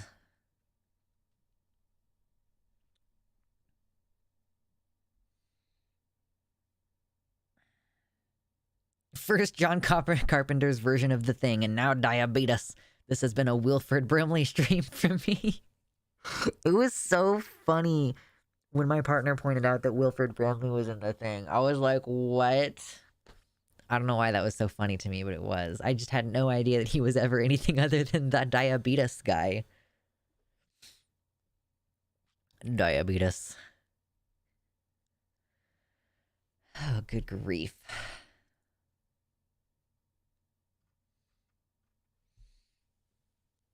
He was on Walker, Texas Ranger. Oh, was he like the sheriff or something? I never watched Walker, Texas Ranger. That's Chuck Norris, right? That's like the thing that Chuck Norris is famous about. Oh, my body. I'm gonna be so hungry after this show. I'm not hungry yet. Does anybody want to throw a $15 dono on the fire for a final flex, or should I mosey my way on out of here? Excuse me.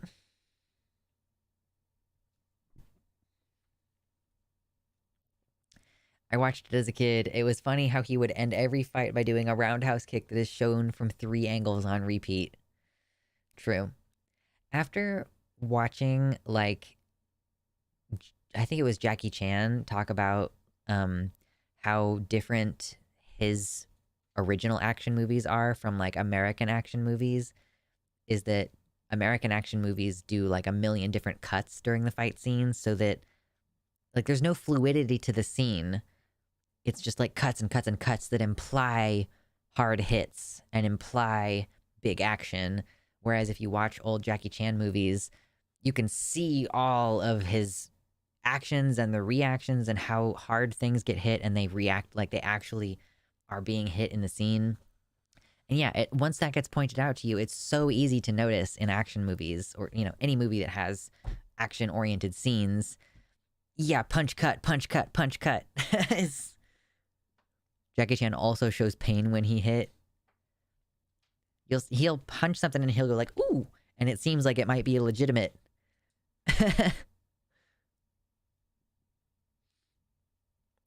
Isn't Jackie Chan almost 70? Right? I don't know, actually. He is. He's 69. He's going to turn 70 this year in April. Man.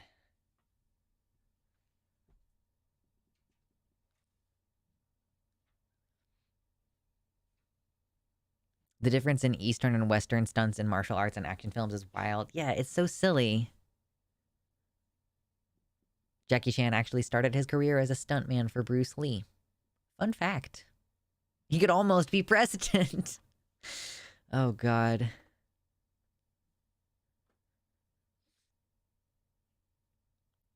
Cool. Man, this has been a really good stream. We've had some fun conversations. We talked a little bit about the news. Talked about some movies. This is a good balanced show. Bitching about stuff and then talking about whatever. Number 1, Chuck Norris and his wife said that voting for Obama would bring about the apocalypse. Point 2, Bruce Lee kicked Chuck Norris' ass. Yeah. Yeah, this was a really good show. It was a good one to join in on. Was my first, but I liked it. Listen, welcome in. We appreciate you. The channel is growing so much lately, and I really appreciate all the new people. I've seen comments this week on the channel. It's like, oh, that person's been subscribed to me for 2 weeks. Oh, that person's been subscribed for 4 years. And it's just really cool seeing, the existing community. And, my content is really different from it used to be. Like 4 years ago, I was doing this whole sitting down like, hey there, internet, my name's Luxander. Let's talk about some stuff in a very woke, scoldy fashion. And yeah, the content has quite changed at this point. So we're getting new people in and some old subscribers who are appreciating the new direction of the stream, which is also, it's like always super enjoyable. So yeah, stick around, y'all. I'm going to be talking about my garden. If you're interested in garden content, you can, there's going to be free stuff posted on my Patreon page, but there's also my second channel, which currently is just called Luxander 2. Gardening stuff. I talk about working out. I talk about climate change. Of course, we talk about the trans stuff. And yeah, we're just trying to have a good time and survive and get through here. So I need to catch these Sunday streams more often. I love Sunday streams. They're so good. I almost remembered your voice pre-T, but it feels very far away. I don't want to do I don't want to do pre-T voice reveal today. I'm too sometimes I am genuinely too embarrassed. Call the second channel Fluxander. I think someone recommended a name for the second channel because I want it to be eventually, I guess mostly it's going to be like a gardening channel if my gardening shit increases. Like if I own any amount of land in the future, I'm going to grow food. And like I just don't know what else I'm going to do if I'm not going to be talking about that. So one oasis left was the recommendation that has really stood out to me. Because it's like, it references me being left wing. And it also is like, references the climate change. Yeah.